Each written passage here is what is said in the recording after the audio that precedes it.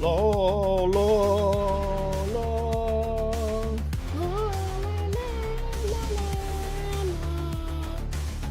la la. Oh my goodness. We're actually landed somewhere.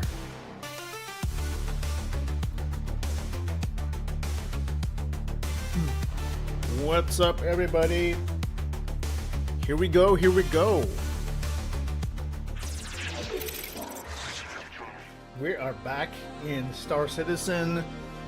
This Sunday, we're going to be searching for all the vistas, all the cliffs, all the beautiful areas at the foothills.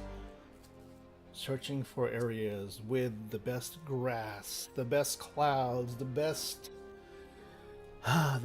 feelings of exploring new worlds, I guess. While we do that, we're going to be talking a little bit about CitizenCon, which is happening in what, a couple of weeks?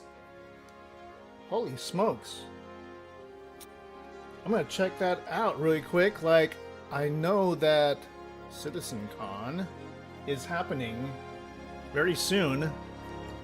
I mean, you know, personally, I'm okay with the fact that they're doing this as sort of like a direct thing, you know, no actual physical event. Although, you know what, I had so much fun. I had so much fun when we had the event, like, locally. I went to the one in Los Angeles, and I brought my son Miles, and we had like the most amazing time, and they just dropped a whole bunch of amazing things on us in terms of like what was going on, what was you know, what they're working on. Not necessarily things that are like coming out tomorrow or whatever, but if you just like, we need to. I support that they're doing this direct because yes, they do need to concentrate. They need to get everything like squared away with Squadron 42, and you know, not needing to like bake something bespoke just for the show is going to help them stay on track to try and get this thing out by next year, which is like literally all of their advertising. I mean, they don't really have a lot of advertising right now, but the times that they said they talked about Squadron 42, they're always saying 2026. So it's like, okay, this is it, guys. You guys need to deliver based on those dates, because everybody now is like treating it as sort of a joke. And I don't know. I feel like third time's either the charm or the curse. If they don't get it right, you know, it's gonna be seriously bad if they don't.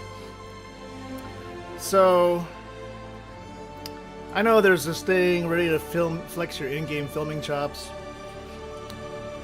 They want you to make like, I thought about this. It's just, I don't know if I just don't have the time to like work on something like this. Make your own little video contest submission. The basic rules. It's not a commercial. It's not a PSA. No, it's not a commercial.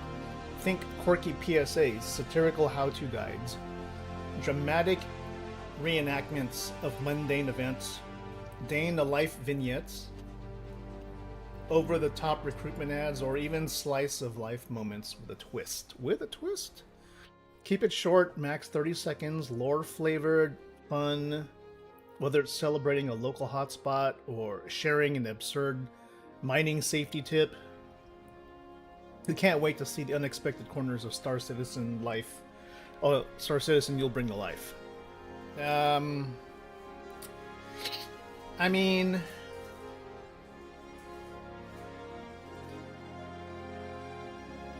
so you just have to throw on an end slate, which that's fine. God, now they're making me actually think about doing it. Please send a video link with your submission to that using Star Citizen as a subject title. Unlisted. You have to send it as a YouTube link, unlisted. Send it to, email it to them.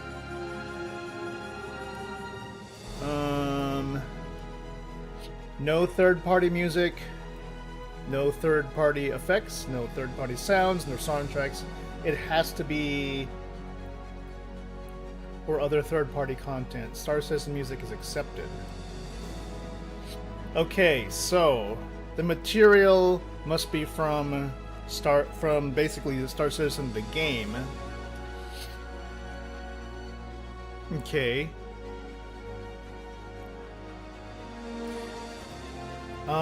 30 seconds max. Visual post-processing effects are allowed.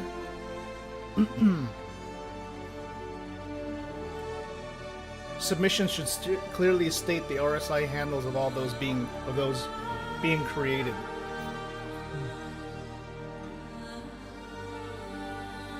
Okay, only one submission, basically.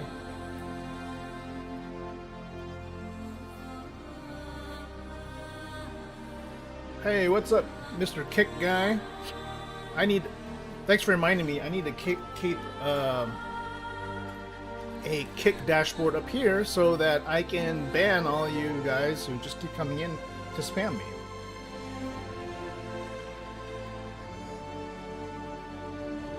So let's go ahead and goodbye.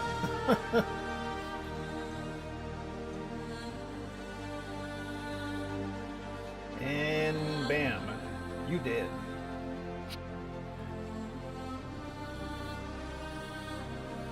Let's just pop out this chat, and I'm going to keep it right here so that I can make it easy to ban all the bots, because Kick has all the bots, man. Kick is like all, I mean, 99% of all the stuff I get from Kick is just spam, unfortunately. It's kind of sad. Okay, well, I will think about it. I'll think about it. Maybe we can film some of that here. What you think? I think we can do that. You know why? Because we are recording always. And so the chances of us catching the moments needed for the actual shots are pretty good. I think that's going to be tough, though. They didn't really talk about audio.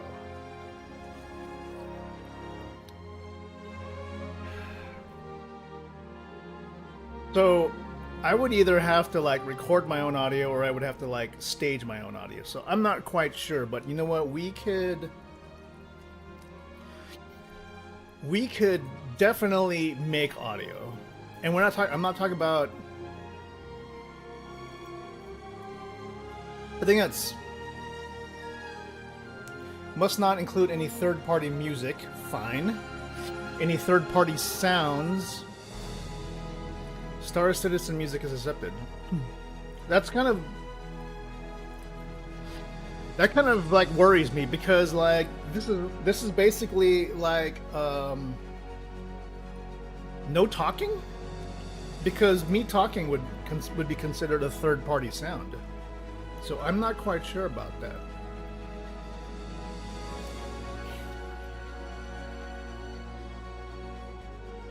I really need some guidance on that. CIG, I need to know, what does that mean exactly? Alright, without further ado, I guess we can talk about our main character for this possible event. Our guy right now is Operator 5A. He's just trying to make it in the world.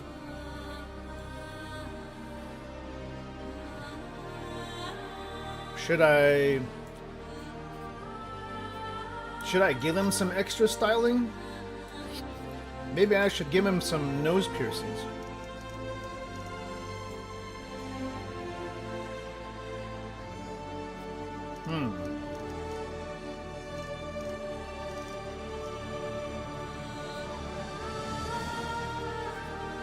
Or I'll give him something in his eyebrow.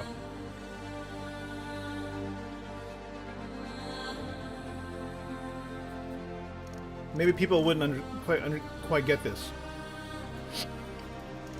Maybe in his ear?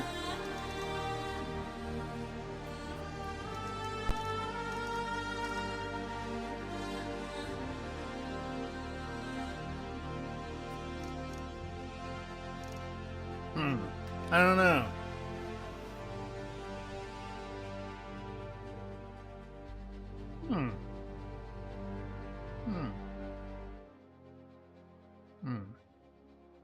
No third-party sound.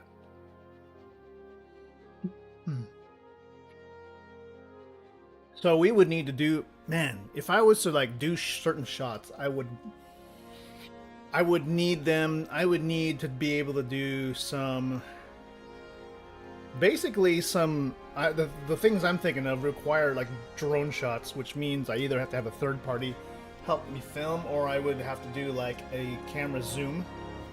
It's possible.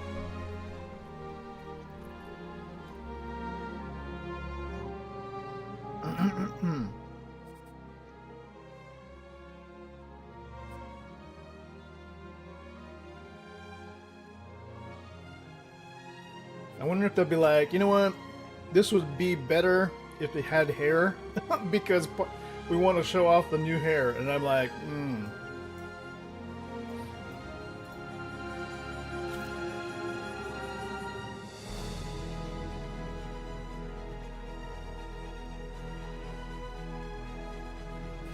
color.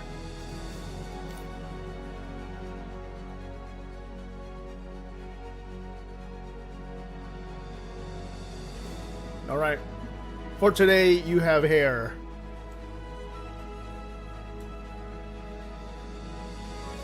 Okay. Great. Now we're gonna need to actually dress up this dude. Oh, the things that I say I'm not going to do and then I end up doing it. My goodness.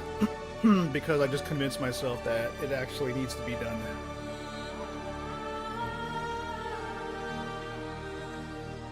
So, as part of this, I'm going to need to make I'm going to need to make a couple of outfits.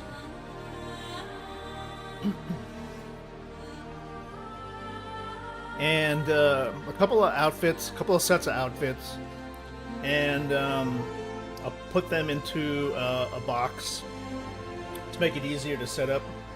Good grief. Here I go.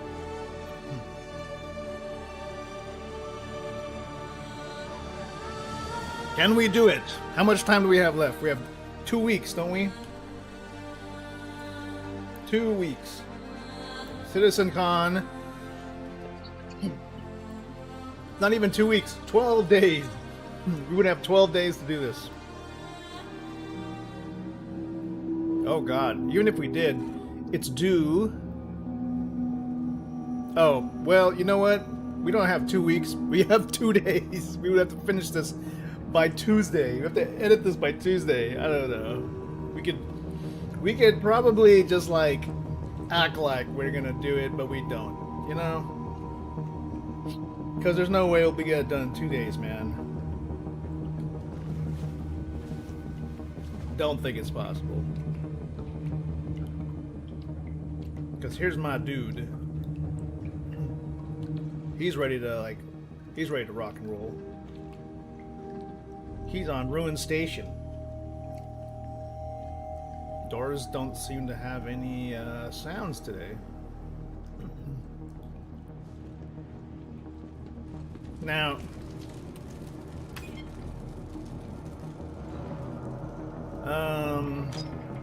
so in order to get this thing going, let's try and get him some clothes real quick. I'll put the rest of his stuff in a box. I know at Ruin they have a clothing dealer, so let's just go ahead and get there quickly. Shit. You're crazy, Glenn. You're crazy. You are crazy if you think you can produce something in 2 days. Oh my god, I'm already headed to the wrong place. Where's the market? I need to go to the market. Show me the stores. The stores. Market. How did I run right past it? Abs, of course. I just. Okay.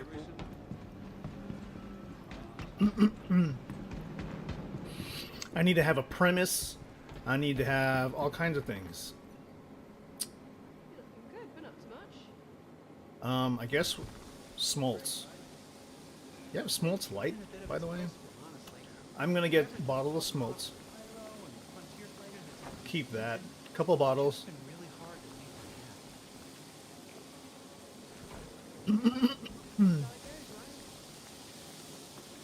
Keep some karafi noodles. Why? Because you want to show new eating mechanics? I found that while on a run. Pretty cool. And here's where we'll need clothes. So here's the clothing dealer. Alright, I need to get all kinds of things. Outerwear jacket. Daredevil jacket.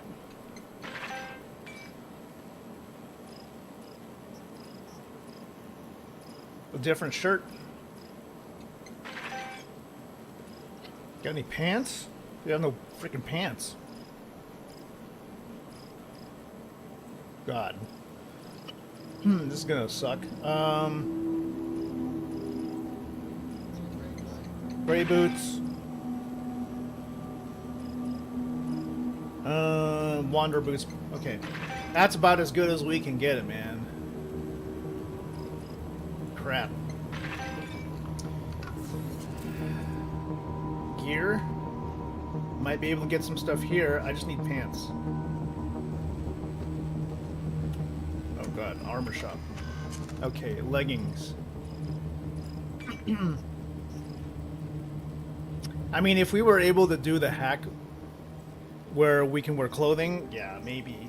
Clothing and armor at the same time, I just don't really know how to do it, and I don't think I can, like, master it in the same today.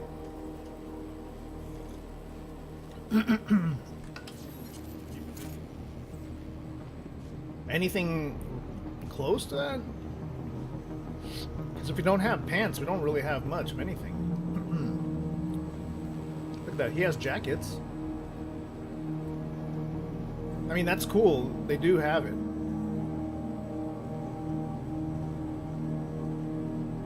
I'm gonna get... Oh, shit.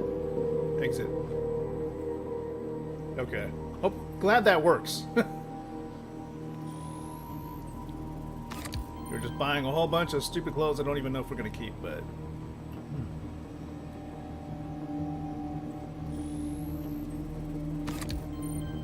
What's this one? What's this third one? Oh, the duotone duster? Yeah. That's a good one. Just, it's been out for a while. So, you know, if they do have one that's hanging, we could always use that. They've got some jackets, they got some shirts. But do they have... Do they have any pants at all? Even have hats.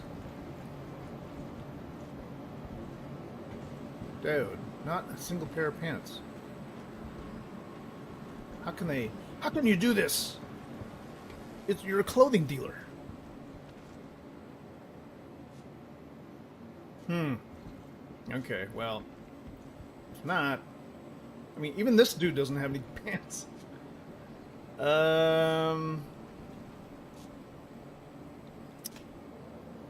I kind of like this helmet just for the fact that you could use it for part of the things we're going to film. Damn, too bad we can't get that.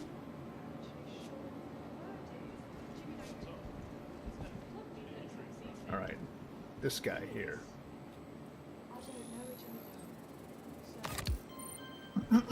And this refurbished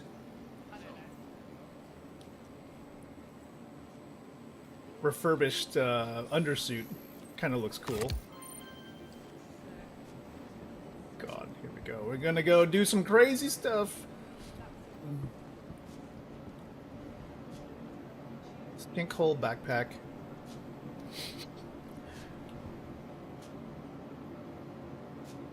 What is this? This is that's kind of medium, right? Okay. Part of getting stuff together for something like this really is about, it's half of it is about wardrobe. And that's the tough part. Wardrobe. For some of these, I will need like a different chest piece, possibly. Hopefully nothing large.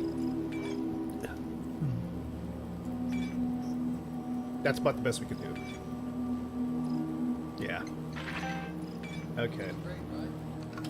So, okay, we've got wardrobe. We have the tools. We just need a box to carry everything. We might have to find our own... We might have to find our own pants. So...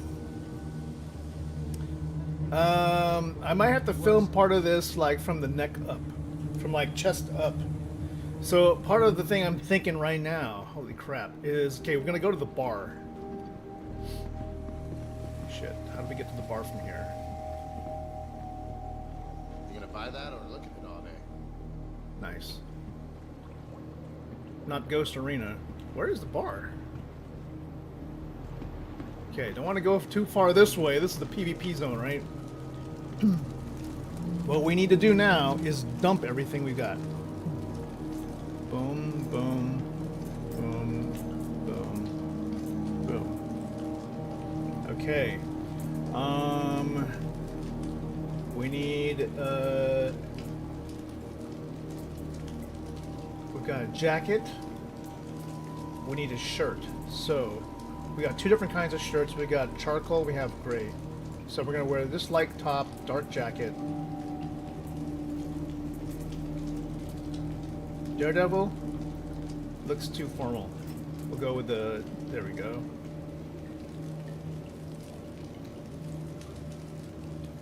Okay, unfortunately, you have no pants. We can't shoot from the waist down.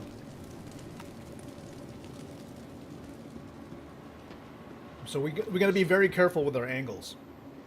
All right, show me the bar. Hey guys, You if gonna you buy guys, that or look at it all day? if you guys got pants, let me know. Or does Ruin Station not have a bar?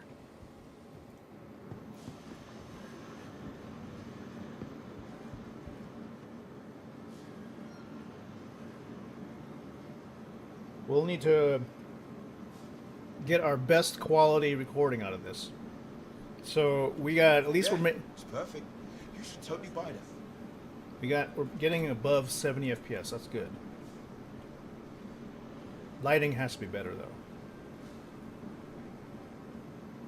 How's life been treating you? I'm trying to get away from cities lately. But we would need Way too often. It's good to take. one thing you can do, and I don't know if this is gonna work, You can only do what you can, right? is we could drop the contrast a little bit. Why is everything at 55? Brightness. I think that's probably the best thing to do is drop the contrast by 5 points. Might give us some leeway for like color post-processing. So it may look a little bit, it might look slightly washed out on your screen, but when we color grade, it might turn out better.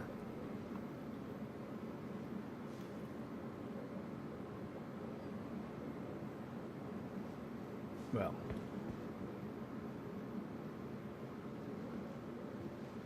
the only thing might have some issues. You see there's some graphical glitches. I don't know if that's because of DLSS. Let's see if we could fix that by changing performance to like quality.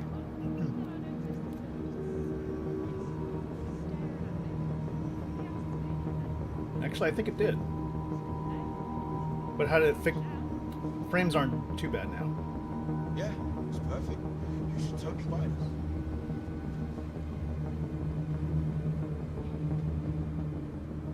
Might not be too bad. I didn't mind find out At what least I we're was filming buying. right now.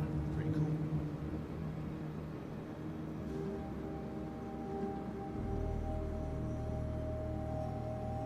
cool. Okay. I don't see a bar, so we might have to just...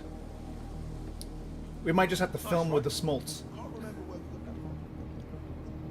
If anybody knows like where the actual bar is in Ruin Station, let me know.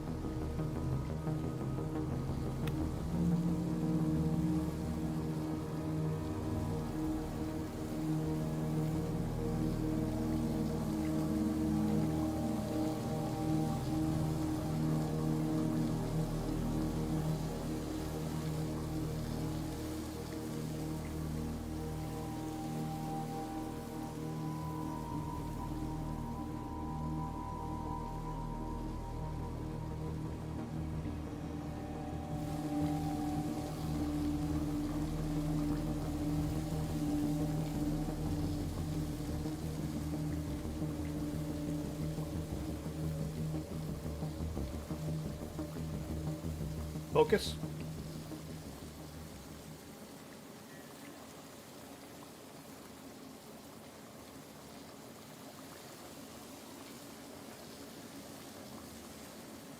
And then just eating.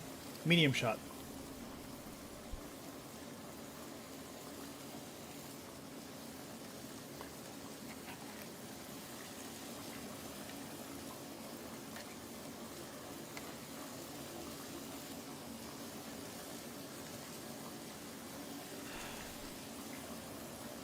Okay, that's one take. In order to do a good film for this, you have to have multiple takes because we have to have different angles. Pretty great, right?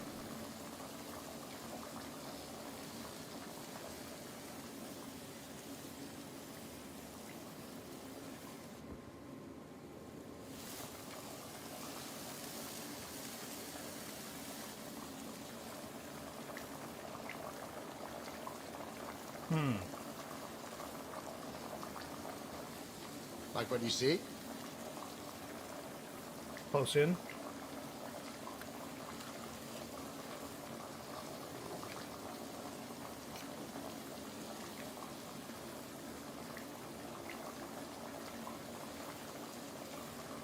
You gonna buy that or look at it all day?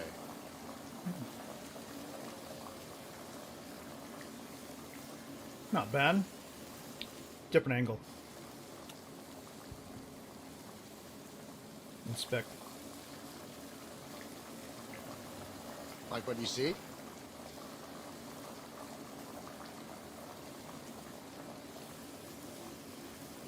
Like what you see?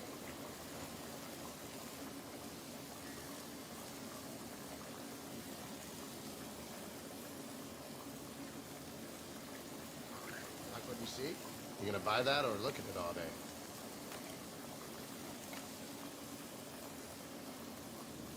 Pretty great, right?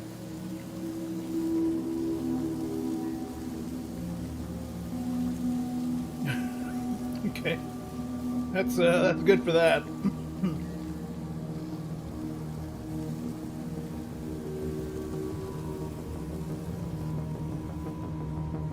I gotta come up to him.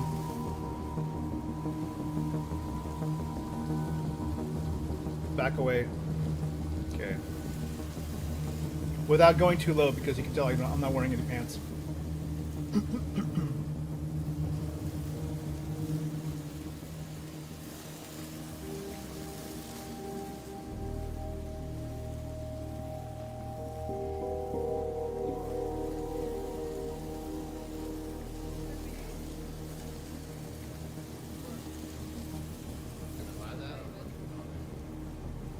Kind of thing though. Also with the current Star Citizen camera, like you can't have objects that are in front of you or at the apparent location of the camera. You can't collide with an object or else it'll like push the camera Or at least, yeah, I mean, it'll just clip. You can't clip through an object with the camera, so certain angles just won't continue to work. For example, like there.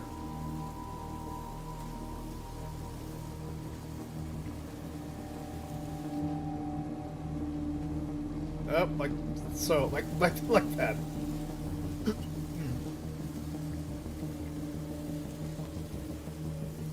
All right, might have to crop in here.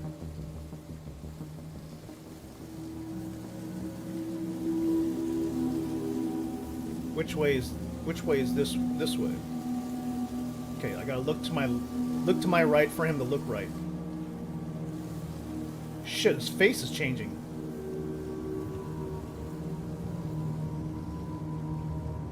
That sucks.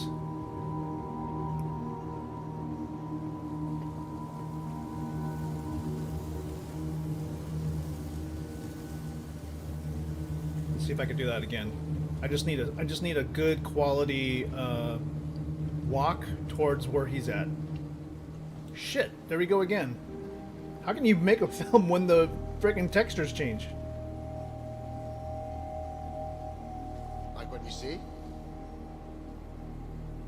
Nope, see? Damn it. Oh, man. You gonna buy that or look at it all day? The fuck? CIG, we can't have a contest like this. If this is this is an issue if we're gonna have consistent characters.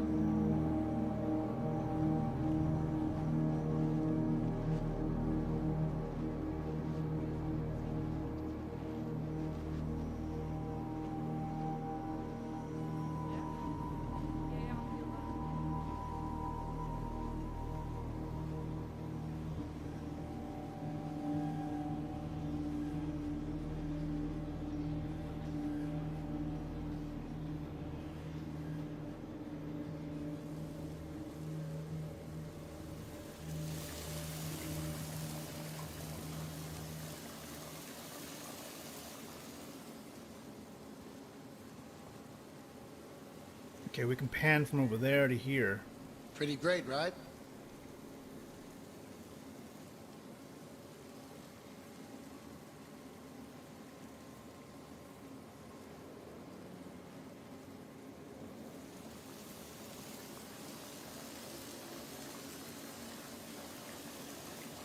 Let's see if I can pick one up.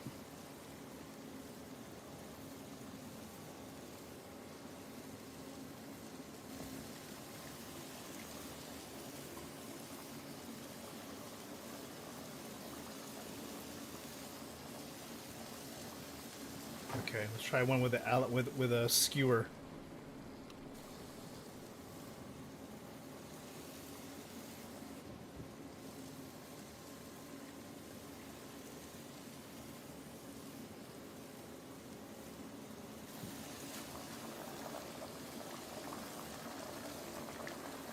I love these. I gotta keep having more.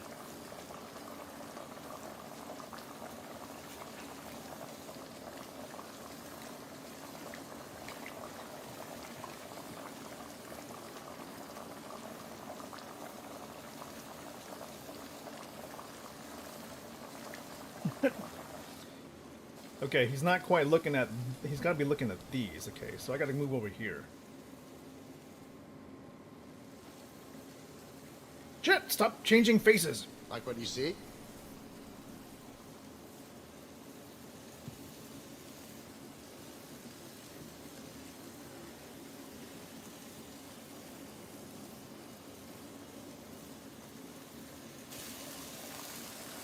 Why does he keep grabbing the karafi?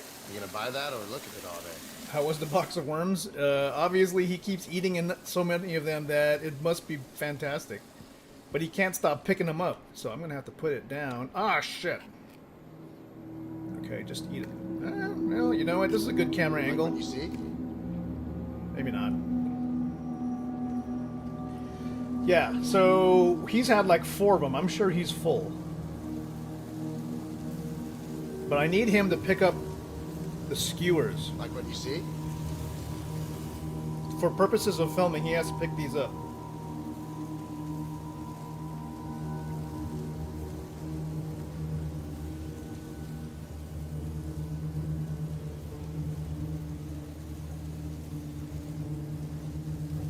Pretty great, right? Why does he keep picking up the noodles? He's obviously facing the wrong. He's facing the wrong way. Okay, I want you to put down the noodles. Fresh, yeah, the fresh rat skewers. I need them. You can Okay, buy that or look at it all day. he's already got enough of these. I need you to put it down on the ground. There you go. Okay, we're spending money on. We're spending a lot of money on stuff, mister, so I need you to act this correctly.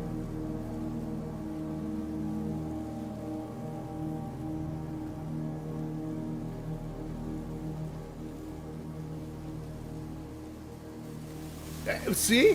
What the fuck? He turns around and grabs the wrong thing. Okay, I guess we cannot... We cannot have... Oh well, fuck. We'll just have to, like, fake it.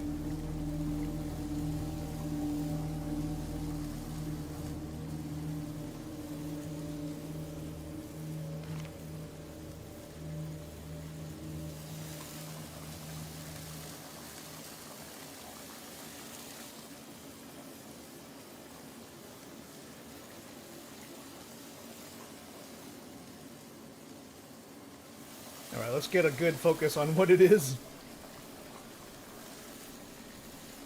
We're gonna focus on the rat.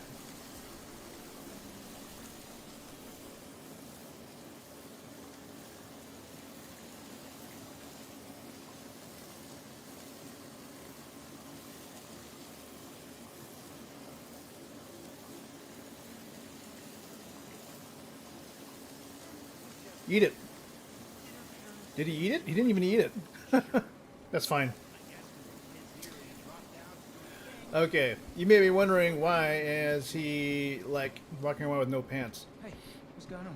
It's because Ruin Station doesn't seem to sell Feels pants. good to have a few credits to my name. Everything good with you? Finally can buy myself a decent meal. Not sure how many more of those carafe cubes I was gonna be able to choke Could be worse. down. Or Affy cubes. Okay, Could be worse, I guess.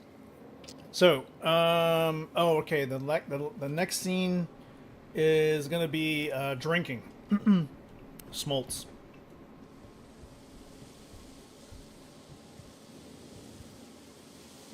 Now these guys, can't wait till these guys are in business. I didn't mind find that while on a run. Establishing shots. Need establishing shots. You alright? Okay, so we're gonna get... Without getting too close to see my lack That's of right. pants, Can't remember where we got that from. we'll just have to shoot it from waist up.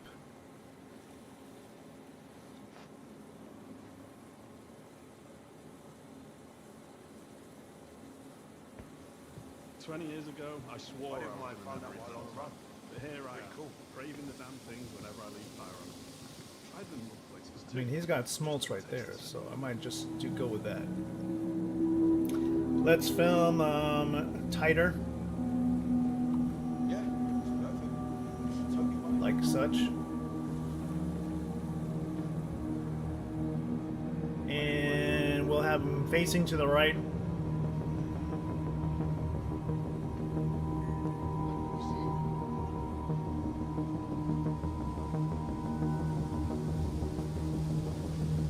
Okay. Try to get that smoother.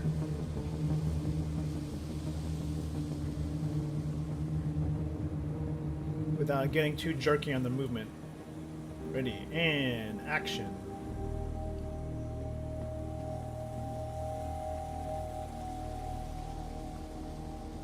How you doing? Probably the best way to do this is to not, like... I'm gonna have to walk straight. By tilting it to the left, it's like... It's jerking a little bit. But I'll have to have him stop in front of the smoltz guy.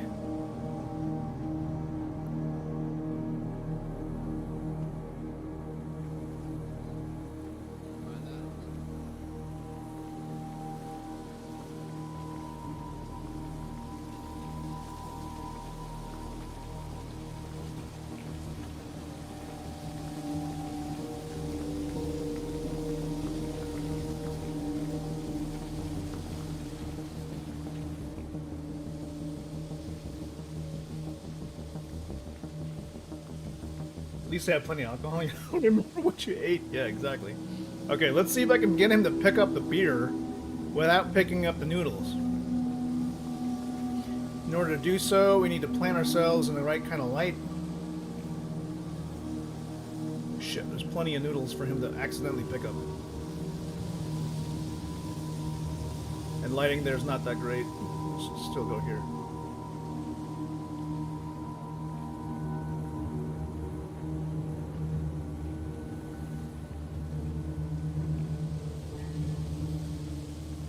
Actually, you know what? Did you see that? It says booze for sale.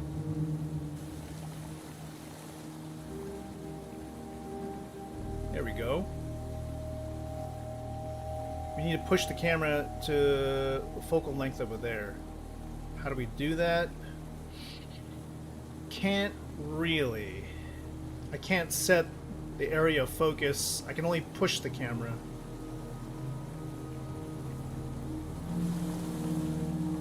So we can do something like this. We'll have to keep the whole thing at like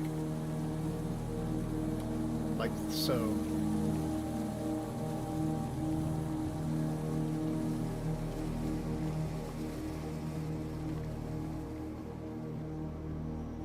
Oh god, this kind of booze? It's like the rusted can.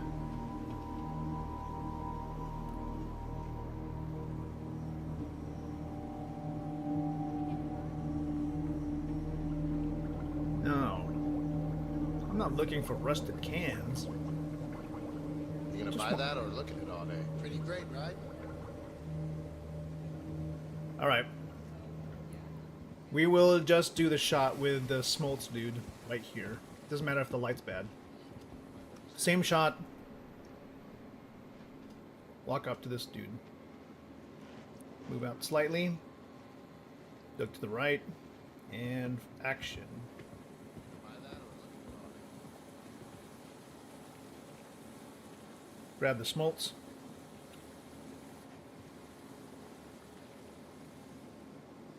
Pretty great. Dude, he just keeps grabbing the noodles.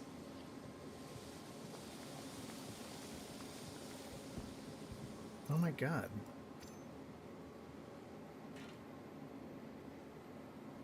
Okay, we have to like forcibly make him grab the bottle. Like what you see? Like right here. So F. You gonna buy that or look at it all day? Now get him under proper lighting.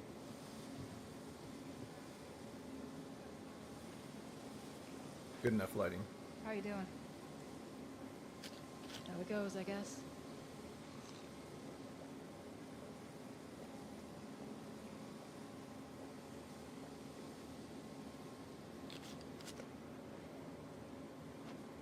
Oh my god, everybody's faces keep changing.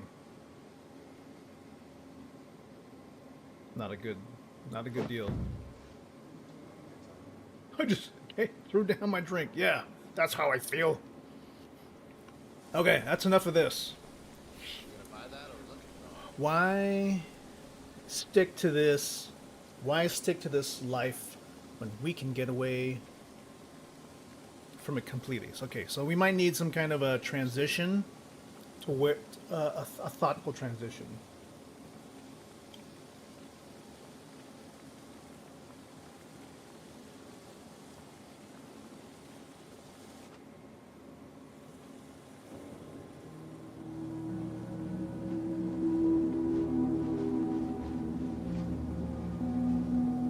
So I'll need to just like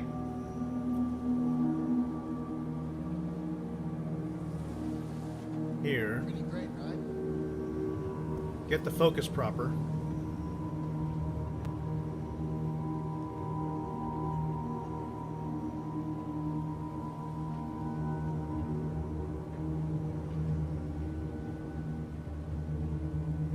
Like what you see? Where's the lighting? Where's the lighting?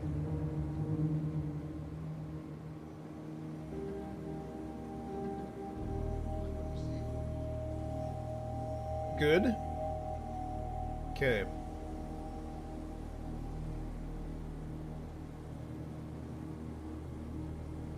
There's gotta be a better life than this.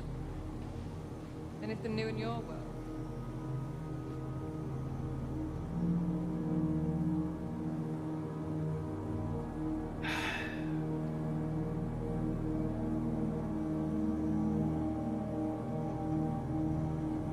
I didn't mind found out while on the run. Pretty cool. I'm in deep thought. We're filming a deep thought part here. Why do I have to live like this? Why? And there's something better out there. Another deep What's thought. going on with you?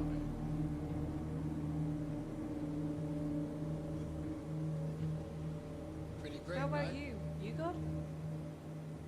Just another day then? Look down.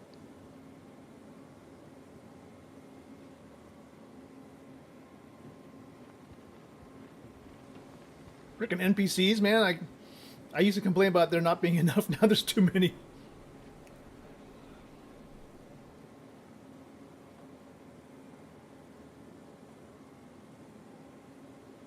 No, don't look at your watch.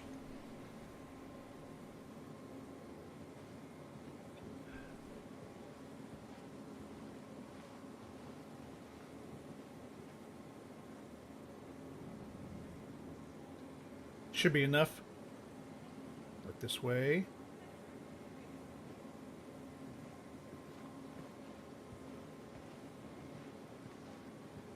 Okay.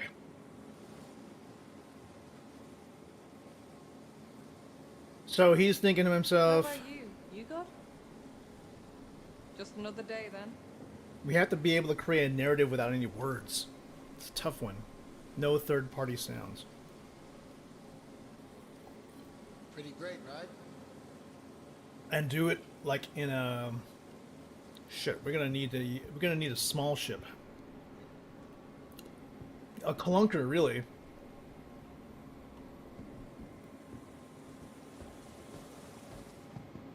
Okay, maybe we could sit with this guy and get some footage.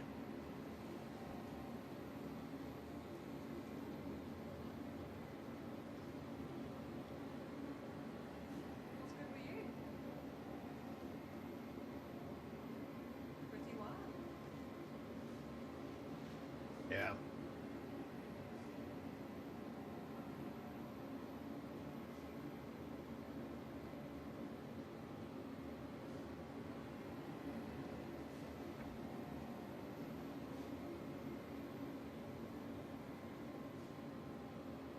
How about you?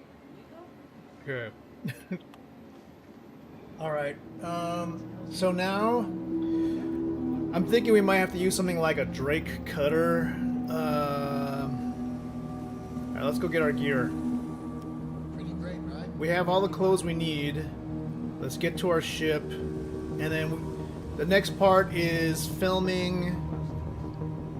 Basically, filming all the outdoor life sequences. My God, I'm stranded here. Here we go. Pretty great, right? I think Homeboy is sufficiently. He's sufficiently fed and hydrated. Okay, so maybe we do a walk sequence. No, we can't do a walk sequence in the hangar. He has no pants on. Alright, maybe this is a good time to transition to his actual flight suit. So where is his flight suit? Where are the... Here we go. That way we can at least show him in some kind of uniform. Take this off. Okay, the refurbished undersuit. Does he have a backpack?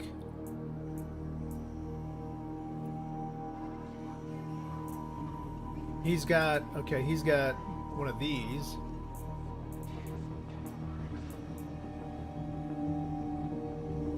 Oh, he does have a backpack.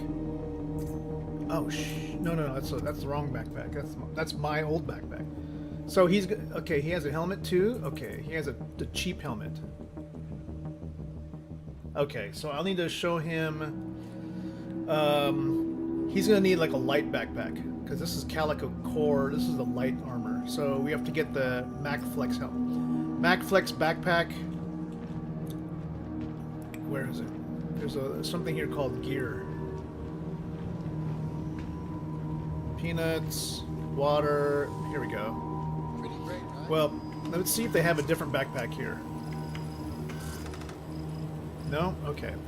Over here then. It's the only one we can get.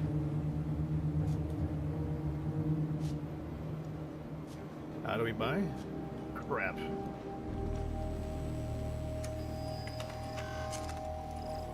Backpacks. How many light ones do you got? Only one light backpack. Everything else is heavy, heavy, medium, heavy, light. Okay. You gonna buy that or look at it? Go back to the exit.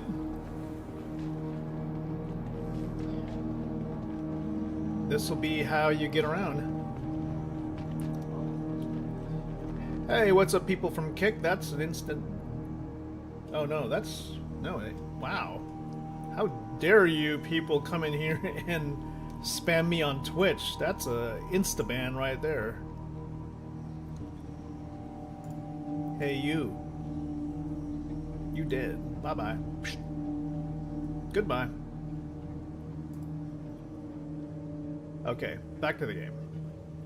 Can't believe they actually tried to do that on Twitch. Alright, backpack on. Now we put our helmet in here. And he's gonna need a multi-tool.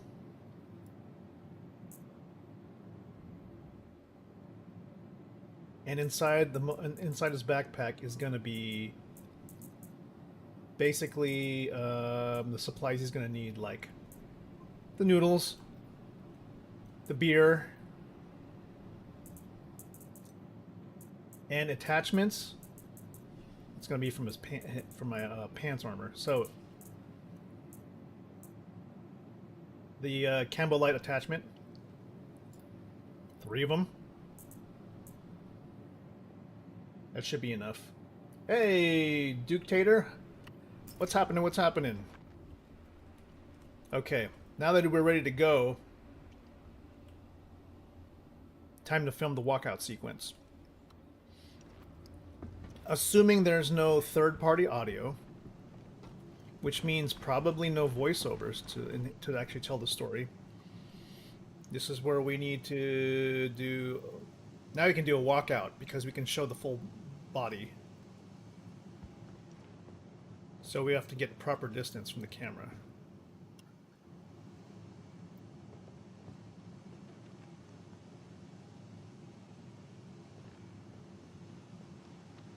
Uke is fine. How's the game? Considering getting it. You don't have online pals though. That is okay. You will eventually get pals. You don't need to have pals.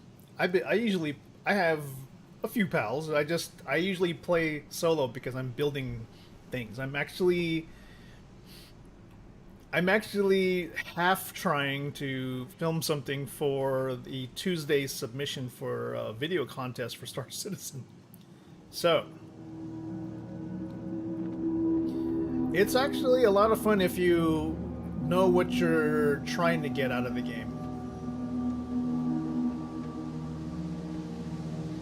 Like, if you're here to explore for something scenic, you could do everything you want to do solo. You can make money solo. You can get gear solo. You can explore solo. In terms of getting the content, depends what kind of content you're looking for. Because some of that is fully fleshed, some of that is like half built.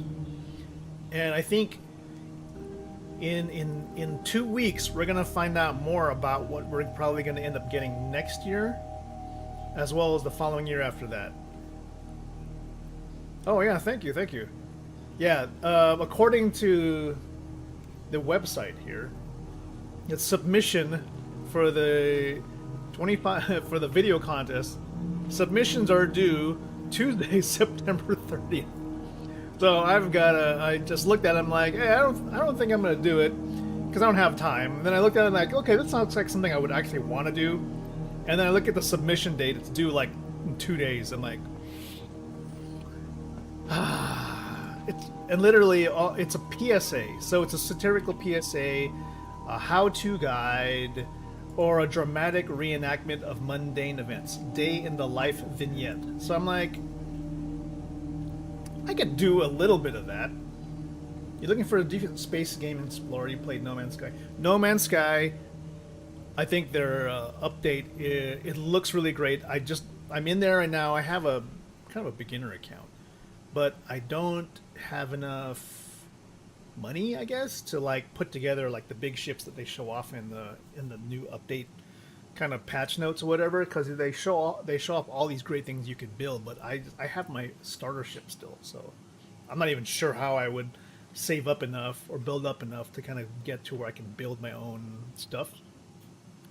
Elite Dangerous is probably, to me, hold on, let me just go back to the game. Elite Dangerous to me is probably good if you want to play space trucker and, you know, kind of live out the story without getting out of the seat of your chair. So there are a lot of people who like that kind of gameplay where you're just sort of kind of riding along and learning more about the lore from the chair, you know, without actually getting out, actually talking to the aliens. You have dialogue boxes, right? That's kind of where I see it. I mean, now that they have the what's the update now? Is it Odyssey? Or whichever one where you have space legs and you kind of have something of a third person, kind of an FPS type view. It kind of feels a little bit like, a tiny bit like Star Citizen, where you have a little bit of that get out and actually walk around feel. But it has too many limitations in the sense that you really aren't exploring, you know? The exploration really happens from the ship in Elite Dangerous. When you're doing FPS, I think in Elite Dangerous, it's really for these really chance encounters. And that's kind of where those two kind of disconnect. If you haven't tried like Starfield is a little bit more, it feels a little bit more exploration. It's a lot more story driven. Bethesda is known for building stories. Maybe not actually exploration. So a lot of people had high hopes for No Man's Sky and what you could do with that. But it really is more playing the story, and all the stuff that has to do with space are really, I would say, procedurally generated loot areas, and you have like certain boundaries to that. Compared to Elite, yeah. Whereas here, and you know, mind you, I've got sort of a guy here who has like, he's not really wearing much of anything. Oh god, that wasn't a good film. You are the player in this game. You are the first person guy. You're the hero of your own story. Everything really is from the perspective of the first person. You. So literally, I mean, you don't look like much, but I custom crafted my character. Hair, facial texture, the ear piercings, tattoo, shape of my nose, shape of my eyes, and using my camera here to actually film my facial expressions. Yeah, so I'm not sure if you could see this. I'm going to open up this window here. Where's the calibration window? Boop. And let's see if this works. There's the capture window.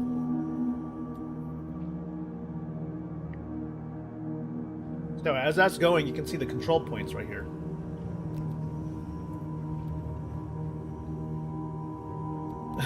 Yeah, so I'm gonna calibrate it really quick. I have to have a straight face for this. To calibrate, push the button. Okay, resets the control points. Now, I can use this to blink. As I'm turning my head, it's you can see the camera moving. It's because I have it sort of set to move the camera also, just for certain filmic effects. I can lock it down, for example, like so. So now I can just move the head.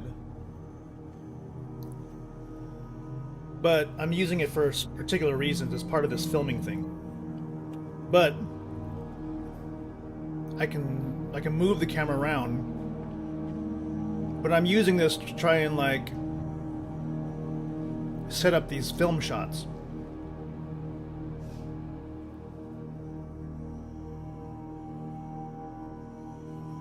Yeah, it's well, that's just one. There's one aspect of the game is just kind of being able to, if you kind of enjoy maybe the RP aspect of it, you can be that guy. You can be literally making your own story. And since I'm still in the station, it won't take much for me to like get back to my ship. So let me back out into the main menu, because once I get back into the game, I'm gonna end up waking up in the same exact station. So I'm not that far from where I need to be. The space John Wick. Yeah, I'm gonna back out to the main menu. He'll end up waking up back at this same station, so that's fine. I'm just gonna kind of back out to show you the character customizer. So in the universe, right now, I know this doesn't sound like much, but we're living among 2 star systems at this point. 2 star systems, many different planets, moons, space stations, and everything. By 1.0, which is probably in a couple of years, maybe 2 years, I can't promise anything, they're supposed to have the 5 big ones. Doesn't sound like much either, but remember, this is like 64-bit space. They've got big planets, big moons. Exploration is a lot different than maybe what you've experienced in like No Man's Sky. I mean, I played enough No Man's Sky to feel like, okay, everything is like, there's a lot of crowded topological features, but not a lot of variation, if you know what I mean. Like, it's all like resources from here to there, and you got rolling mountains like this, but it's like, that's kind of like how it's all shaped, right? You've got some water features, but I'm gonna take you to some places today where you should experience something completely different. Yeah, it's almost as if you can never really get too far without finding exactly the thing you need, and that's a little bit too predictable. And it doesn't make you feel like when I get to the next planet, I'm going to encounter something completely different, other than maybe the color of the animals, the shape of the trees, you know, that kind of thing. So here's the character customizer.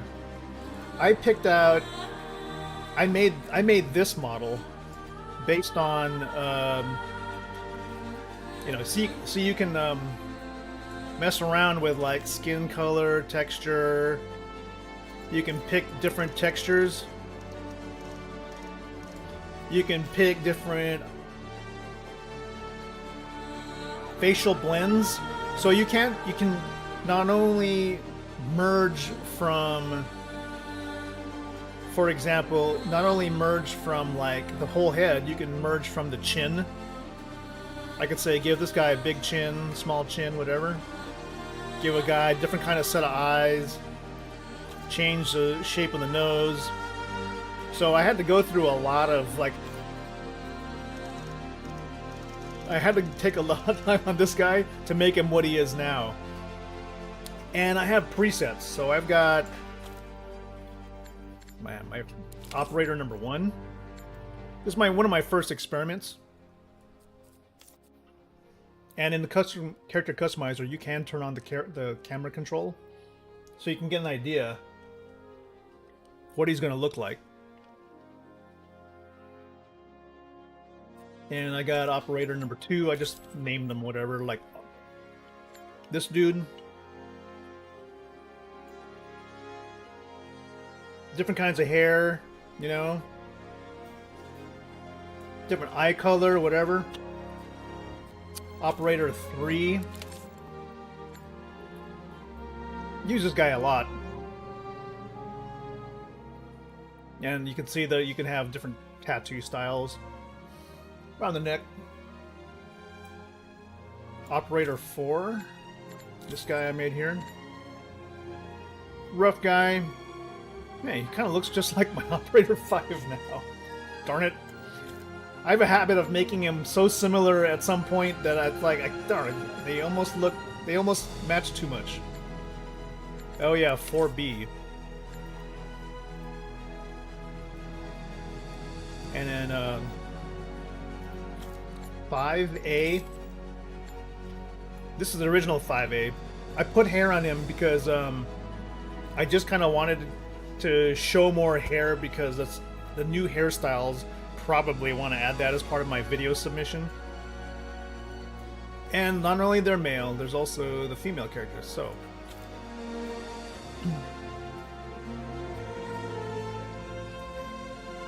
They also have different styles here.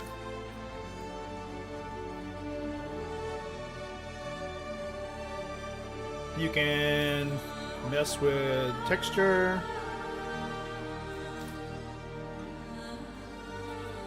Pick different presets.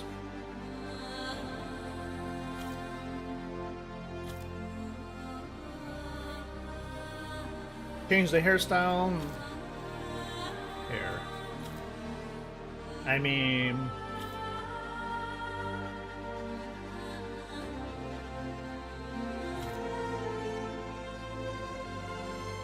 You can change the hair color. Let's see, root dye. Root. Ends. Change the gradient from the roots down to there, or change the actual ends. Change the blend. Change the color of the blend at the ends.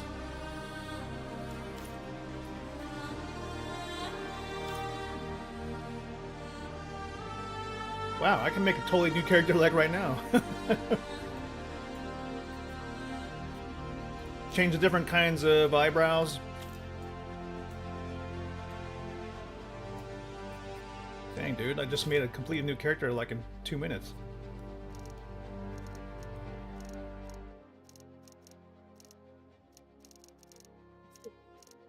So many different variations.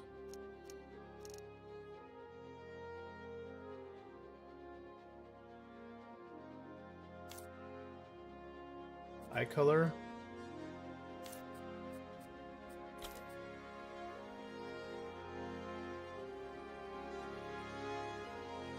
Oh my goodness, I think I made somebody that actually is different than all the other ones I made. Well, if I did so, I would need to pick a different hair because, like, the hairs I pick always seem to look the same. I'll give her, like, this one. Well, that's a new character.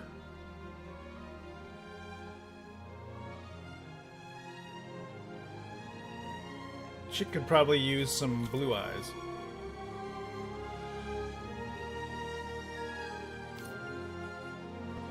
Like so. Yeah. Man, I should save this for something. That one just came out right out of the blue, but you know, I do have some presets I did save for female characters. Let's see, I'm gonna go with yeah, let's do not ABG. Let's do Jane. No, let's do Song. What did I do with Song?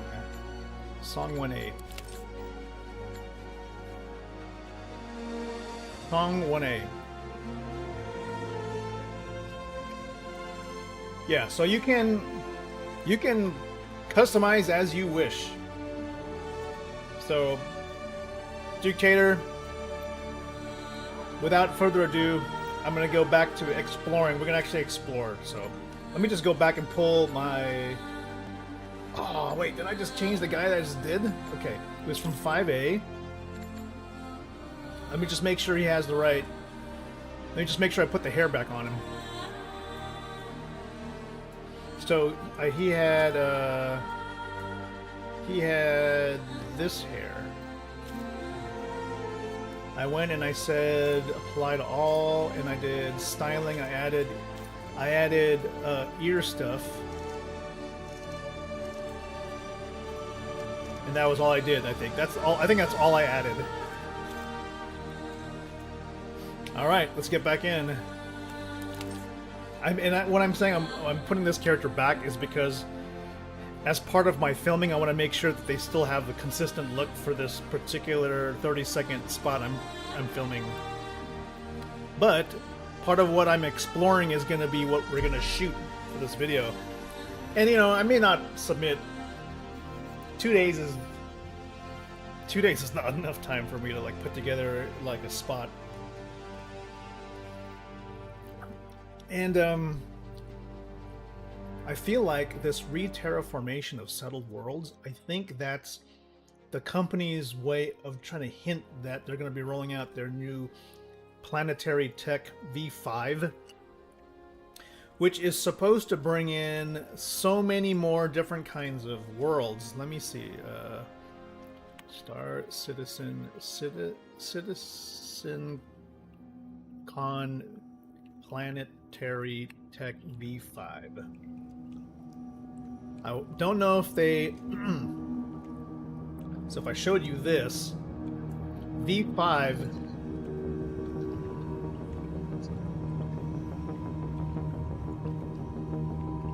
I don't know if you're going to be able to hear this. Great number. And then they distribute them across the planet using humidity and temperature. That means it's only going to get better, so be excited. Let's see and a demo. Everywhere in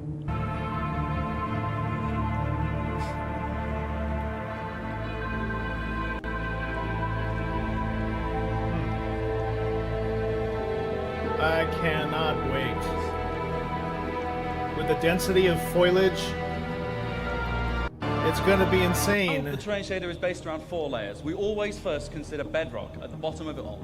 Then it's the cohesive environment. Firm. Show me another demo. Remember, in the detail of the actual ground layers, you can go right up to rocks and see the actual amount of detail in them. They have like, I think they added swamps or something like that. It's going to be coming. And we'll be able to shed leaves from trees and have the grass wither in winter.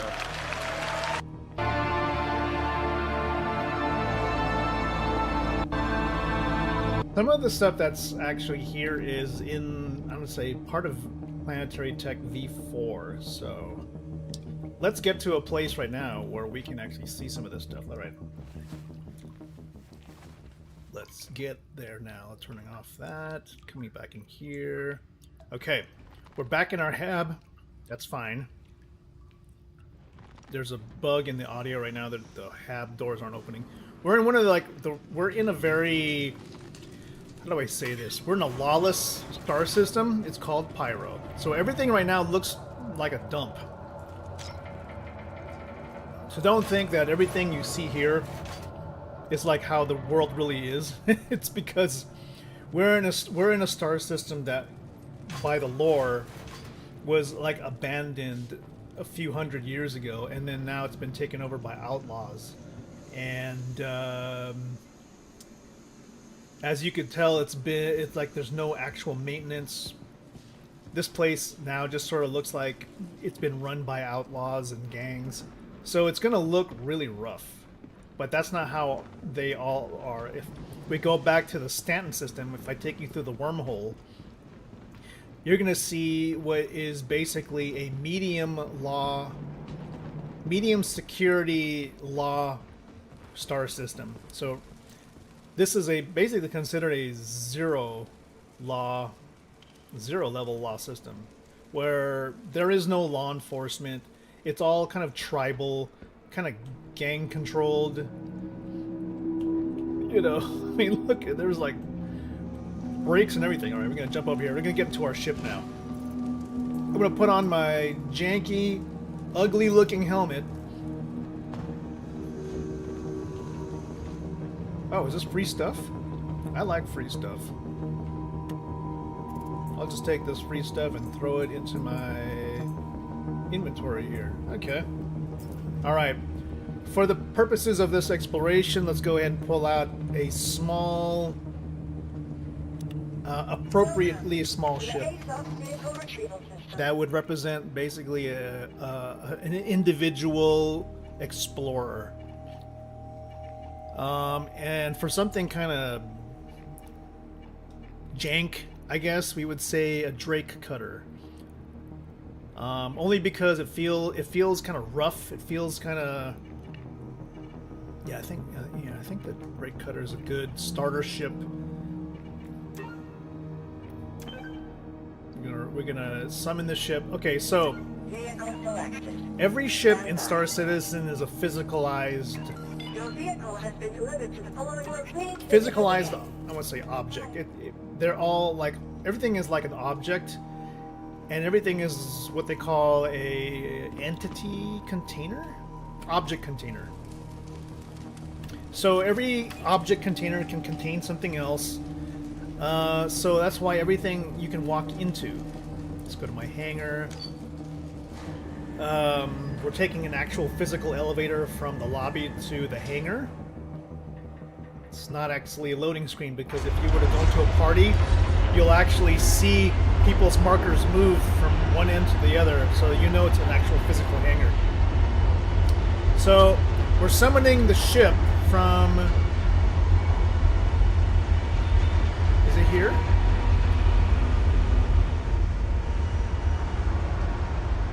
Oh wait, I haven't... Did I do that right?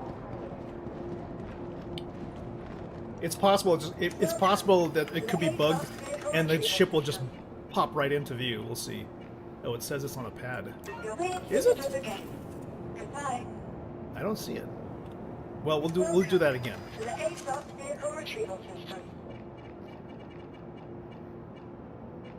vehicle has been moved to authority. Please visit us again. Goodbye. Yes, everything could be completely buggy right now. Let's see if the server crashes. Welcome to the ASOS vehicle retrieval system. Drake Cutter on pad store. Your vehicle has been moved to authority authority. It could be actually. It could be bugged. Drake Mule? No, that's. Let's try pulling out a different ship and see what happens. A salvage ship.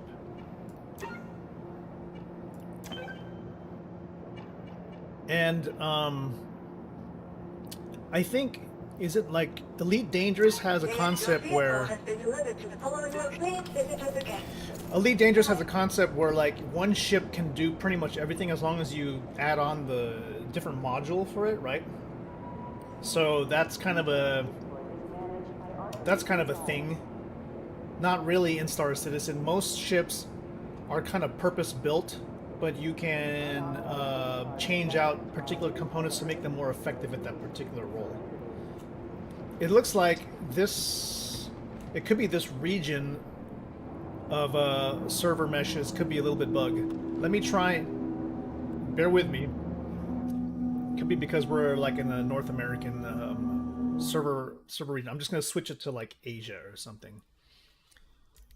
I promise I'll go quick. So let's go to Asia. So in terms of like ships, I know No Man's Sky is a little bit closer maybe to Star Citizen in the sense that the ships you discover or run into are semi-purpose built. So sometimes you run into a freighter or a fighter, right? And those have like particular parameters where you can add more to make it more effective at what it does. You can't, I don't think. Maybe correct me if I'm wrong. At least in the starter ships you find, you can't just turn a fighter into a heavy freighter, right? You can't just keep adding on to it. Elite ships are all-rounded. They have classes depending on how you mod them. It can be all-around. Yeah, that's kind of what I've noticed. So, all right, let's go. I'm gonna speed run basically. I'm gonna speed run this to the hangar now because I don't want to take up your time, and I want to get to exploring also. I was kind of wondering, like, what's going on with what's going on there? We're going to lobby. Plus, I hate... As much as the planets in Pyro are super scenic, the space stations in this system are just so dirty. I can't imagine what the smell would be like here. No one's throwing away the trash. It probably... Oh, boy. It would be completely unbreathable, I would think. Oh, really? So in No Man's Sky, you can't completely over-configure a class of ship. So they're generally probably already in a particular type, and then you can build upon that type, right? So if you find a fighter, it's probably you can probably modify how good of a fighter it gets, or if you find a freighter, you can build upon that, I guess. I think that's actually a sensible way to kind of run it. Okay, so I'm in my hangar now. Let's see if I can get the ships to spawn correctly. Drake Cutter. Alright, we're gonna call our ship.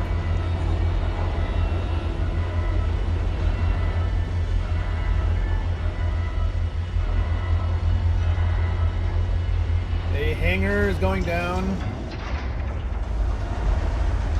I know this is kind of it's a little bit over the top when it comes to like getting your ship to come out so you can fly it. If you land at a space station, then calling out a ship requires you to go to a hangar. You call the air traffic control, and they will pull your ship out of storage, and the ship comes up. So we're waiting for the ship to I don't know why can't they just move the elevator? Well, I guess I was gonna say, why can't they move the elevator at the same time? That's probably because if it was a large ship. So that's our starter ship that we're gonna bring.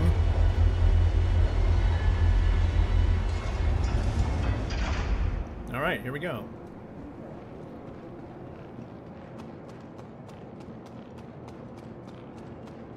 This is a very light craft. It's considered a starter ship, so this is about as good as it's gonna get for this particular ship. Like, you can probably change out components, but it'll always be a starter ship in the sense that, you know, it has like a certain class of armor, a certain class of weapons that can fit. In other words, in Star Citizen, like, particular ships like this aren't that modular. There are some ships that are considered modular, but there's actually very few of them. A lot of them are more purpose-built. So this is considered, yeah, very small, starter class, one of the cheapest packages you could buy. There's the rear. This one has a single point of entrance through the rear ramp.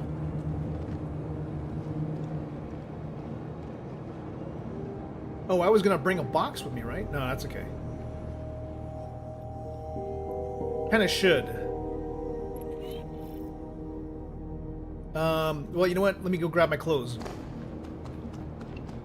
Before we take off, I'm just gonna go throw the clothes into my backpack. It should be right here. So as you can see, yes, I was about to walk into my ship. I'm just gonna go into the inventory, grab a jacket, another jacket, pair of shoes, another sweater, another jacket, another sweater, and another sweater.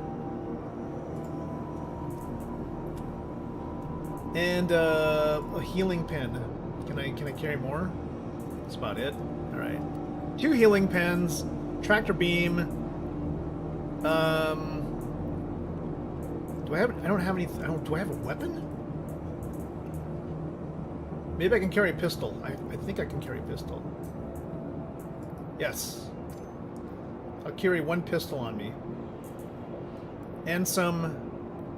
Let's see. Let's carry about 6 fuses if we want to role play like we're changing out fuses. Oh my god, I'm carrying so much junk. There we go. So, okay, I've got a weapon. Put that away. I've got a tool which I can use to tractor beam things. I've got a canister attachment, check, and I can switch this over to salvaging. Okay, good. Alright, good. Got everything we need. Yeah, like I said, physicalized ships. So you're looking at the interior of this particular one. It's a very small ship. Let's go ahead and I'm going to go first person view. I'm going to close the back door.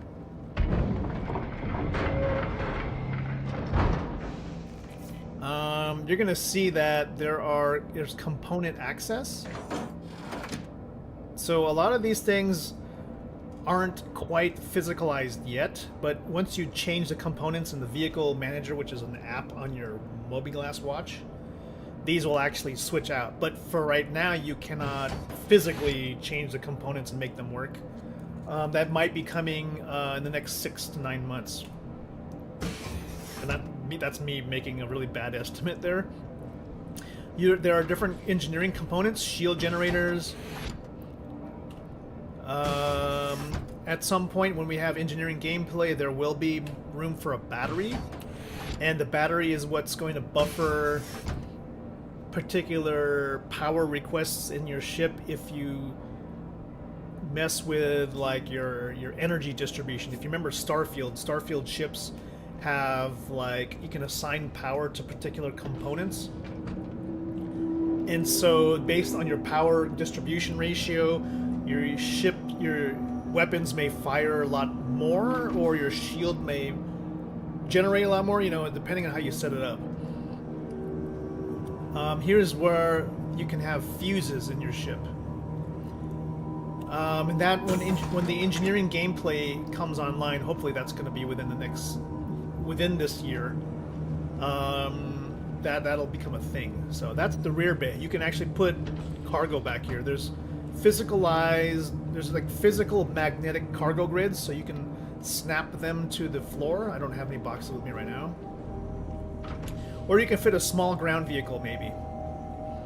This starter ship has a bed, and this is useful because you can log out of the game in your bed anywhere in space, so that when you wake up in the game on your next session, you'll be right here in your ship, rather than back on a space station. I like to keep my light on bedside. And over here is the restroom with the ship. It has a built-in sink and toilet at the same time, and shower. So you can kind of do all your business in the same spot. It's not quite a thing yet, you having to use the bathroom, but according to the devs, that's basically coming. So yeah, that's the restroom. Fire suppression. There's going to be, as part of engineering, ship destruction, so you'll need to have fire suppression in every ship. Personal storage. Some ships have this, so you can kind of put away things. I got 2 bottles of beer and a bunch of clothes and some food. Perfect for where we're going. Alright, so here's the main cockpit. More components and a place to put a gun or a rifle. So let's get into our pilot seat. Just gonna sit down. All right, we're in our cockpit. Looking around this layout, bring it to flight ready status. Let's see.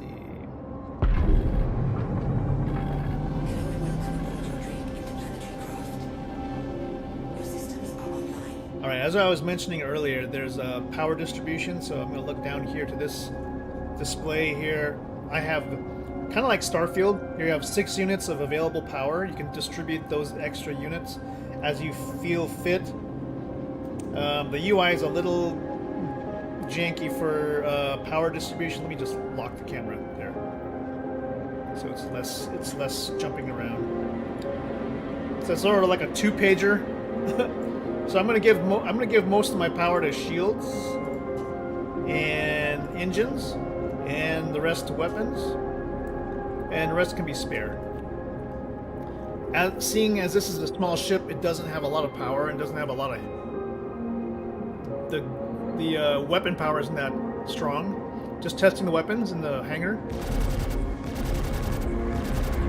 These are size 1 repeaters. They're not going to do that much, but you know, if you need to run, you can harass the enemy while you take off. This is the outside of the ship. That's actually me there.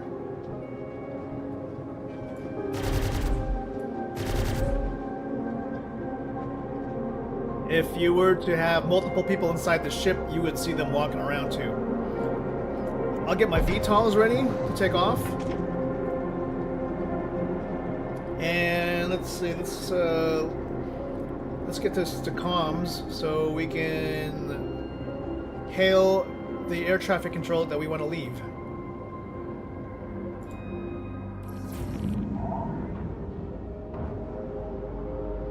Where's the... Oh, it's coming in. Okay, we're top-mounted hangar. Okay. So we just gotta look up. There it is. Hangar's opening. I'm gonna start taking off now. Launch complete. I'm just switching to third-person camera because it looks nice. And we're taking off from this station here. You look around. This is where we just came out of. Again, we were walking around this station, so it is a physical, actual entity in space. If you have people that are in your party, you can see them actually, their markers walking around the station. So it is real in that sense. Lifting up the landing gear. Alright, let's go. Switching back to the inside of the ship. That's a planet down there. This is, my god, what's the name of this planet again? It does, there are some scenic things on this planet. There's just not that much in terms of points of official points of interest. I don't think this planet has a lot of them, so let's see if we can get down there.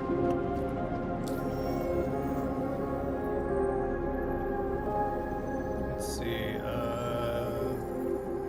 oh, there's actually a bunch. Hope they're friendly. Canard View, Black Rock Exchange. Oh wow, there are actually friendly people down there. Let's go. We're gonna set to quantum travel.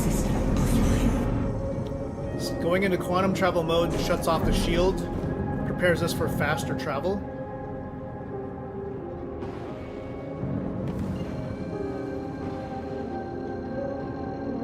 Oh, we're actually too close already? Okay. Looks like we're already in range of it, so let's go. Black Rock Exchange. It's down there. Alright, we're gonna go straight to the planet.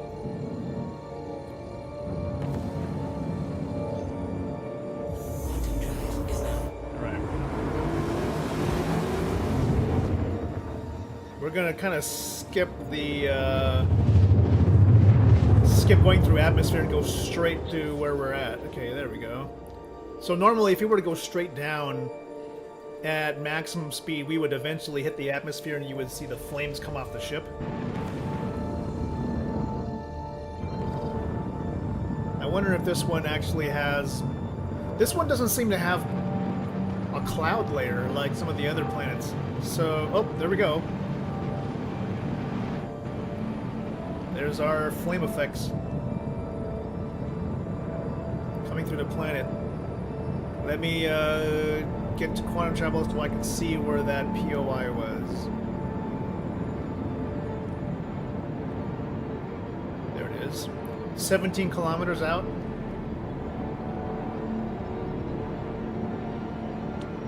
I want to ensure that I keep that in a place where I can see it.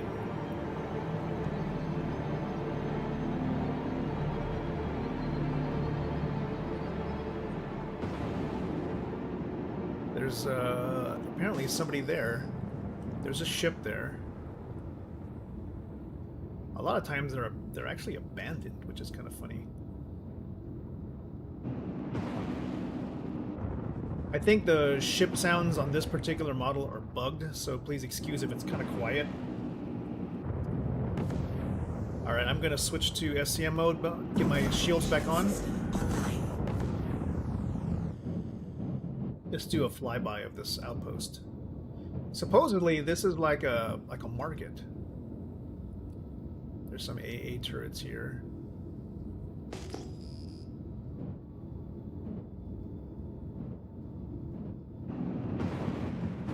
Thank goodness this place is controlled by allies.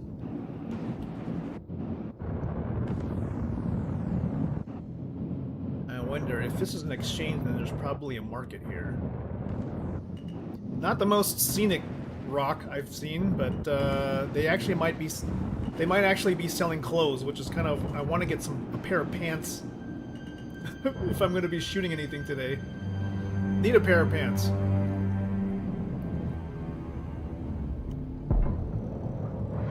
VTOLs are down. As you can see, there is another ship here. It's a custom paint Zeus exploration ship down there.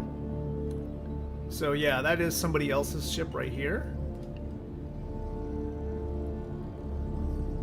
Nice. And there's the market here. We just want to get in there, maybe buy a pair of pants. And we just bring it down, and I'm going to set her down and just park it. We'll go into the market. Where I really want to get is to the very scenic planets that have nice cloud layers, beautiful vistas. Maybe we can do some small missions down there where we can interact with the locals. Okay, little buggy on that animation there.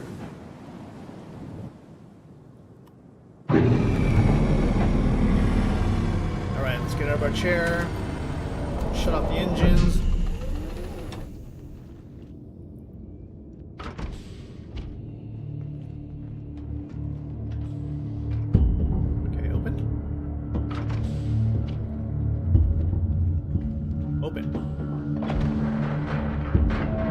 Just like with anything, you know, if you're gonna go park your car at the mall, always close your door behind you. You wouldn't want anybody to steal your ship. So we've landed on, gosh, what is the name of this planet again? Okay, I'm kind of silly. I don't even know what planet I'm on. We're on Terminus, right? Yeah, planet Terminus. Frigid, barely habitable planet with a methane-laced atmosphere. Yeah, it's like this place is like a lifeless rock almost. But it does have a small settlement. Kind of neat because if you run around here, there is an exchange for doing freight. So in this game, you know, you can do different professions. You can do hauling. If you've got any, if you have a contract, for example, we can go to contracts. And oh, there's maintenance missions here? Huh. Delivery missions. Wow, 70,000 just to carry a box from one end of this place to the other. Huh. Hauling. So you can like go to a particular planet or a station, pick up cargo and then fly across to another part of the system and drop it off. I mean, that's the difference is it's actual boxes. So you need to, you don't just, I think in Elite Dangerous, you just kind of go one place, you click the contract, you accept the contract, and then it magically, you get the cargo in your ship, right? Then you fly to the next station, you land, and then in the contract you just say deliver it, and it's delivered.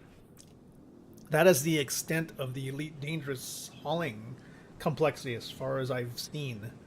Here you actually need to go and get the stuff and put it in your ship. There are some parts where you can automate that, but it's not to the sense that it just magically appears. It does now, but in the future they're supposed to actually like you're supposed to have NPCs actually like either carry it into your ship or they'll load your ship using vehicles. So yeah, this is a freight elevator. You can pick up boxes here, and then you can load them onto your ship. I don't have any now. This is a small ground vehicle used for like carrying boxes. It's funny because they put these everywhere, and it's like, oh, I can kind of just, I want to take it. I don't think it'll fit in my ship particularly well. Yeah, so we're looking for the marketplace. Where is it here? Trading post. There should be a trading post. Freight elevator. Ah, there we go.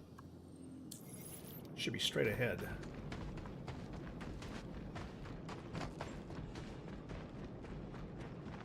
Skipping all the cinematic looks. Am I getting there? Oh. Shop.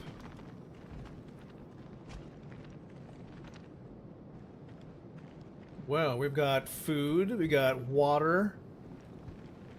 You guys got pants? I need pants.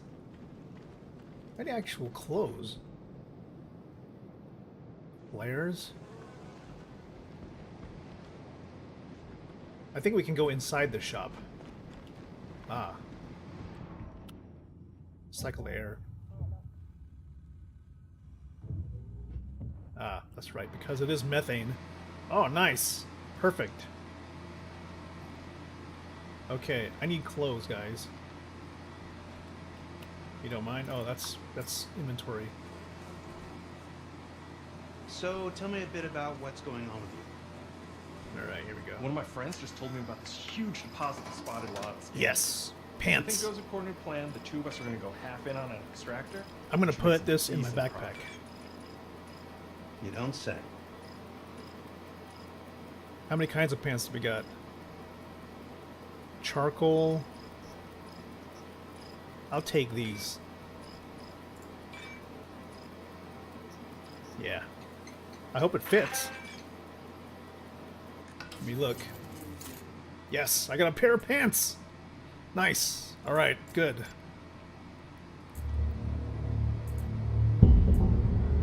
Okay, that's all we need from these guys.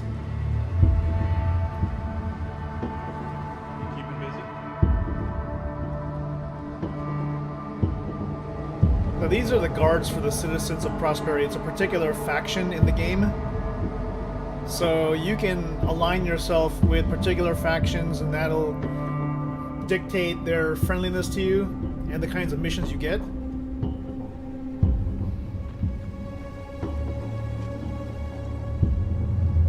Okay, good. We've got what we came for. I think we can leave this particular planet. This planet, not a lot of sea in this planet. I know there are missions around here, but I promised beautiful scenic areas. Let's go to those beautiful scenic areas. Especially ones that have more intense weather. Is it gonna rain? There's not even a cloud in the sky.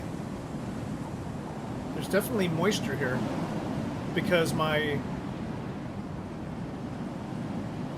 visor is getting like wet.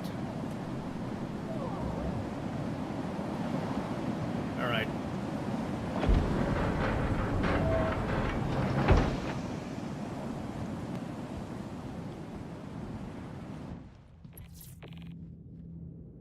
Golden Riviera. Oh, Chowla's Beach. Yes. I will definitely go there. Thanks, Rebekara. Let's go ahead and put a lot of this stuff into the personal inventory. I don't want to carry too much of this in my backpack. I feel like it's gonna... Why do I feel like I'm gonna lose this stuff? Or we'll at least keep... There we go.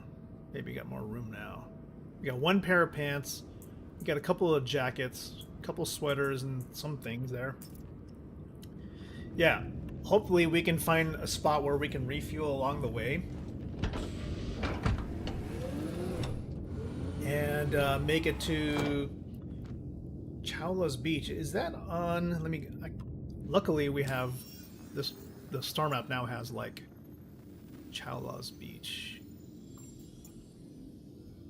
Is that on... Oh my gosh, that is on Pyro 4. Wow, that's far. We definitely can't make that in one jump. We'll need to refuel along the way, so... It's not a bad thing. It definitely will take a bigger ship to get there. We're over here right now in the corner of Pyro, so I could probably make it to Bloom and refuel at... Can we refuel at Starlight? Yeah. We refuel at Starlight Service Station. Okay. And then we'll jump down to Pyro 4. Okay. One thing to note, like, I think... I'm pretty sure soon they're going to CIG is going to nerf all the fuel capacities for all the ships, because they're going to definitely want to make refueling much more of a requirement.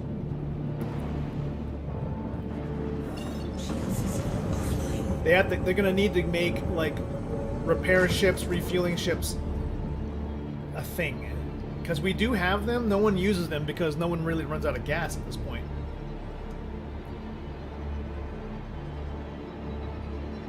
I think it's because they kind of made them. They made our gas capacities higher now because they need to make sure the actual gameplay is in place before they start nerfing everybody's fuel. Kind of hope they do. At least make jumps take more. Yeah, that's true. At this point, there's no need to have, like, maintenance because everything is so easy at this point.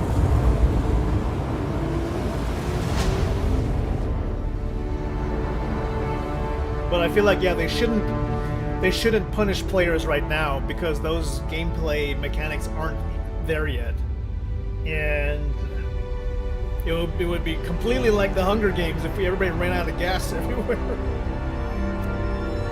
I think there was a build where, like, small ships, they could not even leave the area of Terminus because they just couldn't make it anywhere nearby.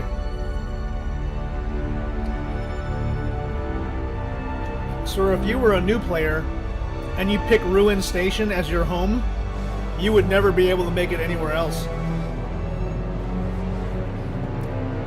Alright, as we're going through quantum travel, Juketator, I'm gonna go ahead and, like, get out of my seat. While we're in quantum travel, I'm just gonna walk around the ship again. So, you know, you can do that. The early builds, yeah.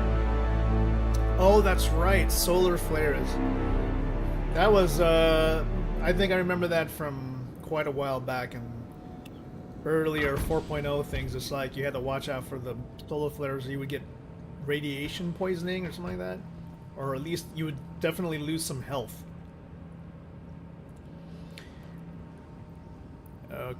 I do not want to... Oh, well, I don't want to fly out the back in the middle of quantum travel. But yes, we can travel around our ship, and I guess I could always call for a bigger ship.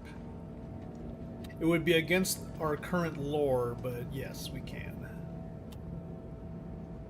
For some odd reason, the automatic doors aren't working. Why is that? Open. Oh my god, that's scary. We can look on our star map to tell exactly where are we.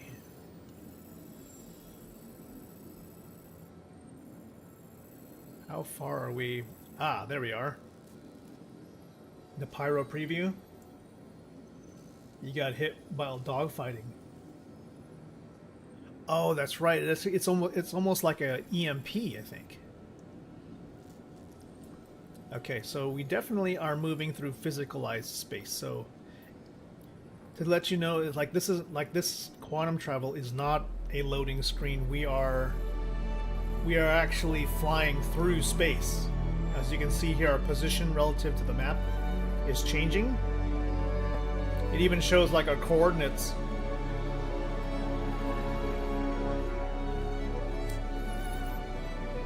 But if I was to go back into the chair, it'll actually show our routing information for how far we are.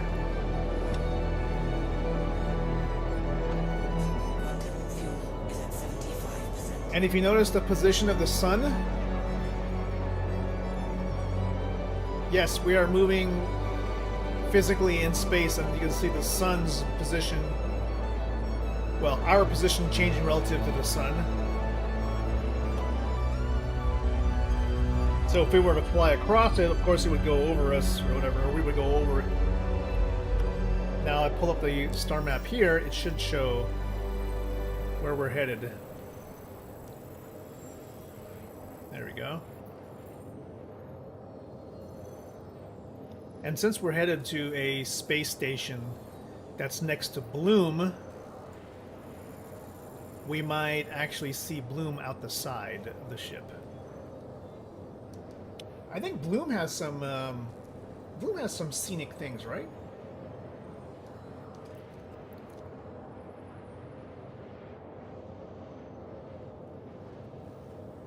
Now, in terms of what we're going to see at CitizenCon, I'm hoping that at least we're going to see Planetary Tech V5 like literally in action. If this whole thing with the loading screen when we first get into the game is true, quantum fuel is at 50%. then it sounds like they're going to terraform. They're going to terraform maybe Microtech. I'm thinking. All right, we should see Bloom off to the side pretty soon.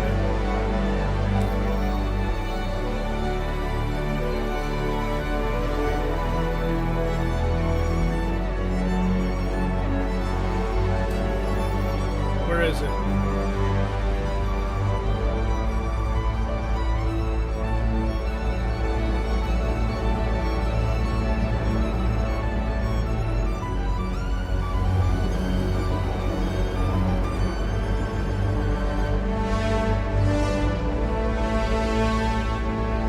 Oh, a moon?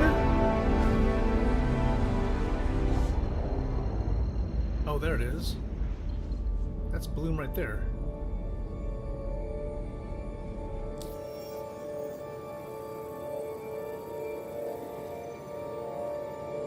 Yeah, that's Bloom. All right, let's get some gas. Probably as a way for them to safely test. I'd hate for them to do that to what's the prison planet again? I mean the prison moon. They've already done a little bit by adding clouds to there. But you know, it's time to spread the wealth to other places. But, you know, I mean, if you did planetary tech on a moon, though, those don't really have atmosphere, so there wouldn't be a lot of things to show, because they would be... They're still lifeless rocks, unless they want to maybe show off a little bit of the changed ground texture generation.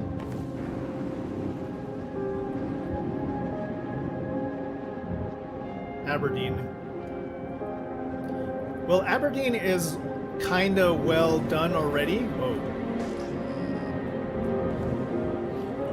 So maybe they'll add it to all the other moons that right now, for example, none of the moons have actual volumetric clouds or anything. They have like a 1 pixel layer mist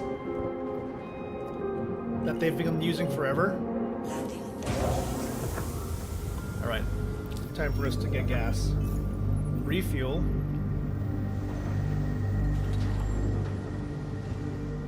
Lifeless for the moment. Remember, yeah, Yella has a... Quantum fuel is at 100%. I don't know about Yella having a breathable atmosphere. I would probably try that. I would definitely keep my helmet handy just in case. Okay. Let's see if there's actually any missions around Bloom. Pyro 3. Isn't Pyro 3 Bloom? They say there's maintenance need on Pyro 3. God, they need to add that to these things. Icy terrestrial world with breathable atmosphere, nitrogen, and oxygen. Shepherd's Rest. Yeah. Well, let's see. Let's check out Shepherd's Rest. Yep. It's there in the nighttime. I probably would not want to go there right now, but we can go to like the Golden Riviera. We will probably get shot over there. So let's go to Narena's Rest, which is next to it. Let's make sure we hail to get out of here.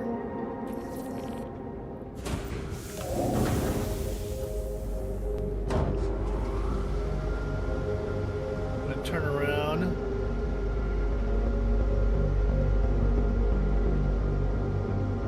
Shepherd's Rest, unfortunately, is in the dark. So we're gonna go somewhere where it has like daylight.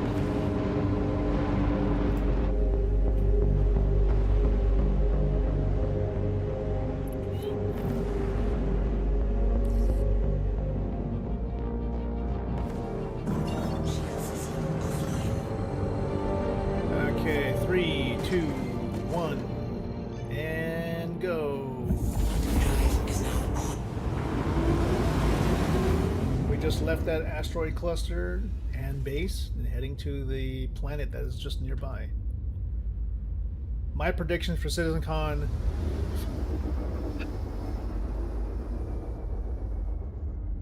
I think they will announce I'm going to say one system. They're going to announce one new system. It'll probably be Nyx. I think in 2027 they're going to probably release 2 systems as they get close to a 1.0. But I think they're overwhelmed enough that they can only do one system at this point. They'll introduce planetary tech V5. They'll terraform the current planets. Maybe they'll actually... They had already talked about this on the patch notes, or the roadmap updates. They already said they were going to bring back some classic missions to existing areas, which to me only means one thing. All those missing Stanton missions are going to come back, like box deliveries, which is how I originally started exploring. Which could also mean that in the Planet Crusader, the gas giant, they're going to finally, utilize all those parcel lockers that are everywhere that currently aren't being used.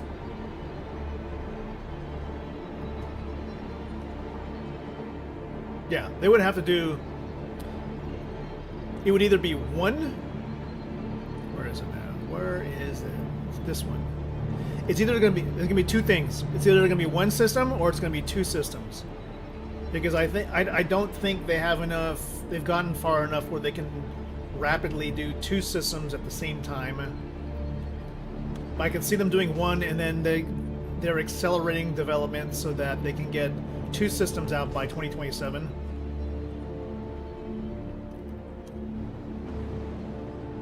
Oh boy, the clouds are dense here.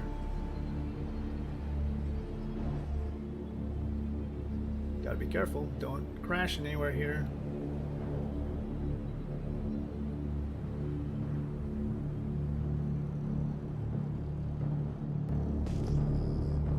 Getting close to the ground. Where are we at?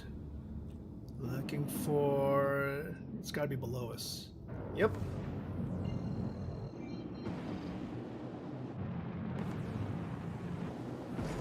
Switching to SCM mode.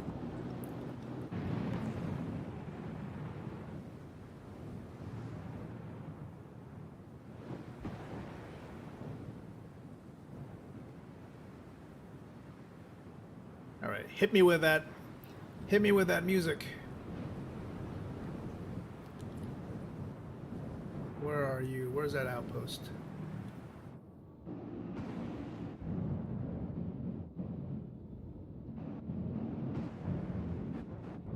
Well, it's always good to have a friendly place around here. Oh my god, did you see that? Why aren't things exploding?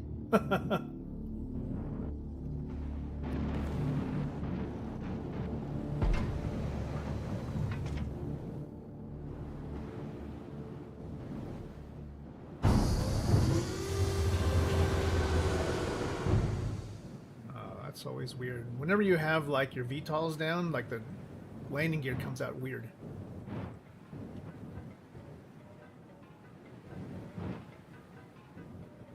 A dead body? What? Why is there a dead body here? Who died?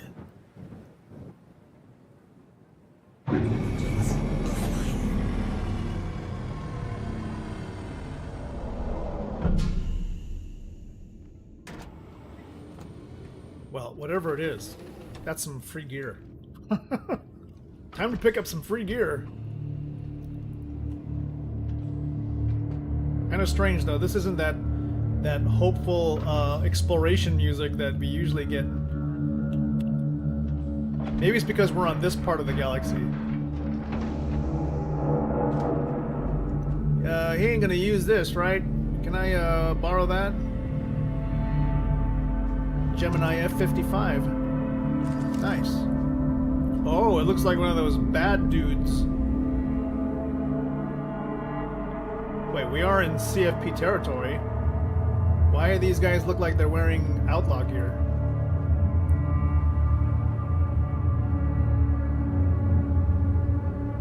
Holy shit, what's happening here? There's a standoff going on. I only have a pistol. Well, I have an... Oh, crap.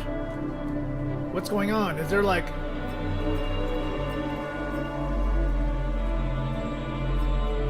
Is there a gunfight about to happen? Did we land in the middle of a war zone? Okay, closing up the ship.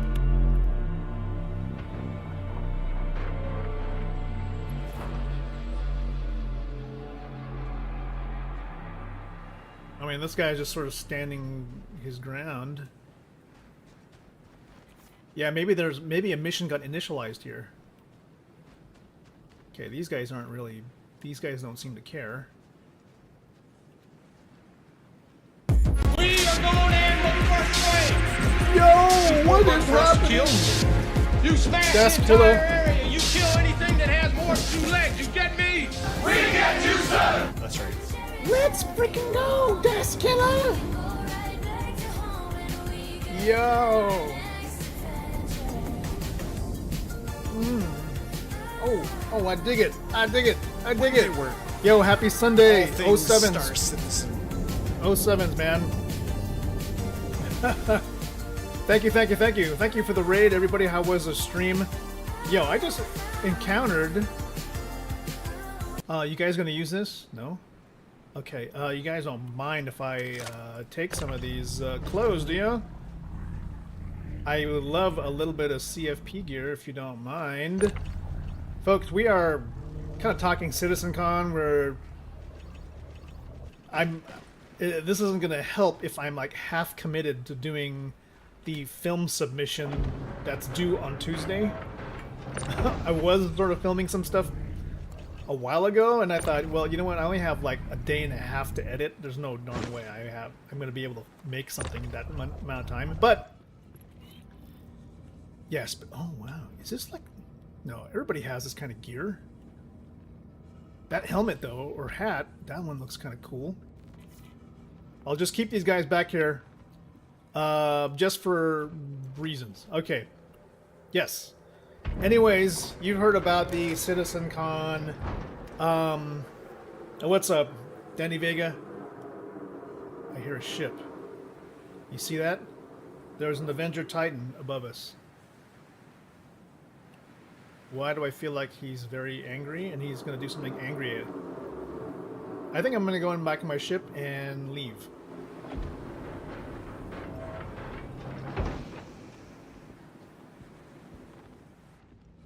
It's a lawless system, guys, so we need to be prepared for anything. You did some ASD looting. Oh, nice. Redwind. I heard Redwind you can actually make a ton of cash. Alright, let's get the F out of here.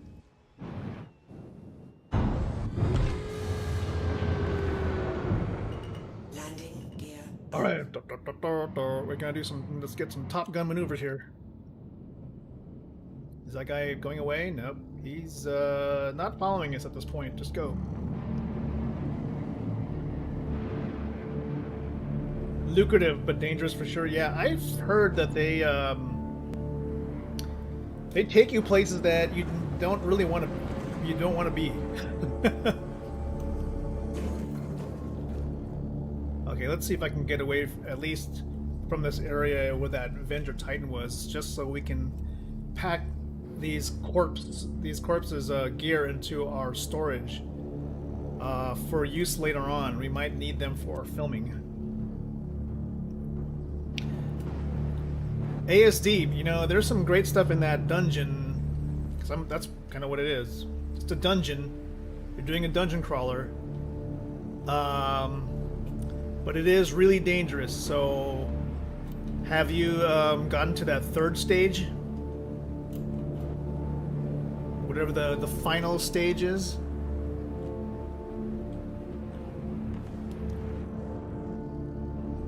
Alright, you think we're far enough away from some of these guys that I can probably loot? I am seeing like a marker though. What is that? Is that guy chasing me?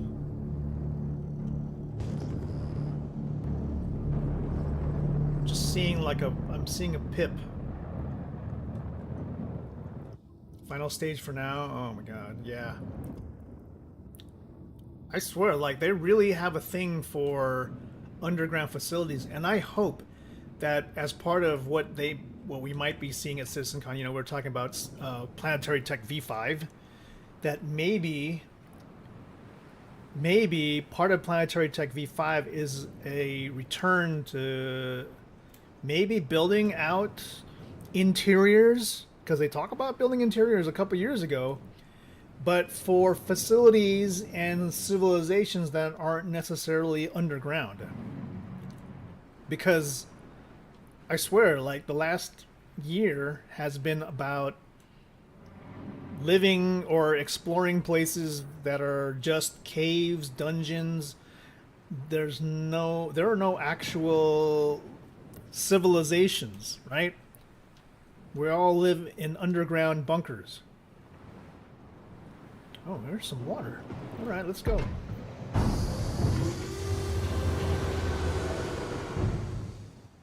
Let's go put ourselves next to the shoreline here. Let's go take care of these guys in the trunk.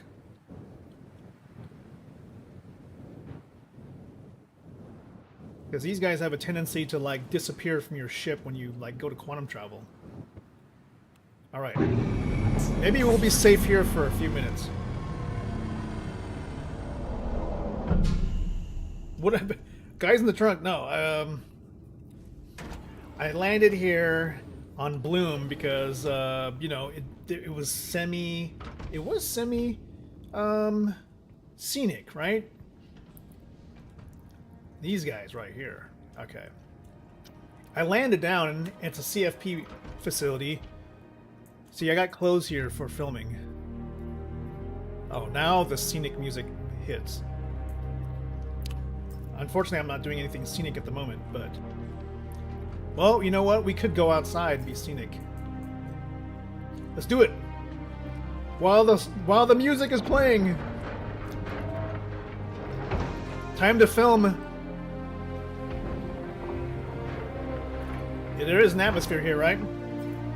Yeah, it's just cold.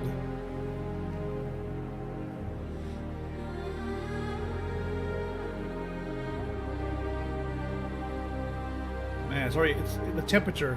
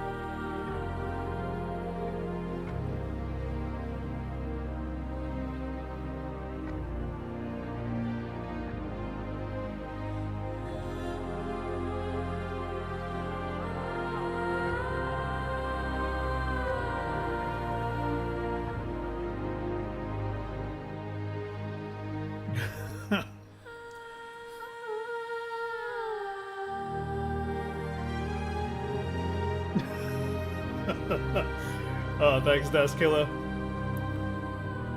Yeah, I mean, I am almost thinking I'm going to do something for the film thing, but I don't have enough time to put anything together in like 2 days.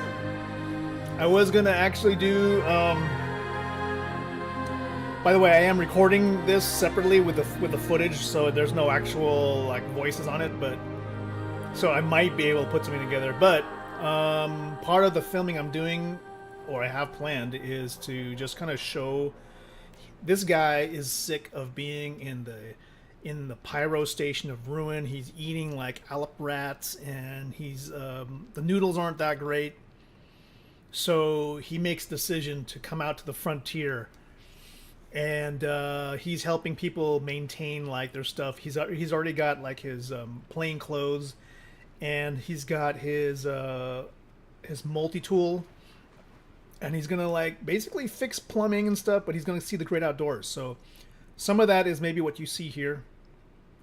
Some of that is some shots from this, but we might be doing that more of that on. Oh my god! Oh shit!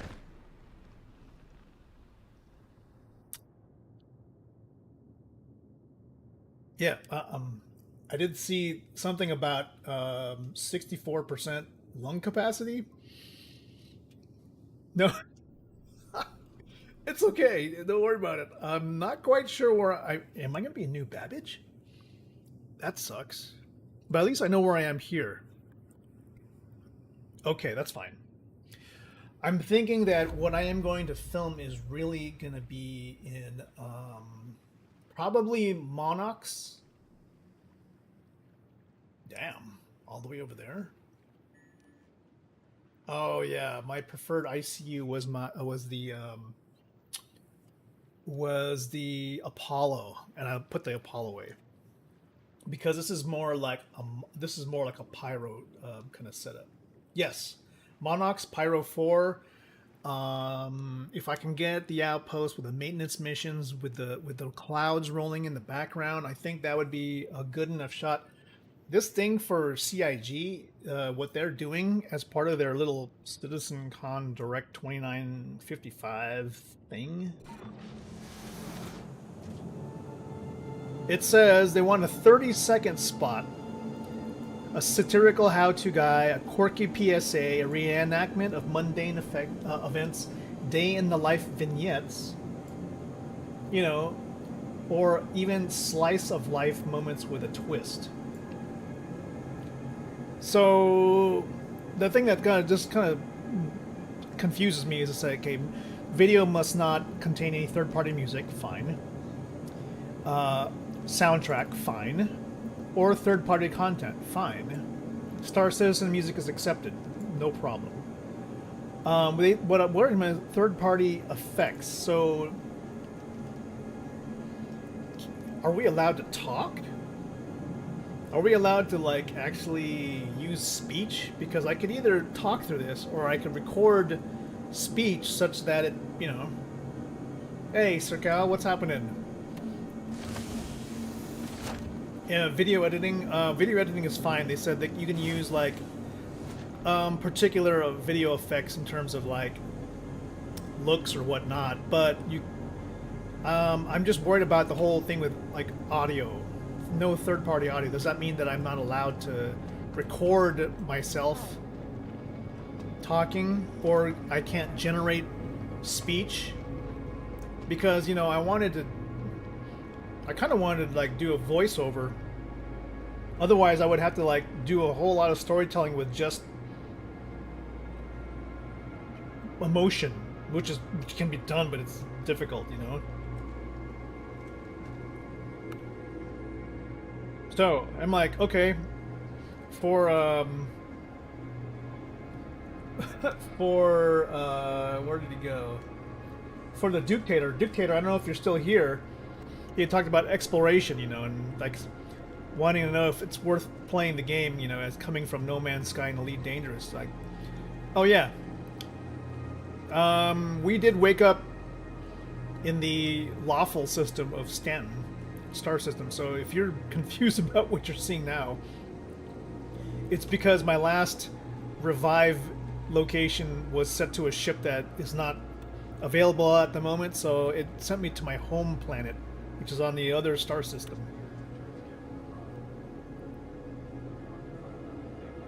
You don't always take away your helmet, but when you do, you take a deep breath of fresh air. Yeah, I should have actually checked to see if I should have known. I saw those signs that said 64% on the lung thing. He was probably like suffocating the whole time. Damn. Now to quickly get back. All right, you people, you new bad people. Sorry to interrupt your conversation there. I'm gonna need to fly back quickly. I need to get some Microtech guard clothing. Give me a damn second. You thought I was singing, but I was suffocating? I actually was mouthing that, though. When he was like, ah, I was like, I just had my mouth open. Oh, but yeah, he probably was suffocating in real life, that's for sure. You're right. He's like, the actual sound coming out of his mouth was like,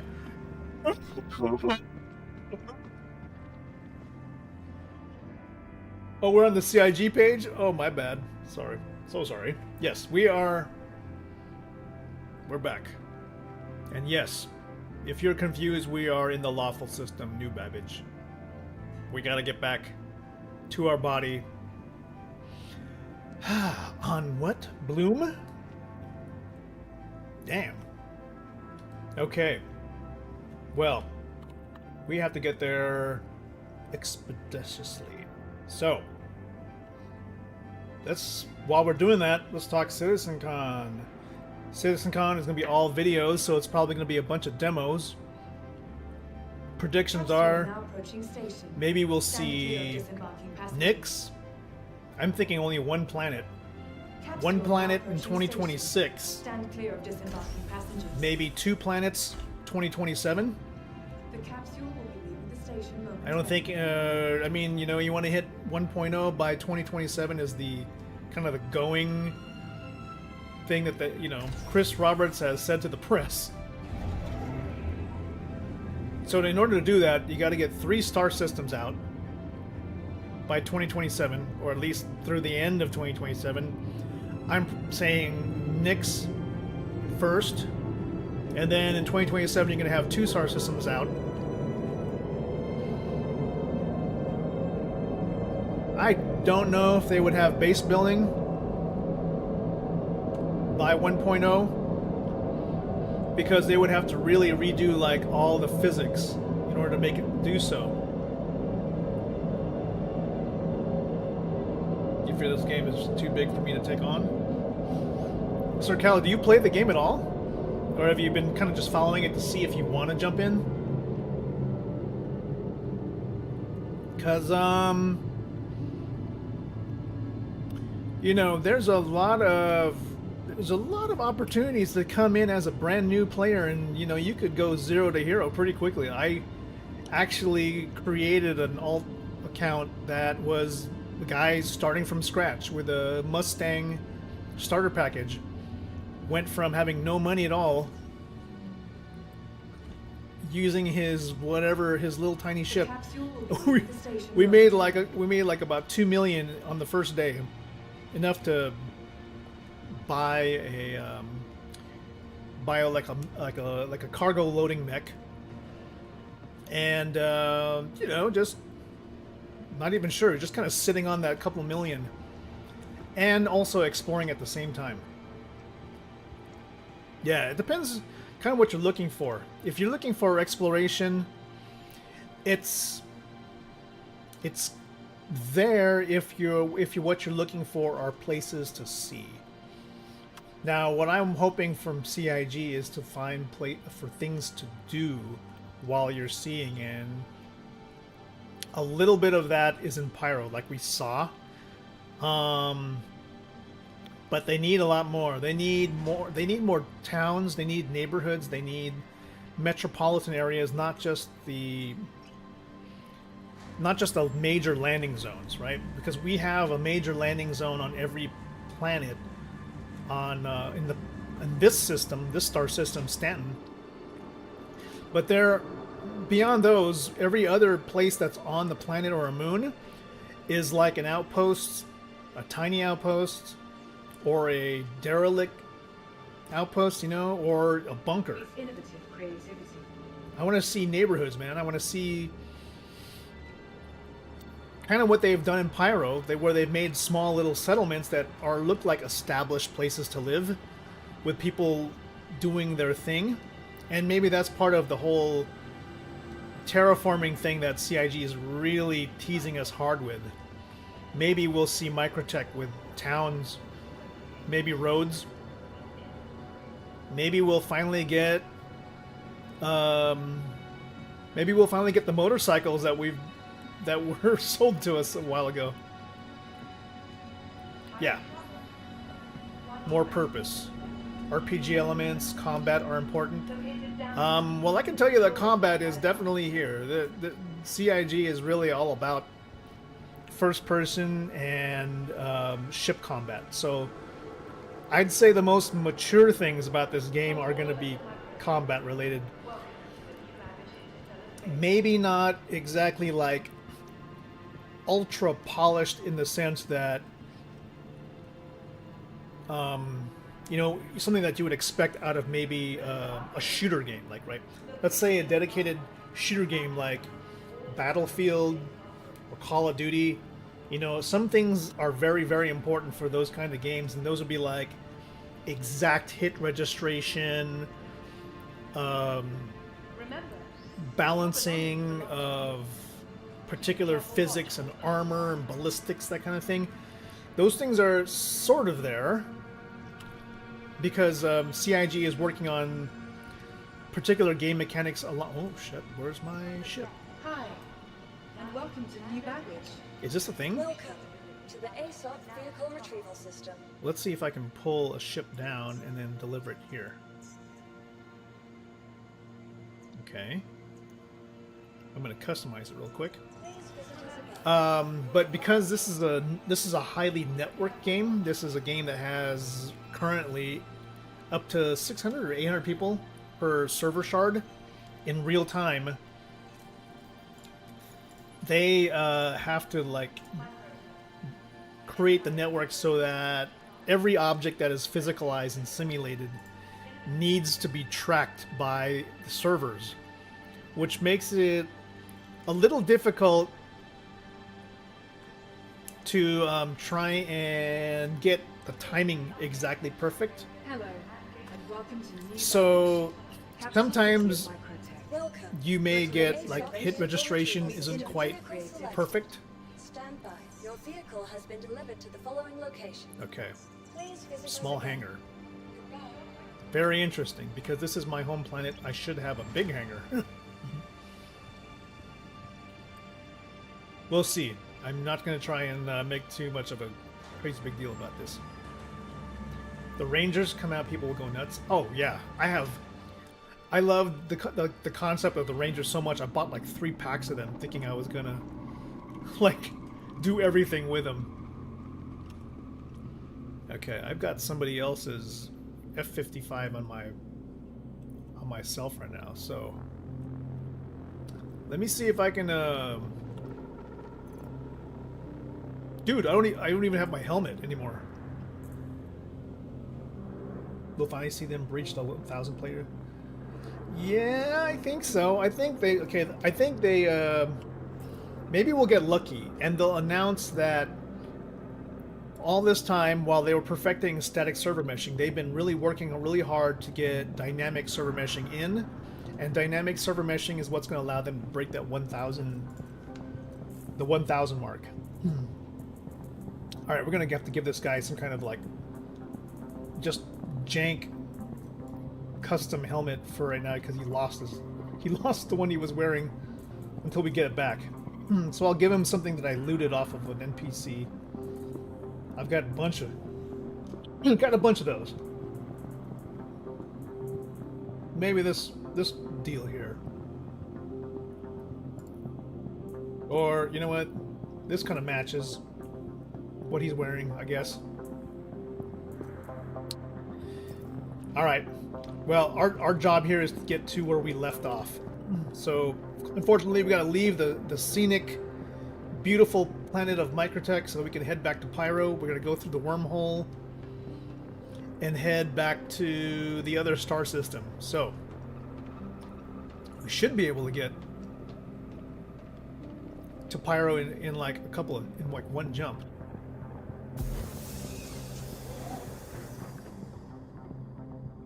There we go. Got our ship all set.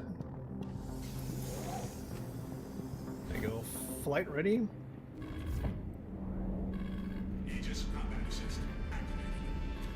Good. Wow, this ship doesn't have a lot of power in terms of like power components.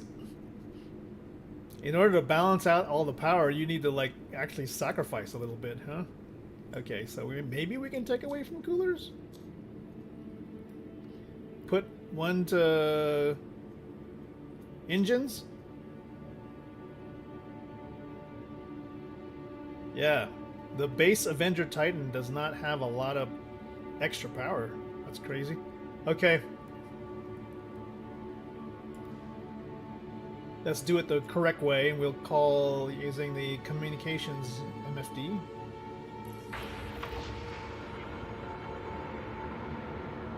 Ready to go?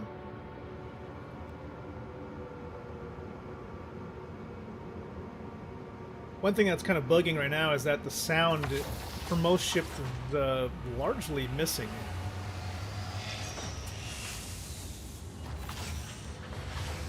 Hopefully also, as part of something that they'll announce at CitizenCon, is that because they've alluded to this, that they're working on fixing all the in-game sound, so maybe we'll see finally the revamp of the sound effect system.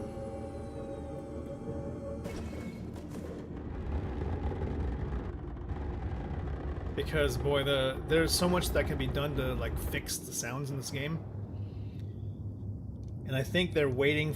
I don't think they're waiting for like some crazy god tech to like fix everything.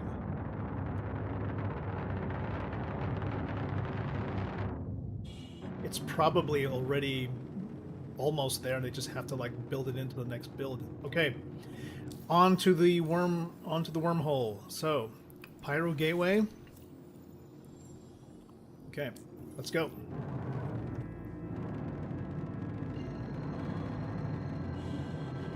Here we go. Here we go. Here we go.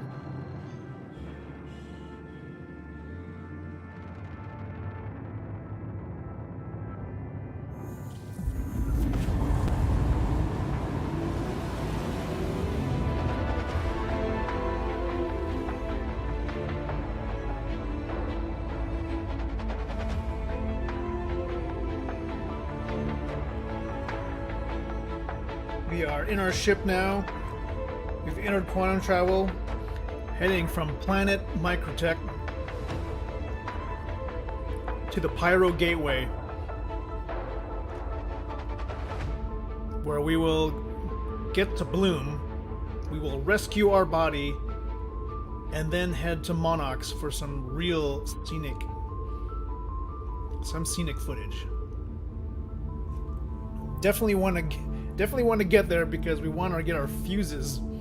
Because as part of the footage that we're shooting, we want to show ourselves helping these citizens for prosperity. You know, like farming and stuff like that.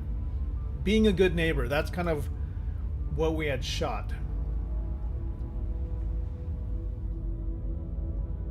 So to answer your question, Revakara, will we breach 1,000 players? I think so. I think 2026 is going to be probably 1,000 players finally per shard. Maybe per shard by 2026. Maybe not by the end of this year, 2026. I mean 2025 to 2026, but somewhere in the middle of the year, like. Maybe summer 2026 the networking will be improved to get us to 1,000 players. That's going to be a big deal. Along with the release of maybe Nyx as part of 2026's development. But I don't think we're going to have base building. I mean, in order for that to happen, they need a complete like rework of like I'm not even sure what it is exactly. The physics engine, I guess. Because as you know, like everything in this game is simulated, like in terms of physics. The server has to do that, and it's extremely punishing, I guess, to the system. Like when you do certain things, like putting a bottle on top of a box, like a typical box that you can move, right? A typical movable box. Typical movable bottle. You put the bottle on top of that box, and then they start to like really I don't know why, but they start to they can't reconcile the physics between the two, and so the server has to try and deal with it.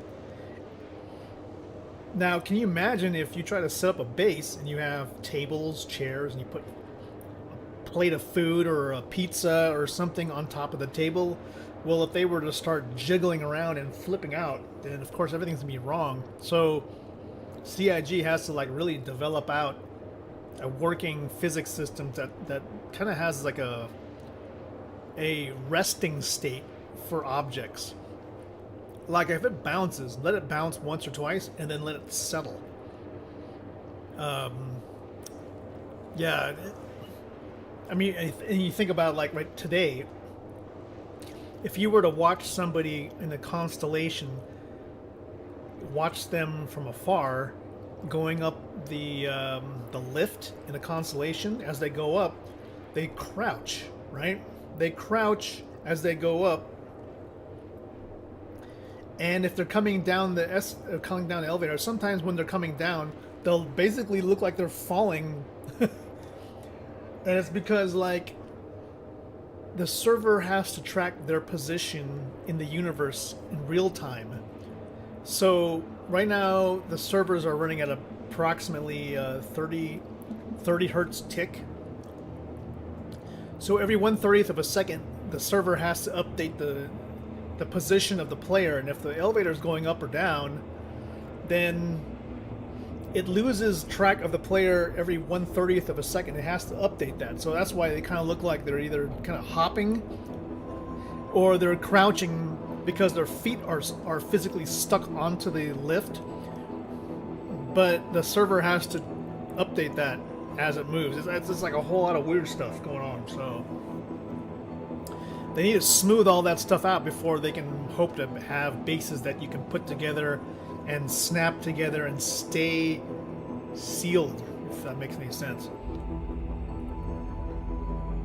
The interaction between objects has to be like nailed down And that, yeah, CIG needs to nail down things in terms of like, if this is what we're planning, then this is how it's going to be. Like, at some point, they can't just keep changing their mind about how they want things to work. It has to be like, there has to be like a written plan.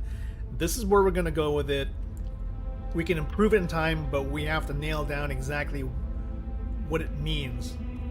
And they started doing that with like medical gameplay. They're like, okay, this is kind of like where we're going with it, and this is our plan for the future, but it's still a little rough and it's sort of like vague. So yeah, it's not really much, it's not like a set plan yet, but I'm glad that they're writing these things. Okay, we've got a little bit further to go. Let's just kind of walk around our ship here. Our ship, of course, has a small bed. We can log out here in the middle of a session, or yeah, in the middle of a session, and come back here later on. Fuse box, huh? Where's the fuse box? I'm glad they're kind of talking about fuses, but this ship is bugged enough where you can't. The fuse box is not here. This ship definitely needs a quality pass so that it gets to its final development stage. Like, we need to see internal components for the Avenger series. I mean, for every ship they did put in a fire extinguisher, that's for sure. The gold standard for mini ships. I mean, I'm happy that they're going to do the Aurora, which is a good idea. It's such a small ship. All right, we've arrived at the gateway. Let's go. By the way, we changed servers. We're actually on like Asia because the USA one was a little bugged in terms of the hangars. I'm not sure what's going on there. Let's see if we can land on a pad and get gas, and we'll go.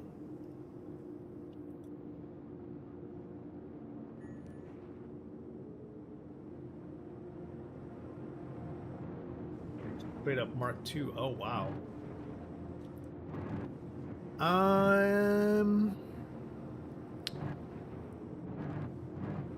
Yeah, I'm not sure how I would feel about that. I feel like, yes, it's good to have a classic. But I suppose, you know what, if they want to make some sales, they will sell a Mark II Aurora. That's for sure. It's the way to go to make some extra cash, you know. You've got all these people buying up starter ships. Sure, why not? Alright, I think we can land here to just get gas. We don't have to commit to a hangar.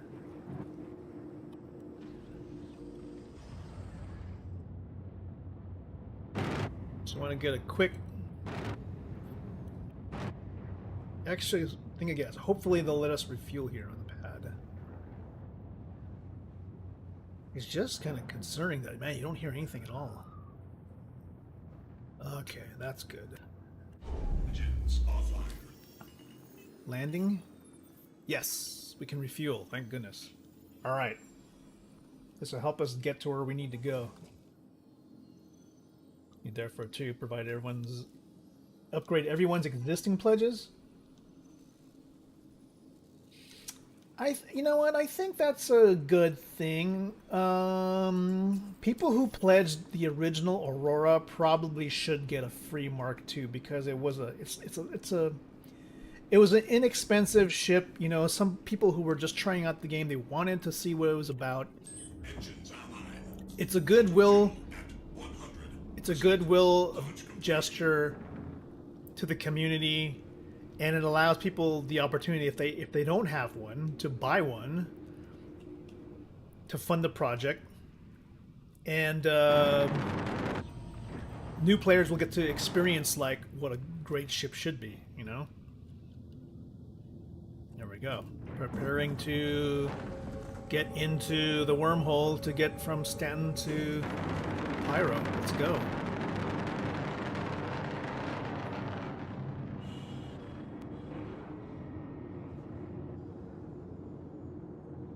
Wormhole is open right now. We're traveling there at 1100 meters per second. We're getting there really fast. Try not to crash into anything. Like that ship I see off to my 2 o'clock. Yeah, you might want to slow down a little bit.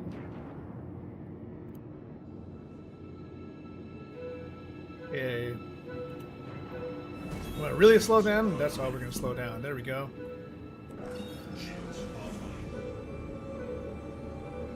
Okay, let's go ahead and line up for wormhole. Get tuned. Tuning. Looking good, looking good. Here we go. Entering the wormhole, let's go!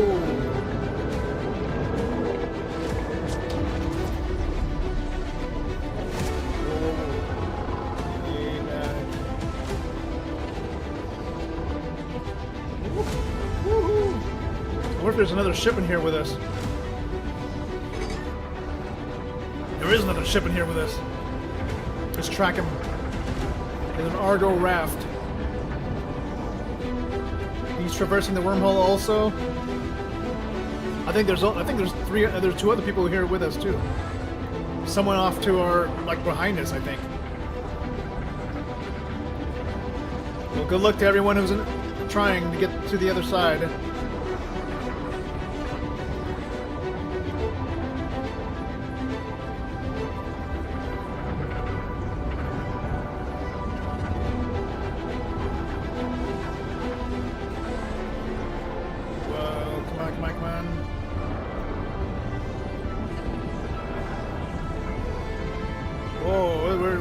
Taking a hard turn there.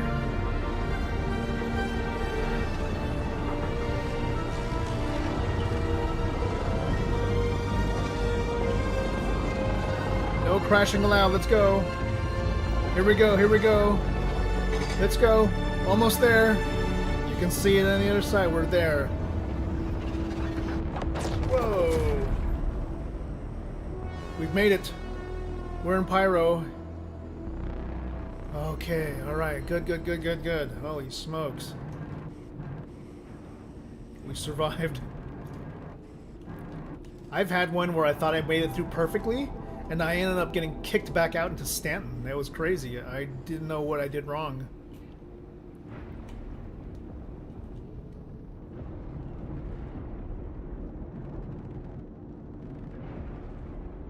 Now there's the Stanton Gateway station.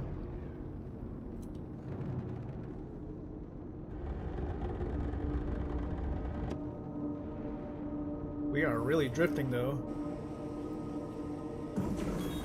Let's see if we can take control.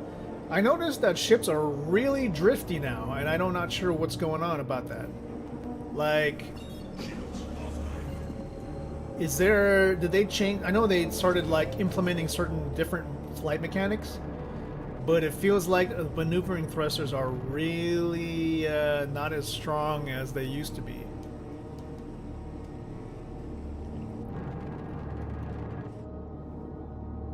Like, maybe these things are now starting to feel a little bit more like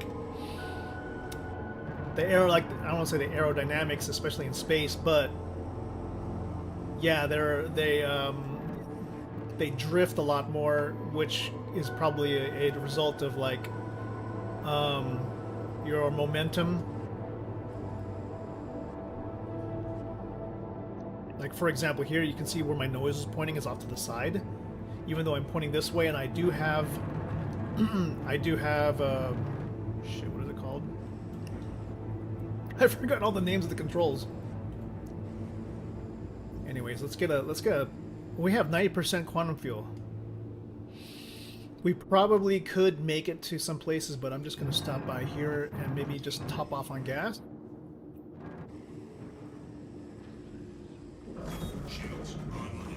Okay, there we go. Landing pad. Let's see if we can top off on quantum fuel, and then we'll head to find our body on Bloom. Hopefully this ship has enough gas to make it there.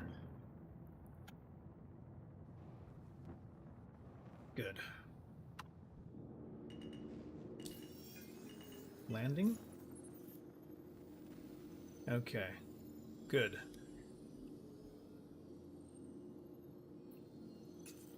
Now, plot a course.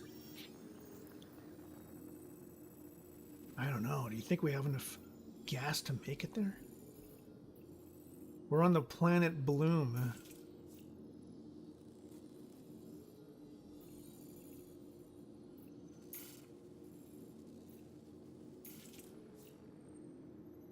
I think we can.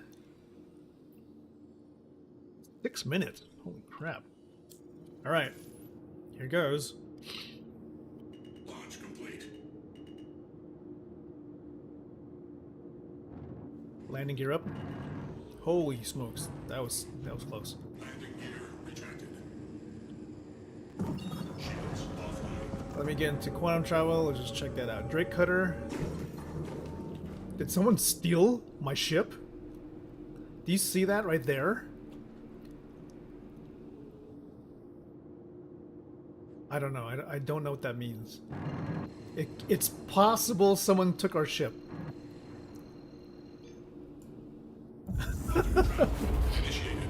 That's fine. I'm thinking of all the things that I left on that ship, damn it. Yeah. That's sort of weird, though. If I would have to... Could I chase that person down? You know one thing, you want to see them unveil CitizenCon for immediate implementation, the ability to raise and lower a freight elevator remotely when your tractor beam sit in the ship. I think that's...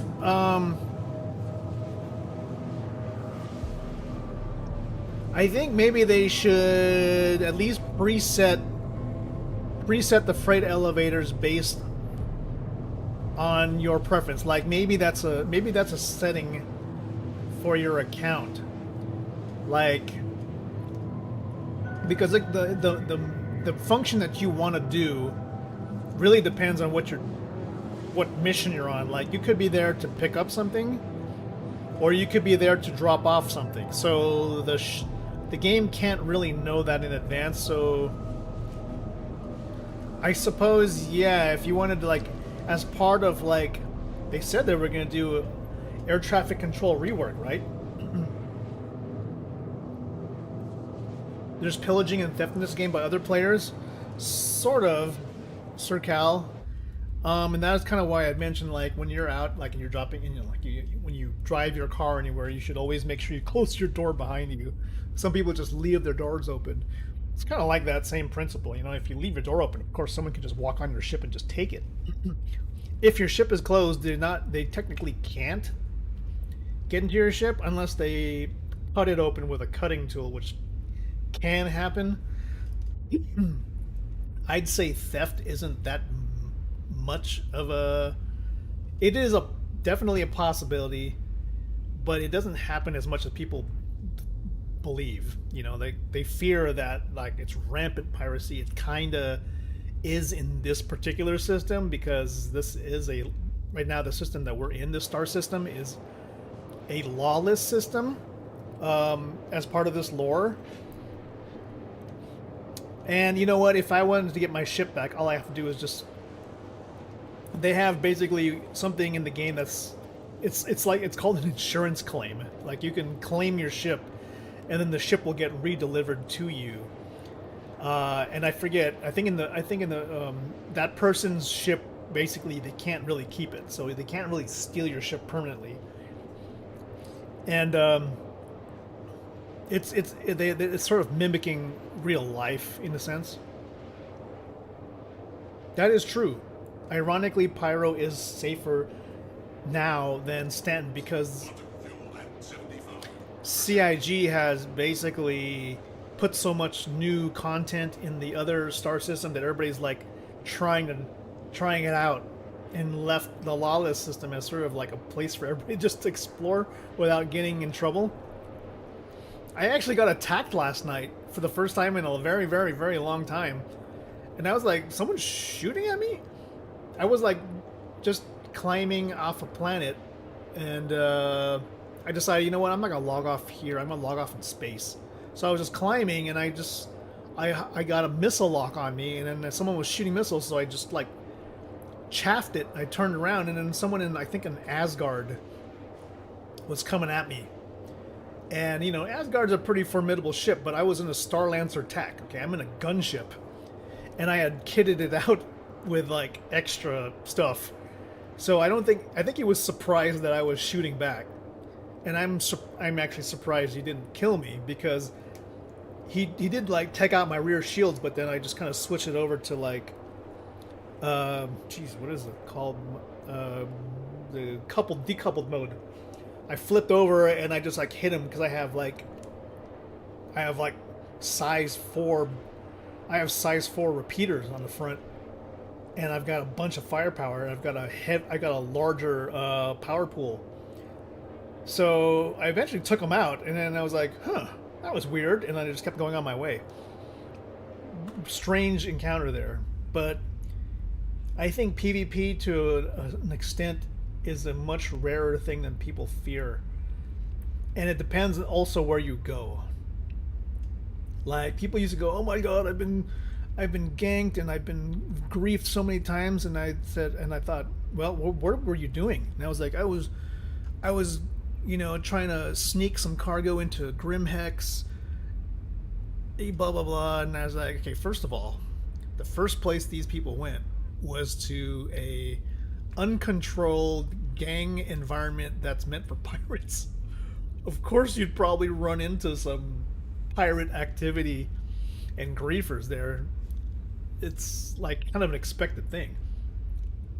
You had that, was showing a crew around Pyro and an Idris, and then Asgard came and tried to shoot you in an Idris? Well, that would have been a very scenic thing to do, because my goodness, they're trying to attack a capital ship in basically a ship that's meant to be sort of a small fleet carrier. In my experience, what's the populace like? Is it rare to run into people?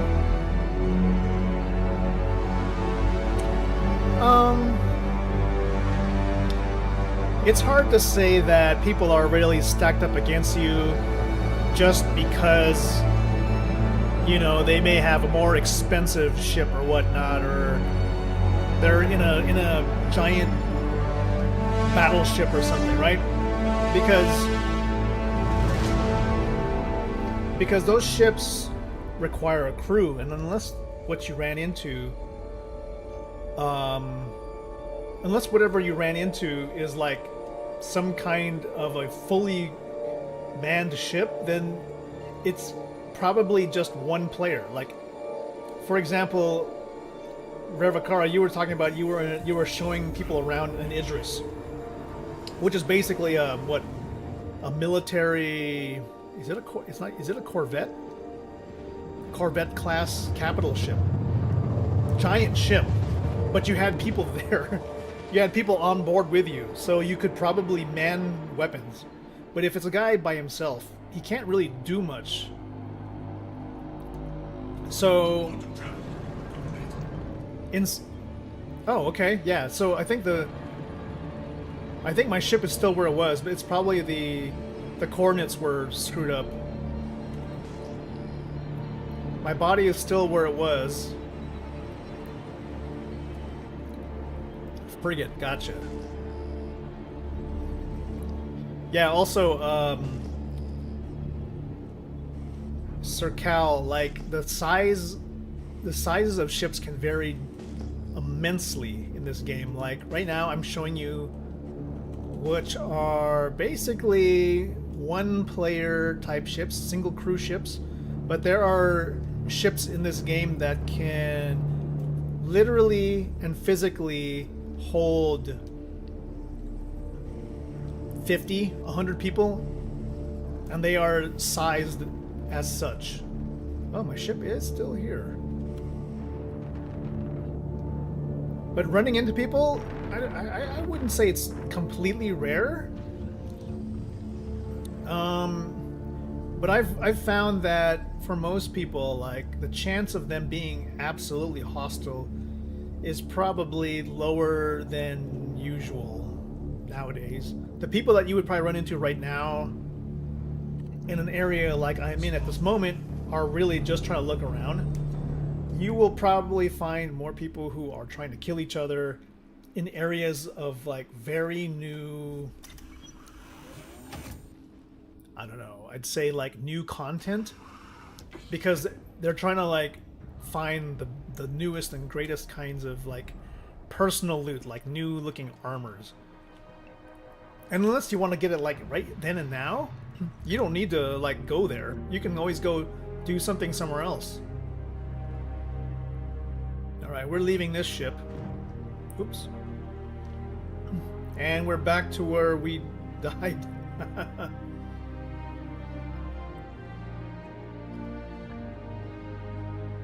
Now, luckily in this I want to say version of the game, currently the philosophy around like your loot, whatever you died wearing is what you will probably wake up with. It's not going to be that way for long though. They're going to probably change it back to whatever you were wearing when you died. You will probably, I won't say lose it, but you won't. But it'll probably be somewhere on the station where you can pick it up in a box. Because they do have to have a reason for you to wake up in a medical gown like they used to. There's the body. I'm going to use the tractor beam and pull him out of the water.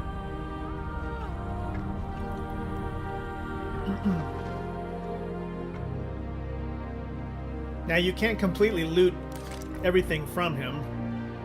You can get some of the things that were in his backpack, possibly. And I will... Oh, shoot, he's sliding down the hill.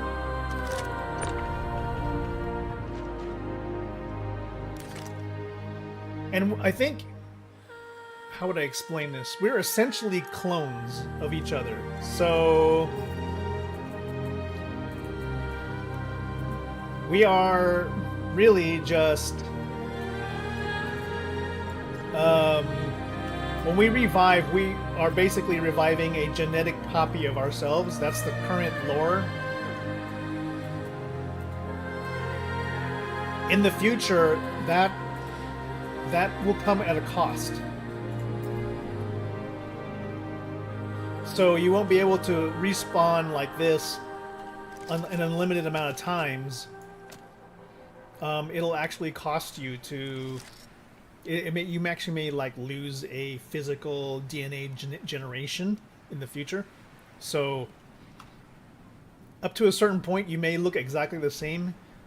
That's according to their design philosophy. They want to make it so that at a certain point, that your DNA from your clone is like degraded so much that you would need to respawn a completely different character. But however, your talents, your personality, whatever, will be retained as part of the lore. You just probably have a different appearance, that's all. Clone Wars? Yeah, so respawn philosophy is that your DNA is kept, I don't know, how do I say it's on record somewhere, so that when you respawn, your DNA imprint is kept... Oh, shoot. Oh, shoot. This place is unstable in terms of the rocks. Okay, good. We have access to our old ship. I think we're going to continue to use it.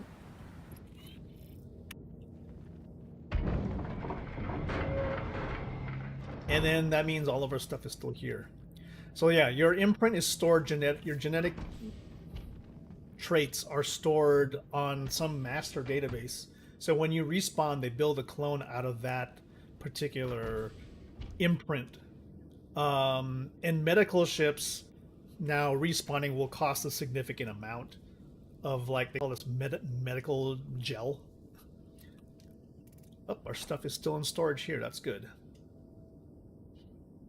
It is. Seriously, Danny Vega. Eve's consciousness transfer tech. Yeah. Yeah. Okay. The Star Citizen implementation is evolving still. They're like, I think this is like their second stage of doing it, because there are still certain mechanics they need to get done, like actual medical gameplay. Beyond respawning has to be kind of finalized. Okay, we're gonna leave that ship here. It's open. I don't really care. People can take it. At this point, I will just claim it, you know, through an insurance claim. In the future, things won't be as easy to like do. Like if I leave that ship here, it may take a longer time to claim and recover, and they'll have to deliver it to me possibly in the future. Just to make it a little bit more realistic and to ensure that there isn't like insurance fraud in the game. In relation to the amount of years it's taken them to get this far. Am I impressed or disappointed? I think a lot of people are disappointed, but I don't think it has anything to do with like them not understanding how to do anything. I think it was more about the management of priorities and the fact that they have had to try and deliver upon the original intent of the Kickstarter, which was really the single-player game, Squadron 42, which is set, and they are really trying to emphasize that it is set to launch in 2026. So if you haven't seen the 1 hour, they have a 1 hour gameplay playthrough of like I think it's the beginning chapter. It's not even like chapter 1. It's like you trying to get into the academy, I guess. It's not called the prequel. What is it called? What is this? There's like usually like a chapter before chapter 1 in books. Oh my god, my vocabulary is so terrible at this point. It's a pre-something.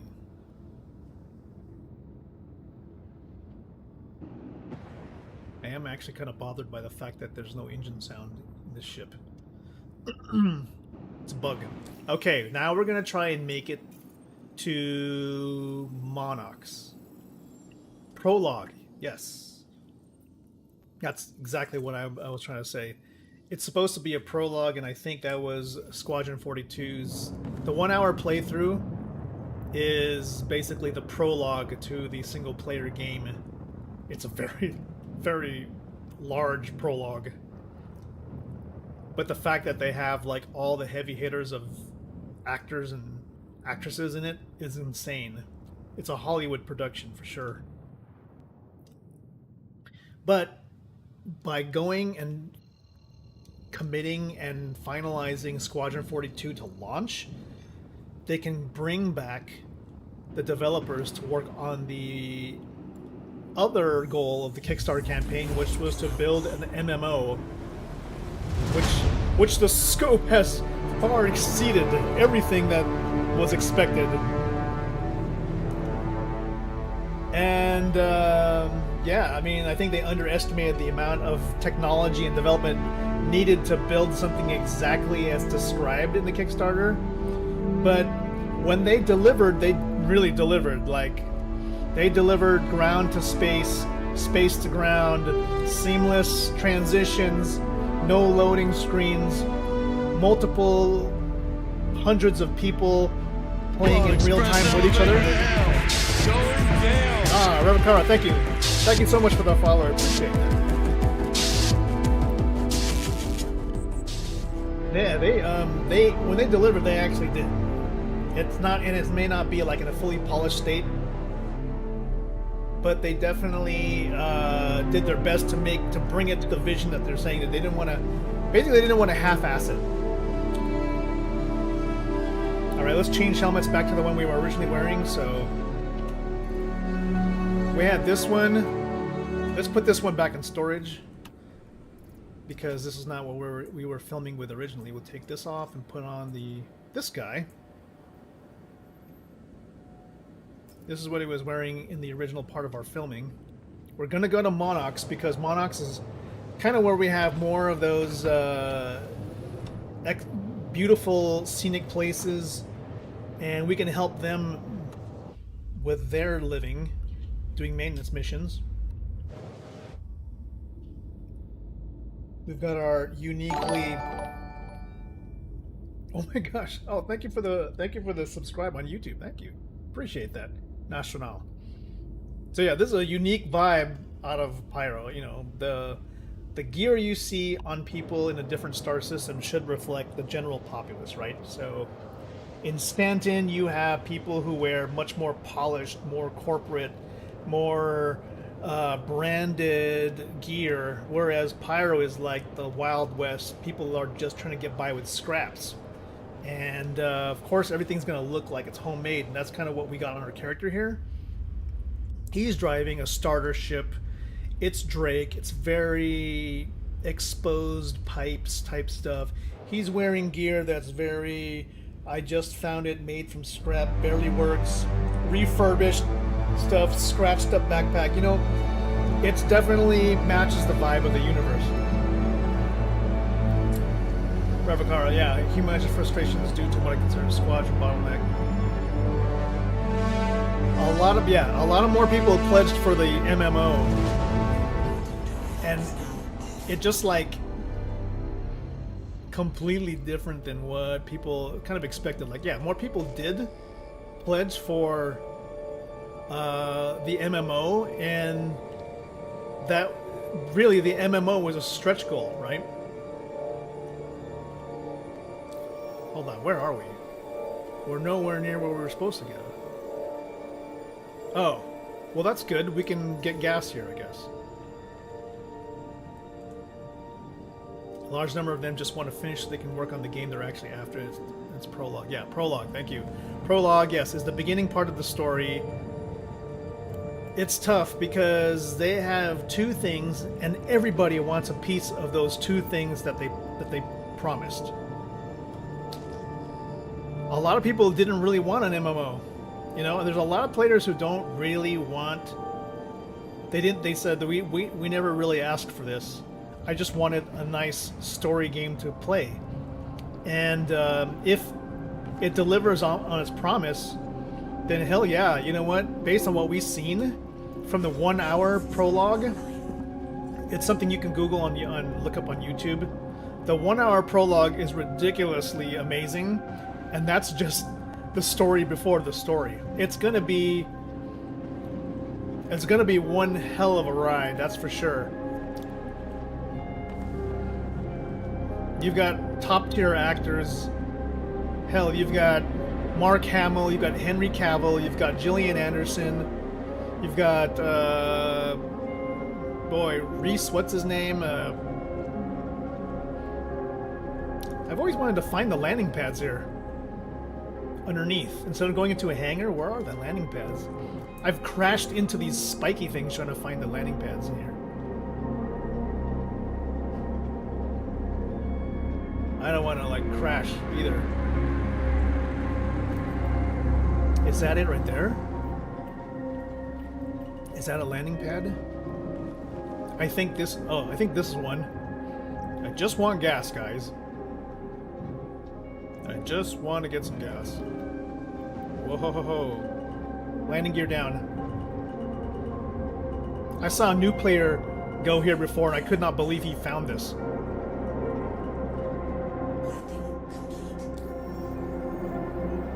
Hard to think that everything we're playing is a stretch goal. Yeah, everything that you see right now in this PU was sort of like, yeah, we're just going to have an MMO as an extra thing. Sure, okay guys, we're gonna make something as part of the stretch goal on top of the single player campaign that everybody else was promised, not knowing that this is the biggest technology investment. This is the technology investment that people probably have been looking for. This is the game that people pledged for. I don't know how people don't crash into stuff in this part. Oh, God. Okay, well, we're away from it now. Let's get to Monox. We ended up at checkmate for some reason. Okay. Monox is over here. Not that far. We'll be there in about 60 seconds. Let's just get away from all this hunk of junk safely, And then we'll just quantum travel there. Go.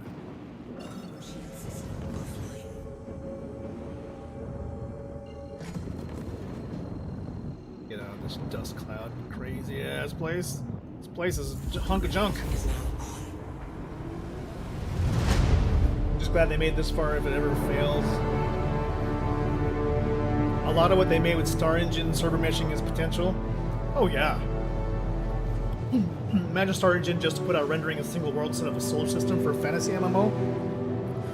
Absolutely. Can you imagine one solar system with this technology that was dedicated to just, I don't know, a fantasy MMO? They could skip, I mean, I don't know if they would have like ships or something, but the fact that you can exist and do stuff while you're traveling through space, I'm not even sure what you would do with that in a fantasy MMO. Maybe you would be on the back of some creature or something, but if they built their entire civilizations and castles and whatever, do that all in a single solar system, it would be the most amazing solar system game of all kind. And I thought Amazon did something, because I thought Lumberyard was supposed to be, there was an MMO built on that, and actually nobody played it. Light no fire. Alright, there are contracts here. Let's go. Yang's place. That should be here, right? Yes. Alright. We're headed to do some maintenance. Let's hope hopefully this is still in the sunlight. I think it is. We're gonna try and make this cinematic, and we should have a breathable atmosphere here.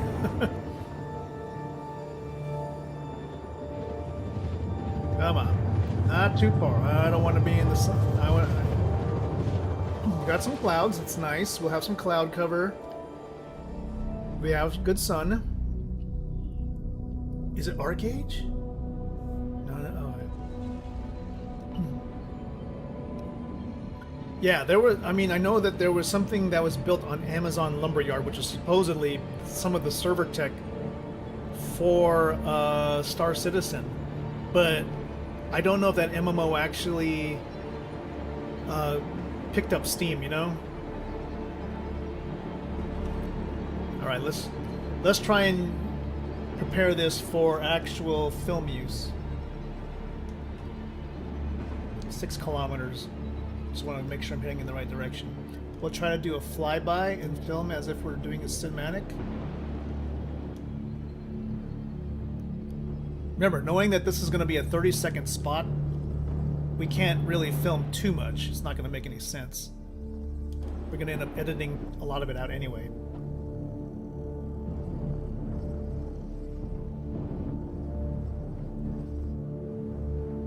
Okay.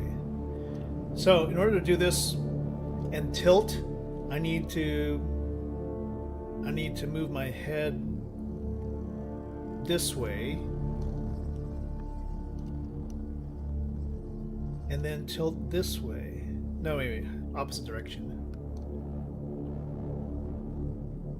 No, it is the correct direction. Am I doing this right? Oh my god, I'm doing it wrong. Why? What? Okay, there we go. Now, if I tilt my head, there we go. Now I can get a proper level on the film. I need to get low so we can film us doing an approach. Slow down the engine a little bit.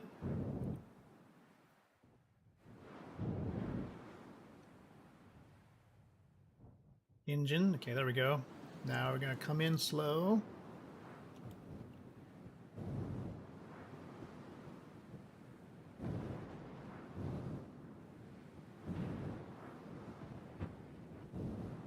I should have my landing gear out though.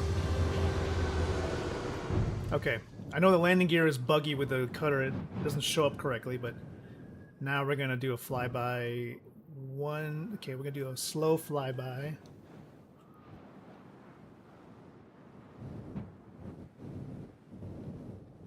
We're coming here to help you repair your farm. God, am I trying to do this with mouse and keyboard also?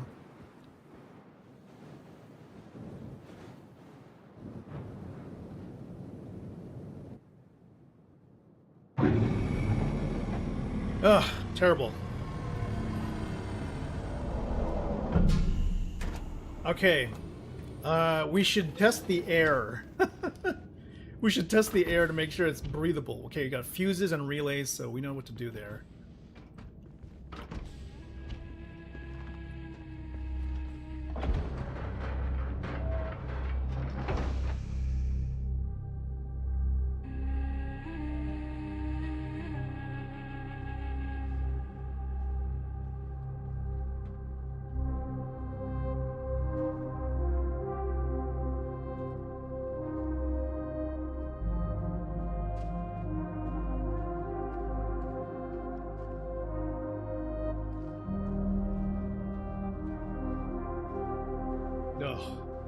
We landed in the middle of some boxes. That's what kind of ruined it.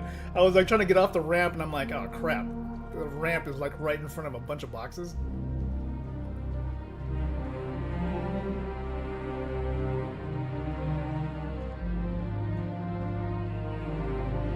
Alright, so we should try to...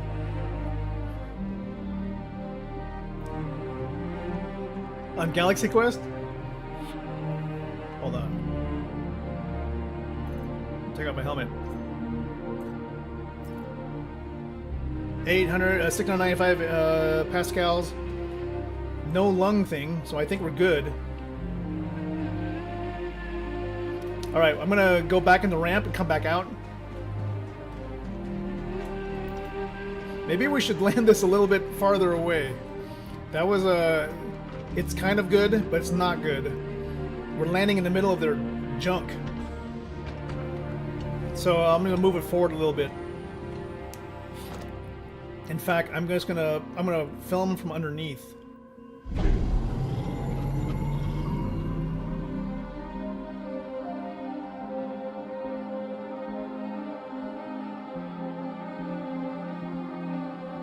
Oh my god, what is the command to... What? There is one? Yes. The bunkers now, I think they definitely have some placeholder tech. For what? I'm not really sure. Maybe those things are going to allow for people to either respawn or heal themselves after an encounter. I'm not sure why.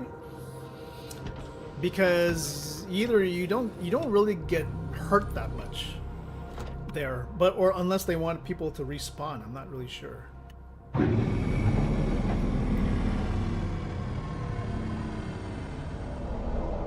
Okay, we'll do that approach again, but we're just going to do a simple landing. Oh crap. Oh god, just crashed into that thing.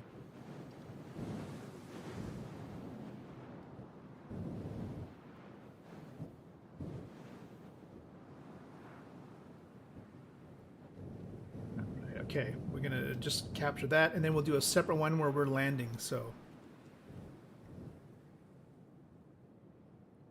Separate one here, and we'll come down slowly. So, no, maybe that... Its vertical thrust is just kind of yuck. I wish there was a much slower type of landing on this, on these things that have VTOL.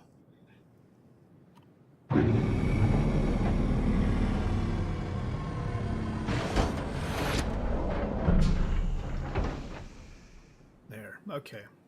There's a good shot. Now we're going to do the walk out.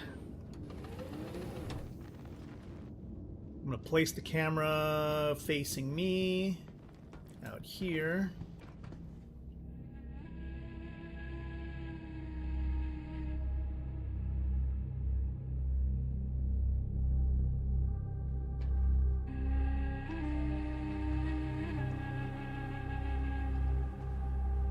God, stupid. Let me just walk around to the pipe. Okay, I'm gonna put away the gun too. Man, these self-opening doors are a little whack. Put away the gun. Gun doesn't match. Hello, doors. Yeah, it is a brick sprinkler. At least we know that's working.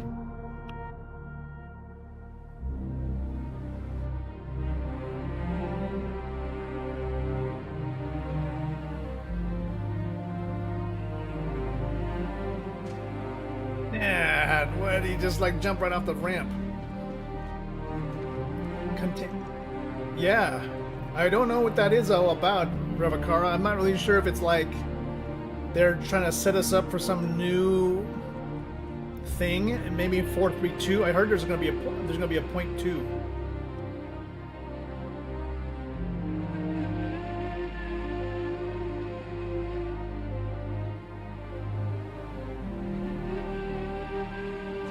Why is that not, okay, let's just start from, we'll go straight ahead and we'll stop at the bottom of the ramp. We'll go straight ahead. All right, last one.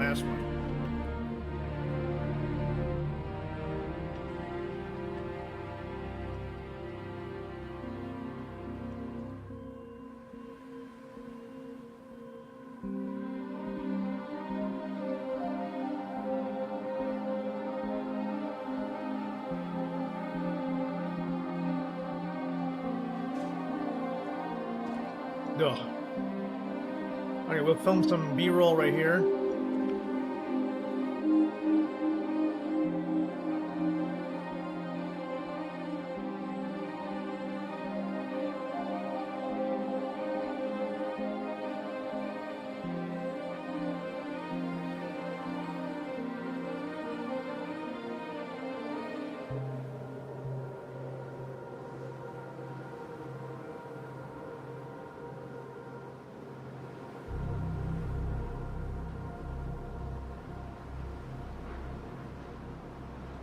Okay, some of that stuff there. Rumors of a faction of hunters applying ASD and other dodgy faction with tech. Yeah, that is supposed to be part of the story. Is that there are the origins of the regen tech are not exactly human-made.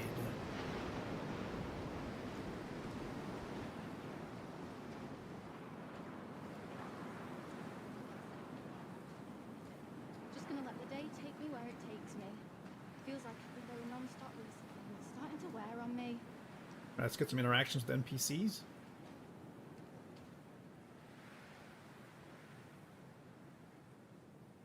Let's see if I can do some emotes. Let's greet them. What's up, man? That didn't work out too well. She just walked away. Let me see if I can use another one.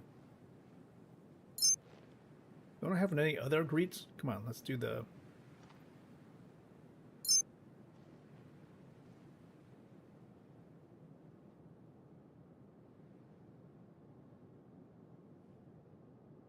Well, we have to get close.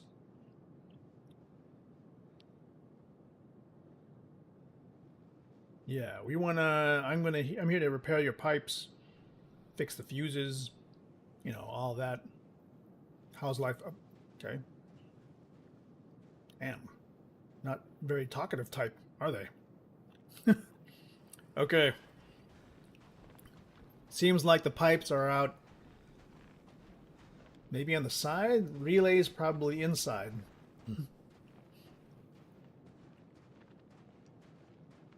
Okay. Well, Sir Cal, here's where the RPG MMO aspect comes in. Yes, there's a little bit of the questing going on here. These are some of the villagers from this particular faction. They're just guarding it against the headhunters. Can't be disciplined enough to keep everything tip top. Is that right? Wild times. Yeah. Agreed. We need to be able to nod or something. Agree. Yeah. You're right. Absolutely. What's the rumpus? Yeah. That's what I mean.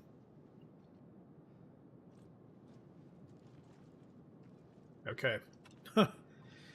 That's one scene. Okay, pipes that need to be repaired look like they're on the inside. Okay, so looks like all the repairs here are indoors. Let's go inside and help these guys out.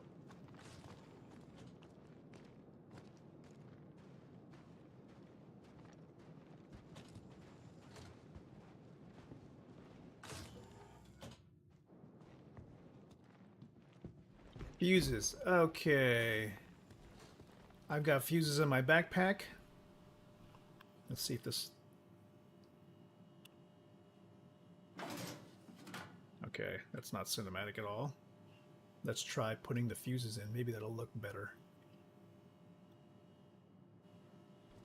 Place.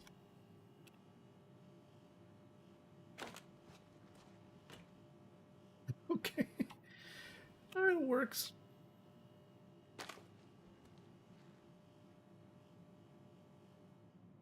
And all that. What happened? Last one.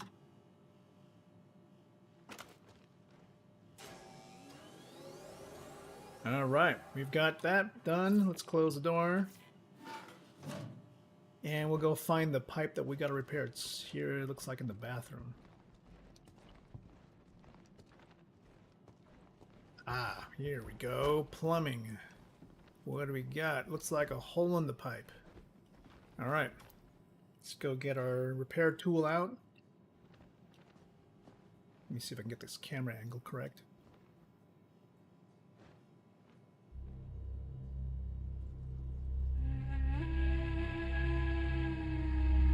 Height camera angle.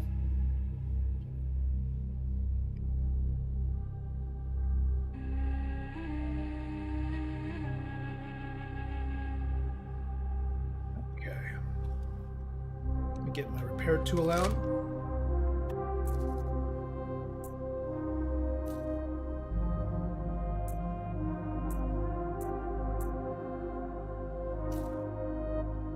That's correct, except, boy, looks like that's not going to work. A little bit of bug there, so we'll just do it the good old-fashioned way. We'll just drag and drop. Take this out, put that in.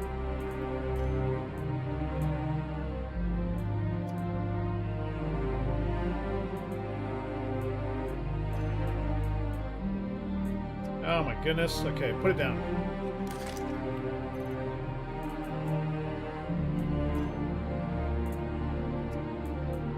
Lit.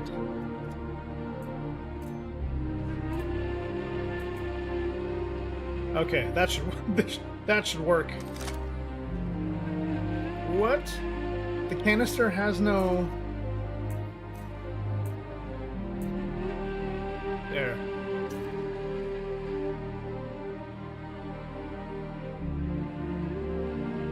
We should be able to repair it now. There's no salvage in it. Oh shit. Okay, hold on. Our canister's empty. So I need to salvage something. This lady has no clothes. Alright. Little bit of a... Let's see, where's my ship?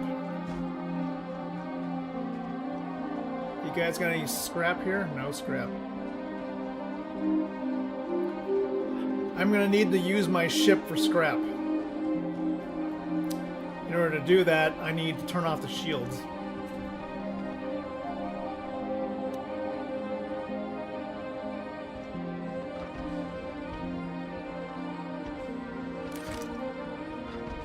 We gotta use our ship basically as material. So I'm gonna turn off the shield and I'm gonna scrape the hull slightly. Should help with the aesthetic, actually. Okay, now we're gonna go outside and scrape the hull for construction material.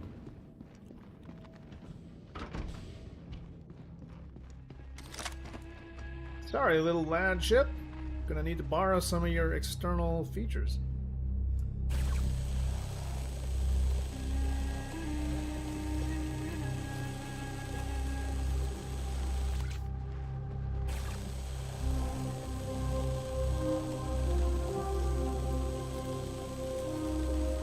enough material to fill up at least a half the container.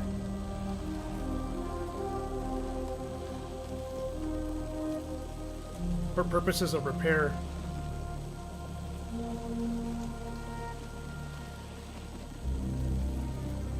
Like vandalizing my own ship for purposes of repair.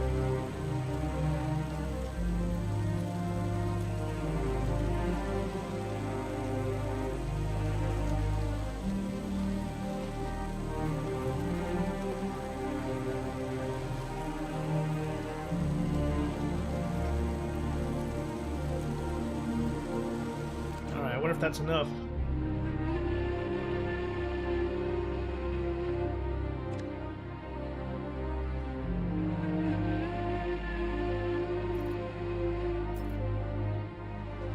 Kind of terrible that I have to do this to my own ship, but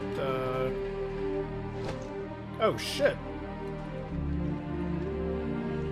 Why would you do that?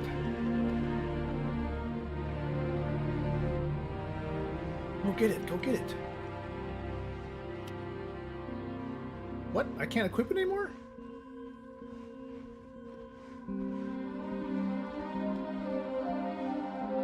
All the things that can go wrong today.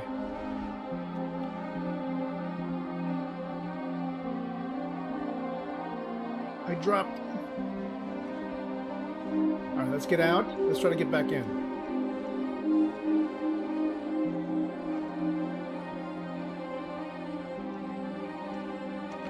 Oh, that was insane. Okay. A little bit more. Just a little bit more material. Sacrificing the paint job on my ship for the greater good.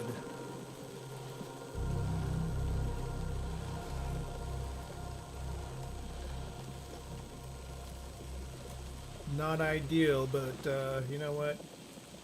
These farmers trying to make a living out here, they're totally worth it.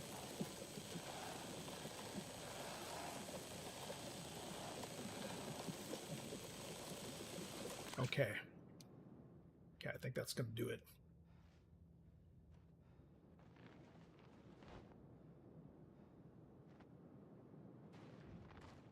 Okay, let's get back in there, finish the job.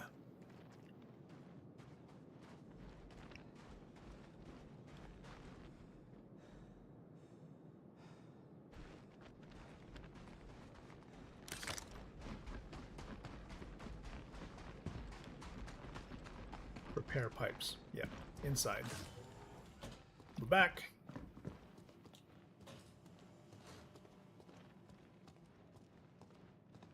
Air area is here. Okay. Now.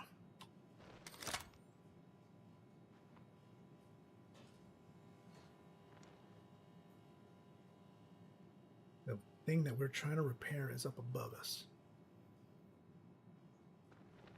Lighting is not good, at least for filming. Yeah, here we go.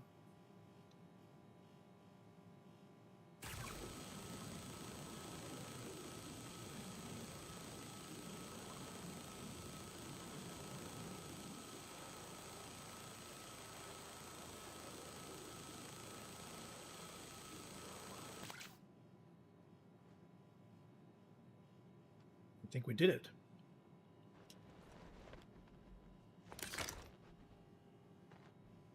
A success? I did it so long that the contract probably completed itself. Maintenance. Complete. Nice. Okay, so kind of anticlimactic, but you know, I was filming for that. But my luck's due to turn any day now. Seems like it's finally coughed up, which will help me clear out my debt. And keep me with a little left over. So, yeah, I feel like things are looking up.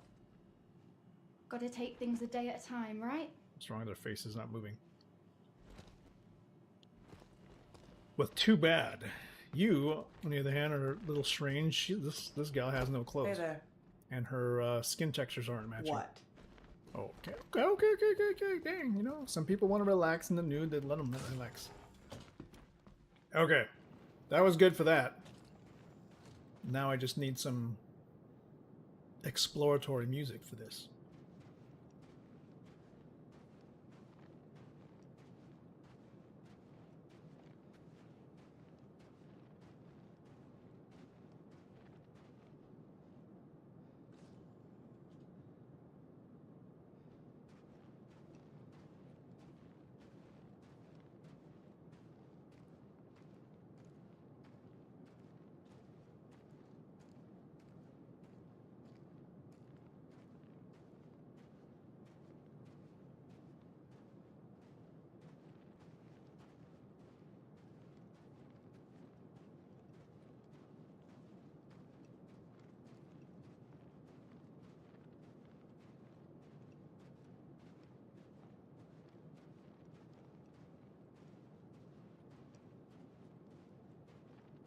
All right, that's good for that. Any other missions around here we could probably do to do the same exact thing? Mercenary, hauling, salvage, hauling. Maybe a small haul. They're all Redwind though. Little worried about those. I'm going to see if there's a small Citizens for Prosperity mission right around here. Protection against Maxfield.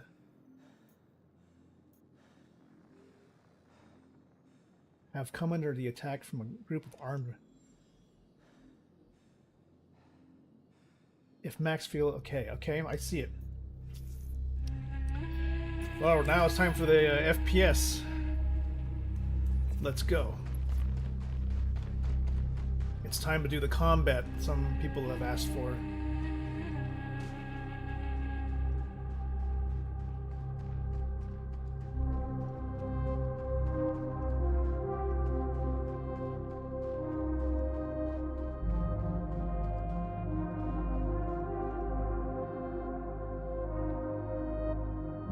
Helmets on.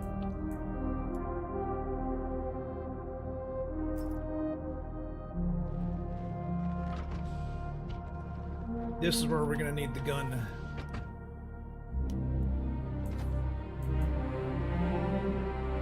Hopefully this will work. We've got no leg armor. We got no arm armor. We have med pens. We're gonna do our best to fight.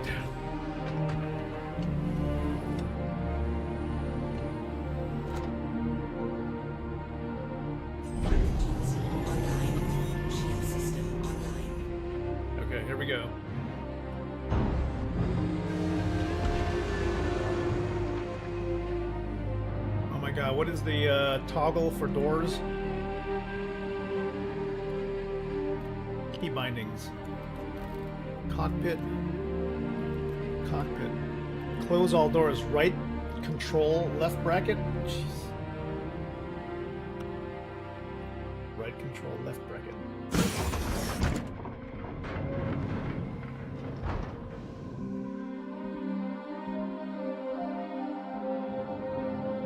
All right. 144 kilometers that way. That's fine. Let's go.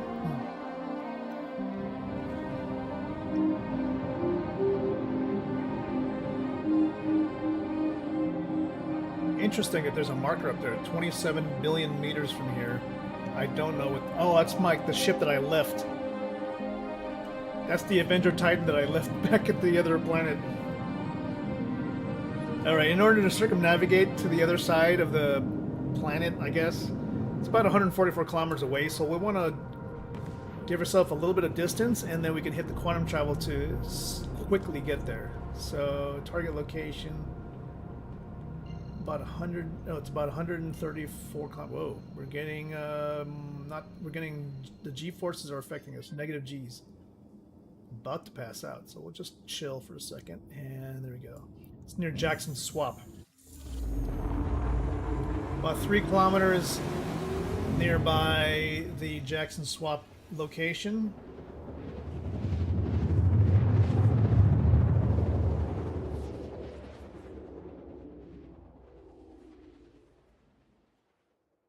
There's a group. Supposedly a group of outlaws have taken over an outpost and we need to go take out their leader. We're going to be doing this with very little armor, so we might need to pick up some. What happened to those bodies we had in the back of the ship? They're gone, huh? Damn. When we revived and we came back to the ship, they disappeared, I guess. Okay, so it's no big deal. There's our target location. We could get lucky. We'll pick up what those guys are wearing and we'll put it on. That we won't have to buy anything. Switching to SCM mode. We'll see if we can take some of these guys out without having to engage them directly. We're going to use the ship's cannons. Yeah. The god of Pyro has claimed the bodies. Target's locations here. Look for a named target. Neutralize Roman Maxfield. He's standing out there. Now we could kill him now. He's just walking outside. But well, where is the fun in that, huh? There he is. Death from above.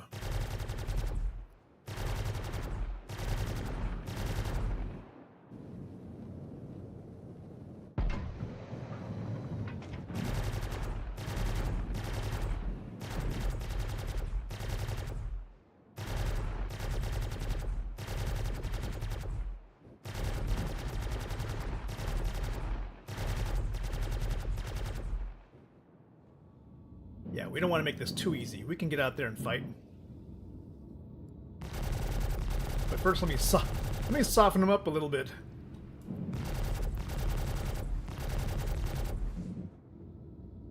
Okay, this is what we're gonna do. Oh my God, some of these guys are... These guys, I forget, these are size 1 weapons. They don't... Somehow, they don't really shred these bad guys that much. I think we took out 2 of them. Enough for us to get down there and actually fight. Putting our landing gear down. And then we'll just go ahead and see if we can take these guys on in actual hand-to-hand combat. Now the AI is supposedly a little bit better, so we might be in for the life fight of our lives. I will basically want to scavenge the equipment off the dead guards here and make our way to the named NPC. We do have an F-55 machine gun on us. Oh shoot. They're attacking. Oh shit, they're opening up on us.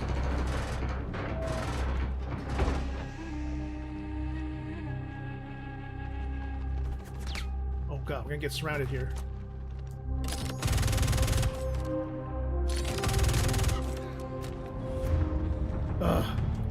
We're wounded already. Med pen. Okay, we're not gonna make it very long like this. We can use a pulse laser pistol, maybe get by, but you know these guys are gonna surround us pretty quickly. Oh shoot! You've already been hit.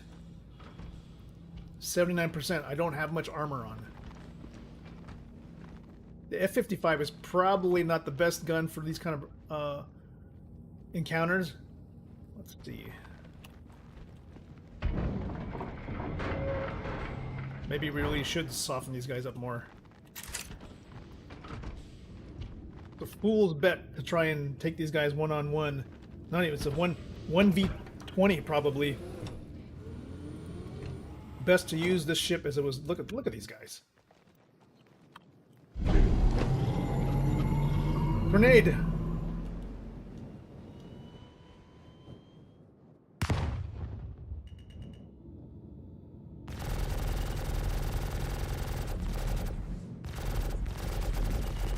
You really think I was gonna go out there and try to take you guys on one?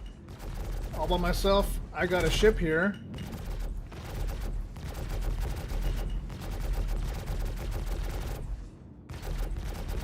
I at least took out one of you guys.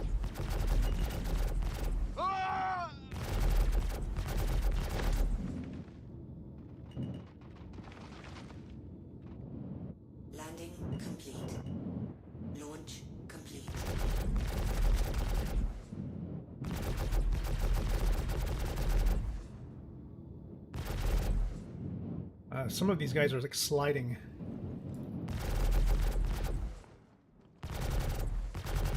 Yeah, some of the UI displays are really bugging right now. I'm not sure what that is exactly.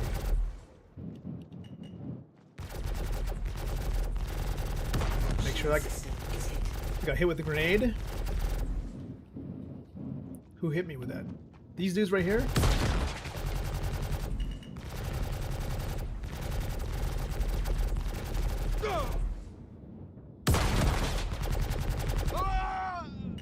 I wonder how much, if the ship is getting damaged at all. I'm gonna at least take out all the guys except for the named target, that's for sure.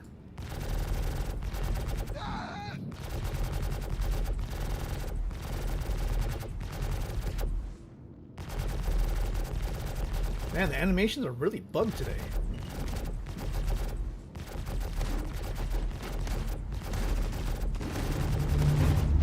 Alright, who's left? Remaining NPCs? We got the named NPC, we got maybe 1 or 2 or 3 of their backup guys.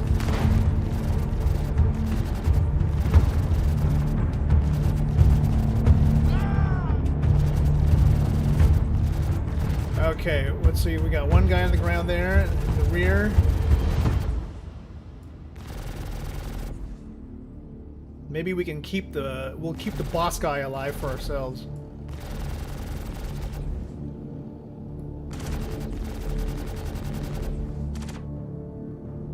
Dude, these guys are... I can tell that size 1s don't really make that much of a difference in hunting. Okay, let's put her down. Maybe we can take this guy on. Man on man, oh man. Okay. Alright, you want to fight? We'll fight like a man.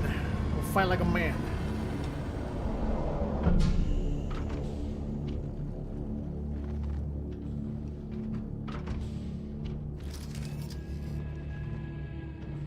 He's out there.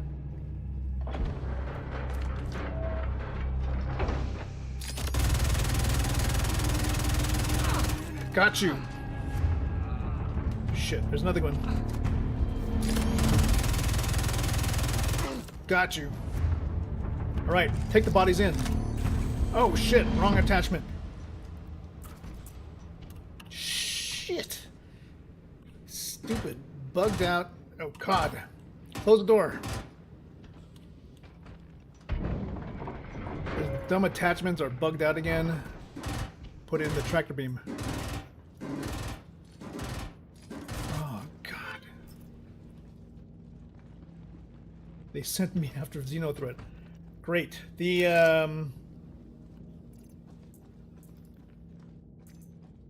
I can't believe this. There. Stupid thing is like bugged out. Okay, let's see. I can pull in the boss guy.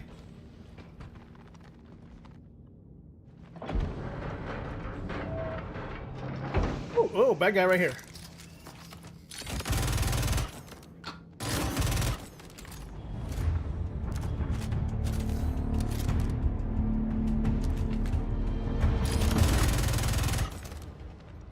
Getting shot. Come on, come on, come on. Pulling the boss guy. I got the boss guy. But another one of these guys. 3.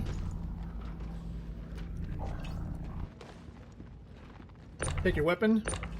Darn it, F-55s again. These guys have the lamest guns. They're powerful, but for not the kind of stuff I would use on a typical engagement.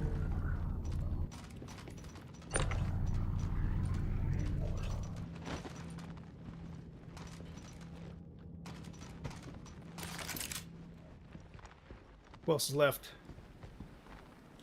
Don't want to stick around much longer. Okay, let's close it up. Close it up. Close doors. Xenothreat, man. Here's the main boss guy. What's this? Custodian? Oh. Oh, this is my F-55? Oh, it's somebody else's F-55. This one's actually better, has better scope. Let's put this away.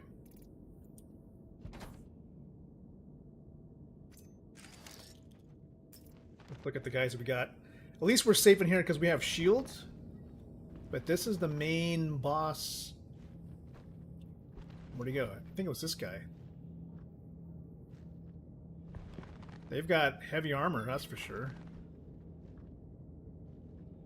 I could use your legs. Got magazines. Good. Now, in terms of armor, I could always use some heavier armor here. Sure, why not? Wait, why am I not allowed to take it? Oh, I gotta put it on my bag and then equip it. Ah, gotcha. Well, let's just put that on the ground, for say. How about the helmet? I like their helmets. Let me switch helmets. Yeah, alright, that's cool. Feel a lot stronger now. How about, do any of these other guys have arms I could use? Yeah, maybe this dude right here.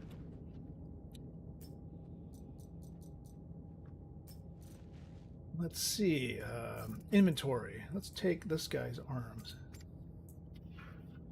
Kind of neat.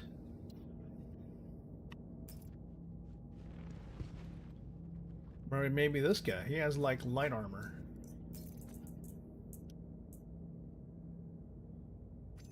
I'm just like doing. I literally look like I'm just like shopping. Okay, this kind of works. How do I look now? I hate to say I look like them, but that's basically what's going on now.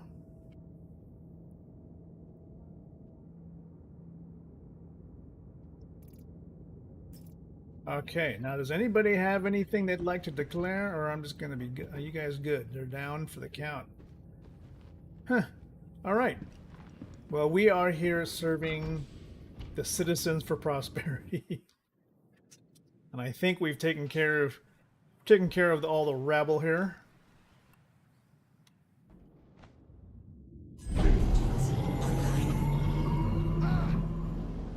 God, I think I must have hit somebody down there.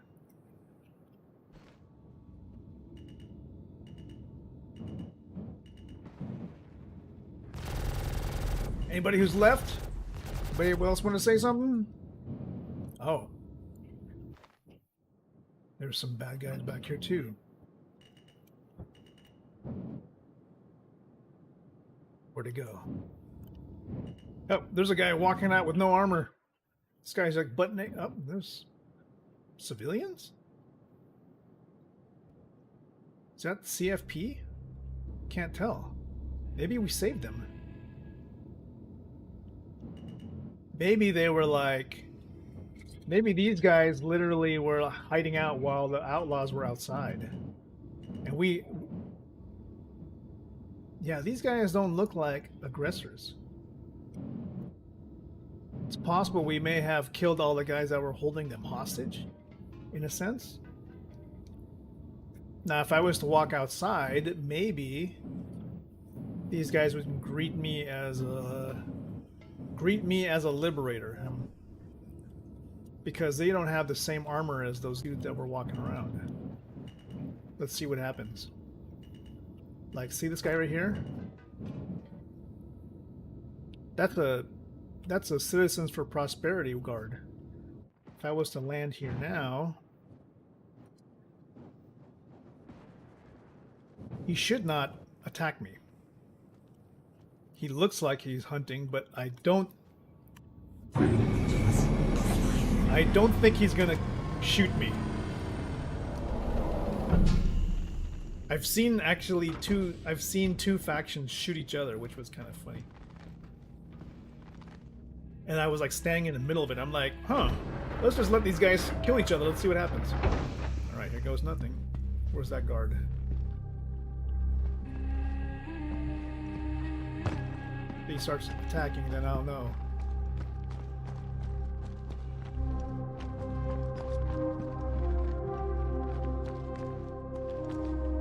Thanks, Miles. Yep, this guy doesn't seem to be angry. He just talked to me. You guys want some? Okay. You want some free armor? Hey there. Boy, that's a mighty bad sunburn you got. Yeah, all the CFP now are happy, and I like this outfit. Where do I get one of those? Dude, sometimes the civilians have the best gear, but you're like, how am I supposed to, like, take... Can I buy those somewhere?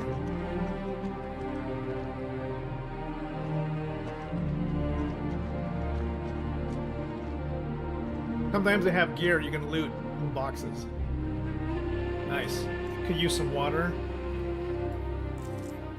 And some roast chicken nutrition bars.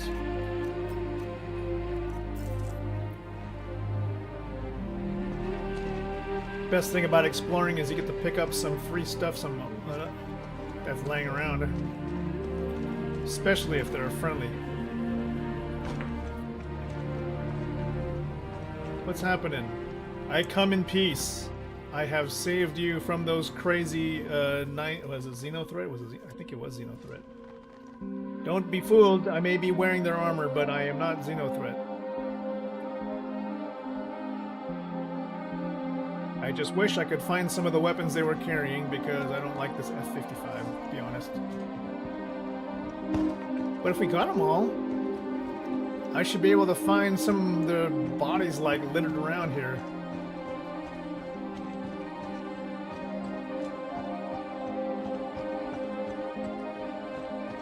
No? Where was it? Half those dudes that were like standing around were like around here. They're probably behind cover. Nope. I know I shot a bunch of those dudes. Alright. Whatever. Head back to the ship. Maybe we can help bring peace again.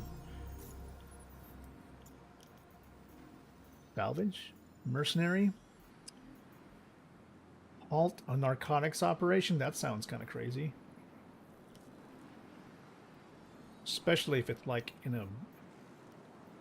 Not around here. Gas cloud? Nah. We want to stay in this beautiful spot. Outlaw data servers. Last ditch.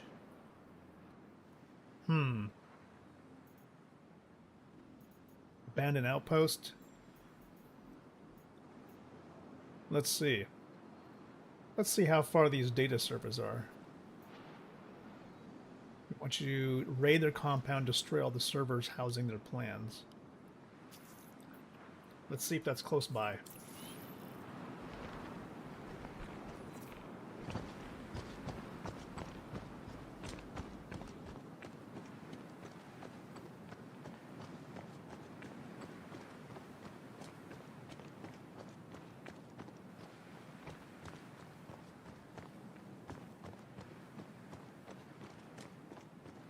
Gotcha. Here we go. Okay, you crazy guys. Who's got ammo for me? You do. I'll keep this in my bag. Need some extra med pens. Good. Pistol rounds. Anybody else? Med pens. I'll keep some in the bag. That's just shotgun rounds. Okay, everybody else, it's good. Let's find out where this mission is.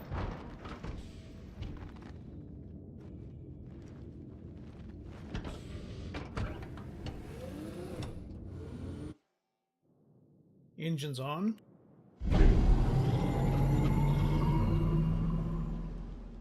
That dude's trying hard to hunt.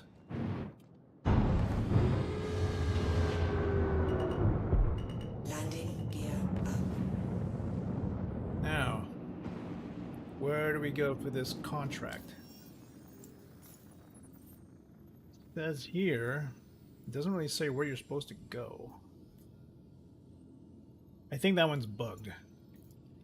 It doesn't have an actual, it doesn't have an actual place.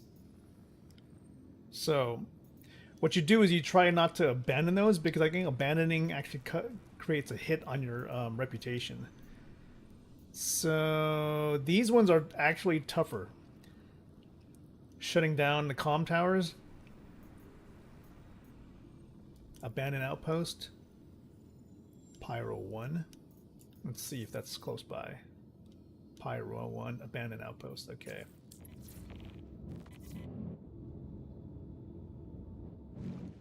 You want to track no accepted contracts.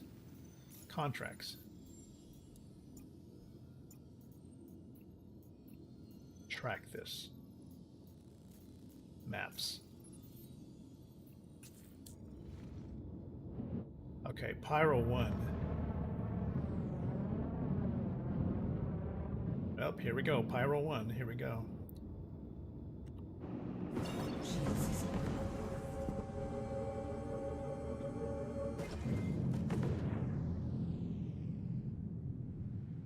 Oh, look at that sunset.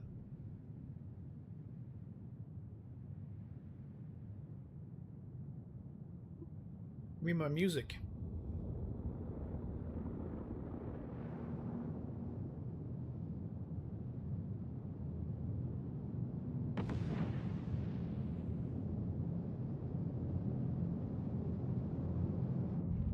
Okay, ready to go? 3, 2, 1, and go.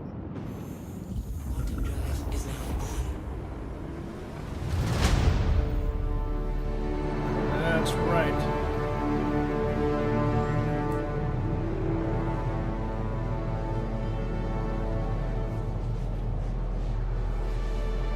Hopefully this will be no big deal.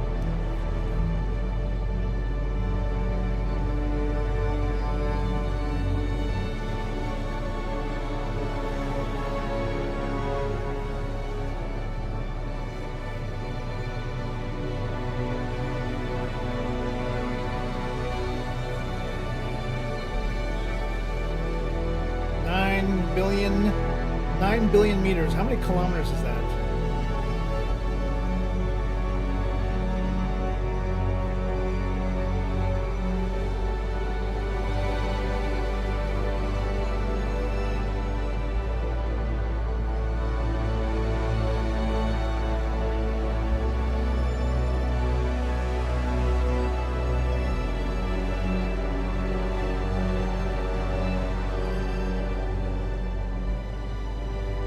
Okay, here we go.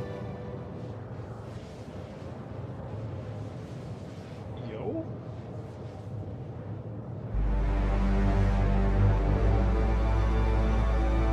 $1 billion meters.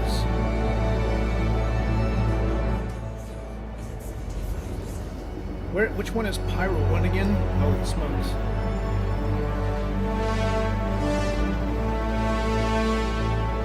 Crap, alright, we're back to this side of... Yeah, I can't... Oh, yeah, you know what? Jumptown was something else. It's amazing. Holy smokes. Pyro 1. Haven't been here in a while.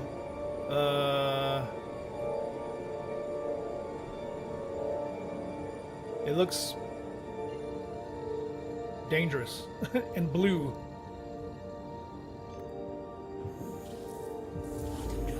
Let's hope I can do this one in daylight, because always difficult when it's at night. You're not really sure where you're headed.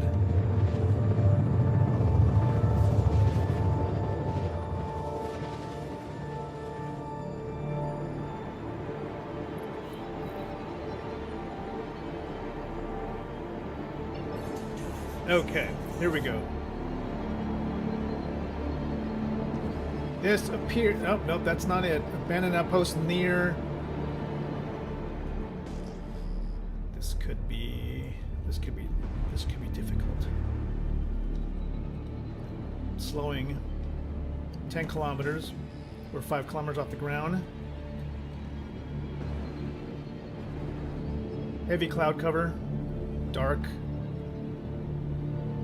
Let's assume that there's no atmosphere. Rocky terrain, some Some ships, actually. Probably abandoned. Earlier contracts. It's an abandoned outpost, so... Switching to SCM mode and getting our guns ready just in case. Additional targets detected.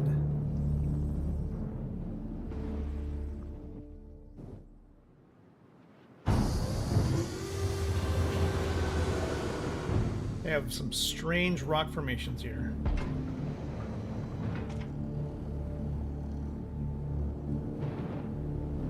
So weird. Is this actually a thing in like real life or in sci-fi? Having these kind of table plateau type features.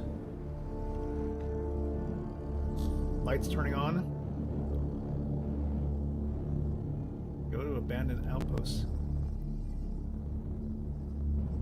57% hostiles remaining. Why only 57?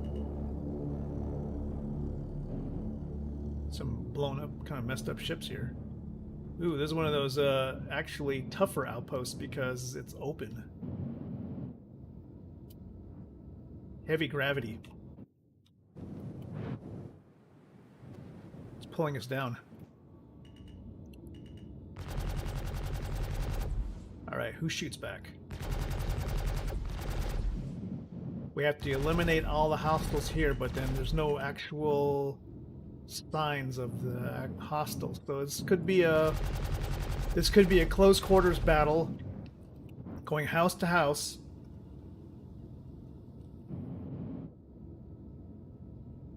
A second. Done. Continue. All right, we're gonna put it down, and we will attempt. What is this? Is this a floating texture? This could be something wrong here. Yeah, there's heavy amount of gravity here. Don't like these floating ships here. Could cause an issue. Friendly fire. Friendly fire? What am I supposed to do? Friendly fire. Ain't no police in this star system, so what? Friendly fire. Trust me, I'm just trying to get it out of the way.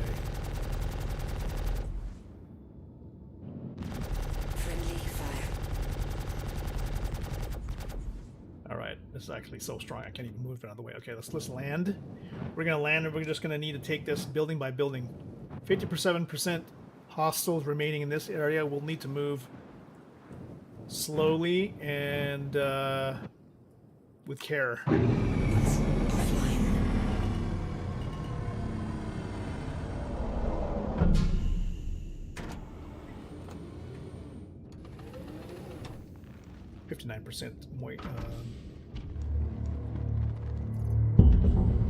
Thirst here. Let's go pull out the reclaimed water. Drink some water before we leave.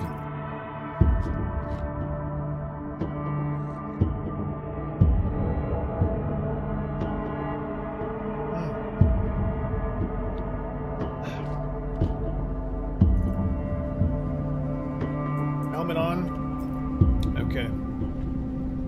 Might need to heal.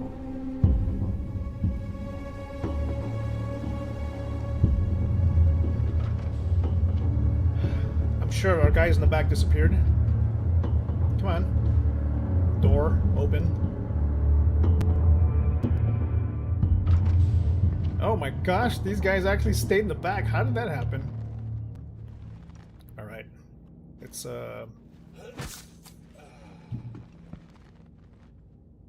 let's loot all the med pans we can.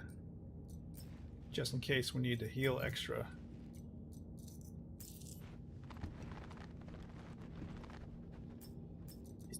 That I have, like, we have bodies in the back of the ship. All right, ready to go?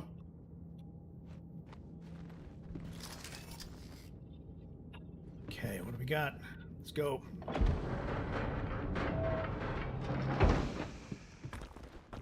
Oh, shoot. What is going on with the ship? What the hell? We're upside down. What? Everything that could go wrong is happening right now. Get back into the cockpit and make the ship correct. We're upside down.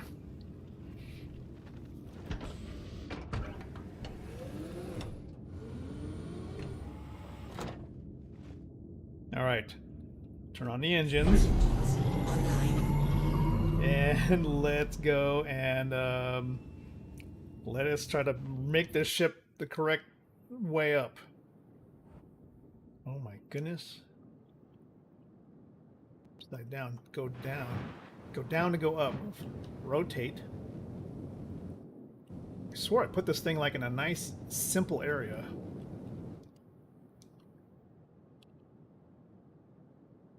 There. Nothing to get in the way, right? Yeah. Rocks. Nothing. Oh, I'm getting shot. Shield system, is it? Okay, okay, all right, all right. We got some opposition. Where's it coming from? Who's shooting?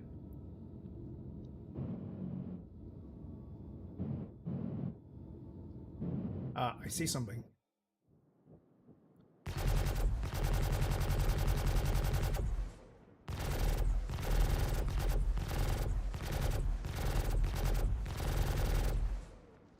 That guy there.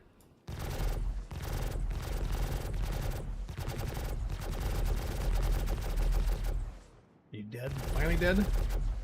Now he's finally dead. Oh, we got a guy below us.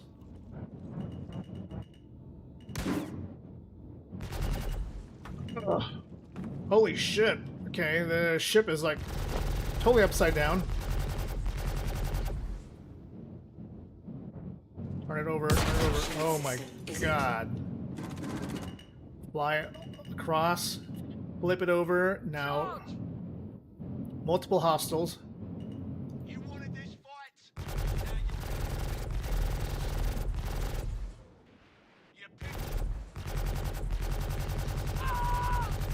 Okay, that's one down. Had another one down here. I like your armor. Don't go anywhere. Might use that one for medical gameplay.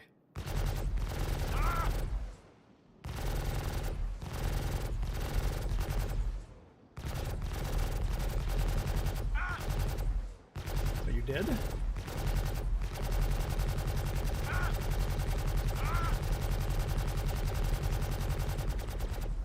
I think he's dead. 42%. He keeps grunting, so I can't tell. Putting her down.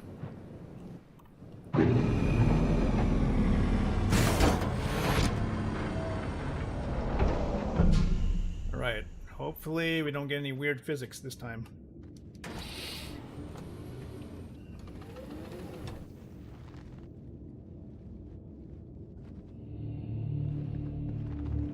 Clear. I don't like this gun, so I need to probably exchange it as soon as possible. We find somebody with a different weapon, we exchange it as quickly as we can. Got a note where I shot the last dude so I could go and find their weapons. We need to scavenge and survive out here. Closing the ramp.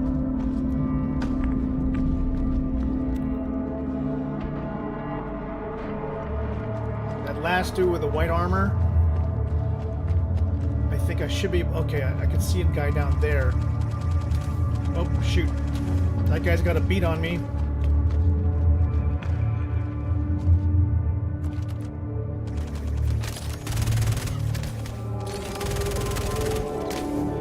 Taking a lot of fire that direction. Let's see if we can switch to pistol. Maybe we can get a good shot at him.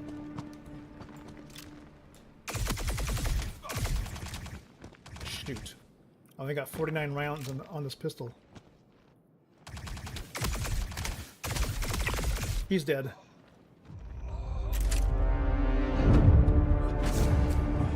I can't get hit too many times that we don't have any... Oh, shoot. We don't have anything to treat injuries. This pistol is probably the best thing I can use to fight at this point.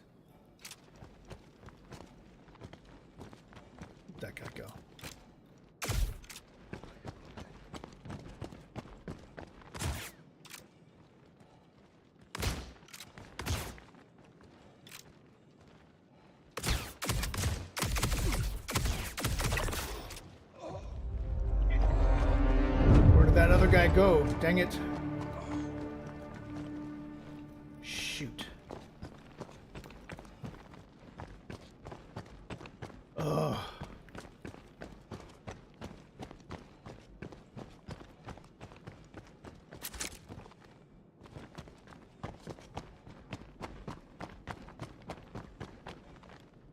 Where's your gun? I'm like, I need your gun. This guy. Where's your gun?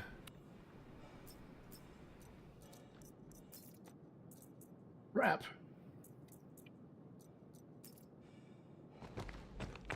I think I'm actually suffering from like heat exhaustion here. Yeah, I am. Getting like blurry vision, all that kind of stuff. Okay, we need to bring our temperature back down and heal slightly.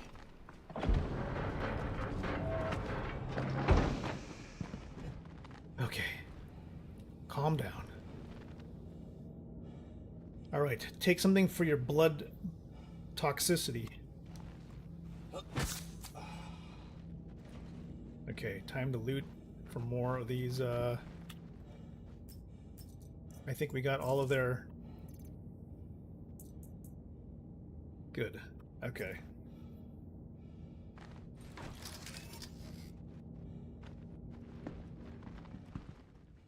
There's like literally like one guy left, I think, because it says 15% hostiles remaining, and that means there's probably one dude around here somewhere. The only problem is, how do I find him? Shotgun. Shit. I'll have to draw him out. Probably get killed.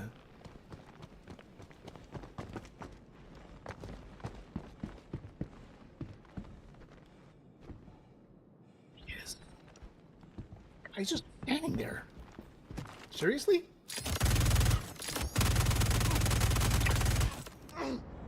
Oh, great. There's more. That was one. There's probably another... Oh, that guy there. 5% left. One more. Oh, shit.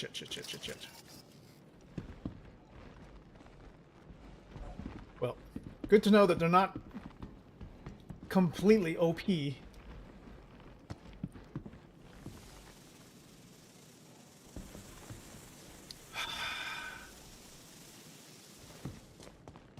Still overheating though. This is not good. Not good. What do you got? God dang. F-55. You got any rounds on you? What?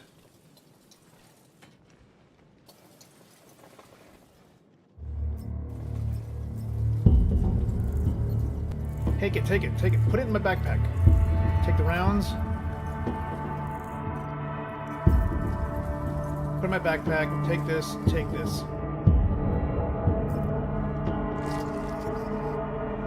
Is yours better? I like yours better. Yours has a better scope. Yes. Who let them get away? Oh, there he is. Somebody's here. That's a guy. Woo! What's up? Your big mouth betrayed you. Look at that nice yellow armor. Cool. This guy was just running around in his shorts. I actually like his C-54 setup. Good weapon. Very little recoil. Can I carry that on my back?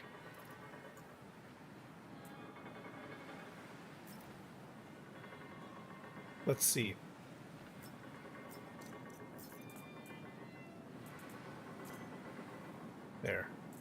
There we go. Carry some extra med pens here. Nice. These guys. Shotguns. Not the best for like long-term engagements, but hey, we survived. Holy smokes. I don't usually take these kind of missions because there's a high risk of failure because of just getting shot in places I just can't see where the enemy is at. The NPC enemies could be anywhere.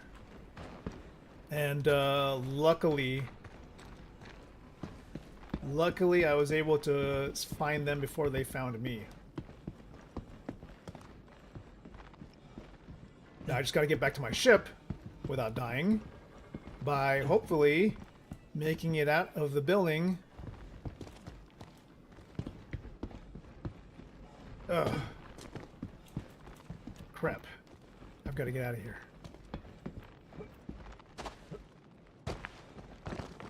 Okay, there's my ship. It's hot. 228 degrees Celsius.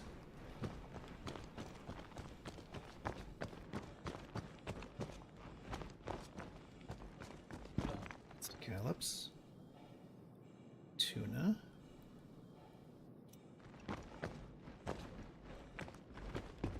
Woo! All right, we're here. Let's go. Put away. What is this? I have 2 F-55s? Okay, that's good. Not bad. Not a bad result.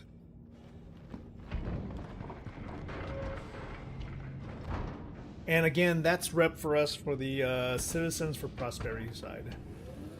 Let's see. Oh my god, why is the... Okay, good. Let's go. Out of here. Spicy. And, if you bear with me for a second, cucumber, crab meat, edamame. I'm ordering seaweed flakes. Yes. Sesame seeds, sesame oil. Good.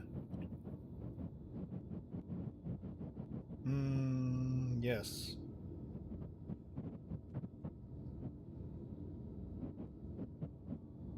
We need more?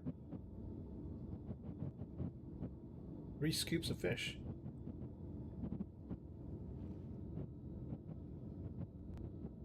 I got 3 proteins, check. Brown rice. What am I missing? No, oh, no extra protein, duh. No extra sauce. I'm just, yeah, literally, like, I'm just making sure for pickup. Continue. Yes, booking at East Lake Parkway. We're doing Apple Pay. Check. Looks good. And bye.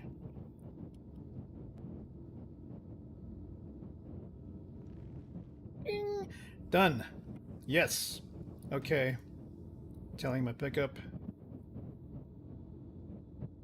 Ordered. Thank you. All right. Let's get out of here.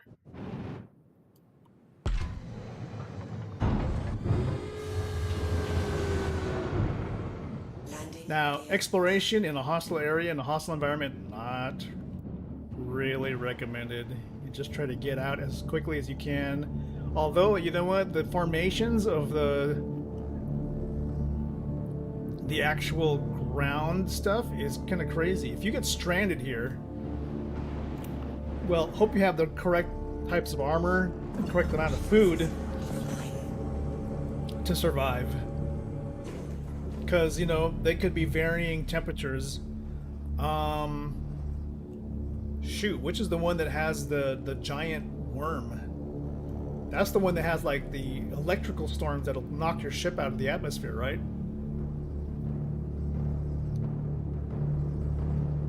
I certainly wouldn't want to solo explore that one. I feel like I would probably die there.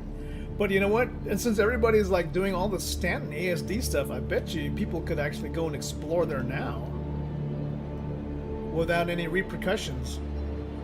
Not a lot of PvP now.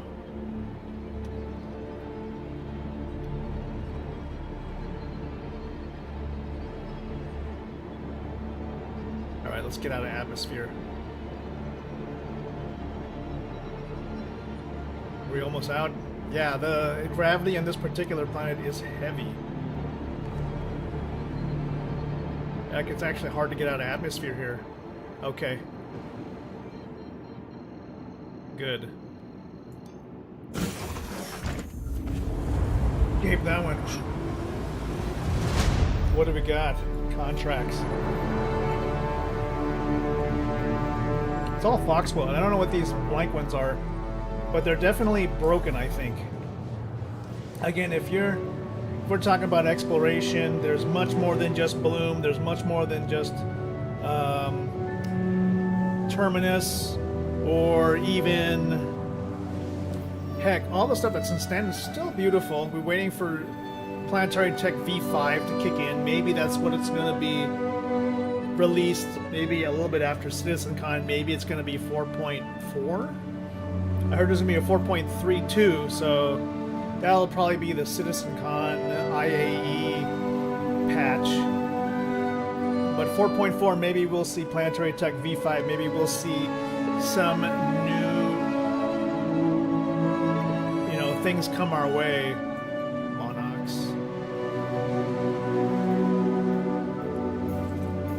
The Monarchs? Monarchs. Oh, it's this stuff over here. Pyro 5. Pyro 5 and Pyro 4 actually are some beautiful places to explore. However, we won't unfortunately have the time for those today, unfortunately. So what I'm going to say is we're going to take you to the Soul Citizens. Alright, the Soul Citizens, the podcasters, a great show that talks about Star Citizen. They're going to talk about how much medical gameplay is going to evolve over the next few quarters, and I'm hoping myself that it's going to be a lot more than just med bends and med pens like you saw me. We're going to need to deal with like actual triage and surgery, stuff that actually makes us feel like we're playing actual medics, not just ambulance drivers. So folks, I'm going to have lunch. I hope you guys had a good time today. Let's get ready to visit and say hello to those guys over at the Soul Citizens channel. So, feel free. 07, thanks for joining us, everybody. Peace.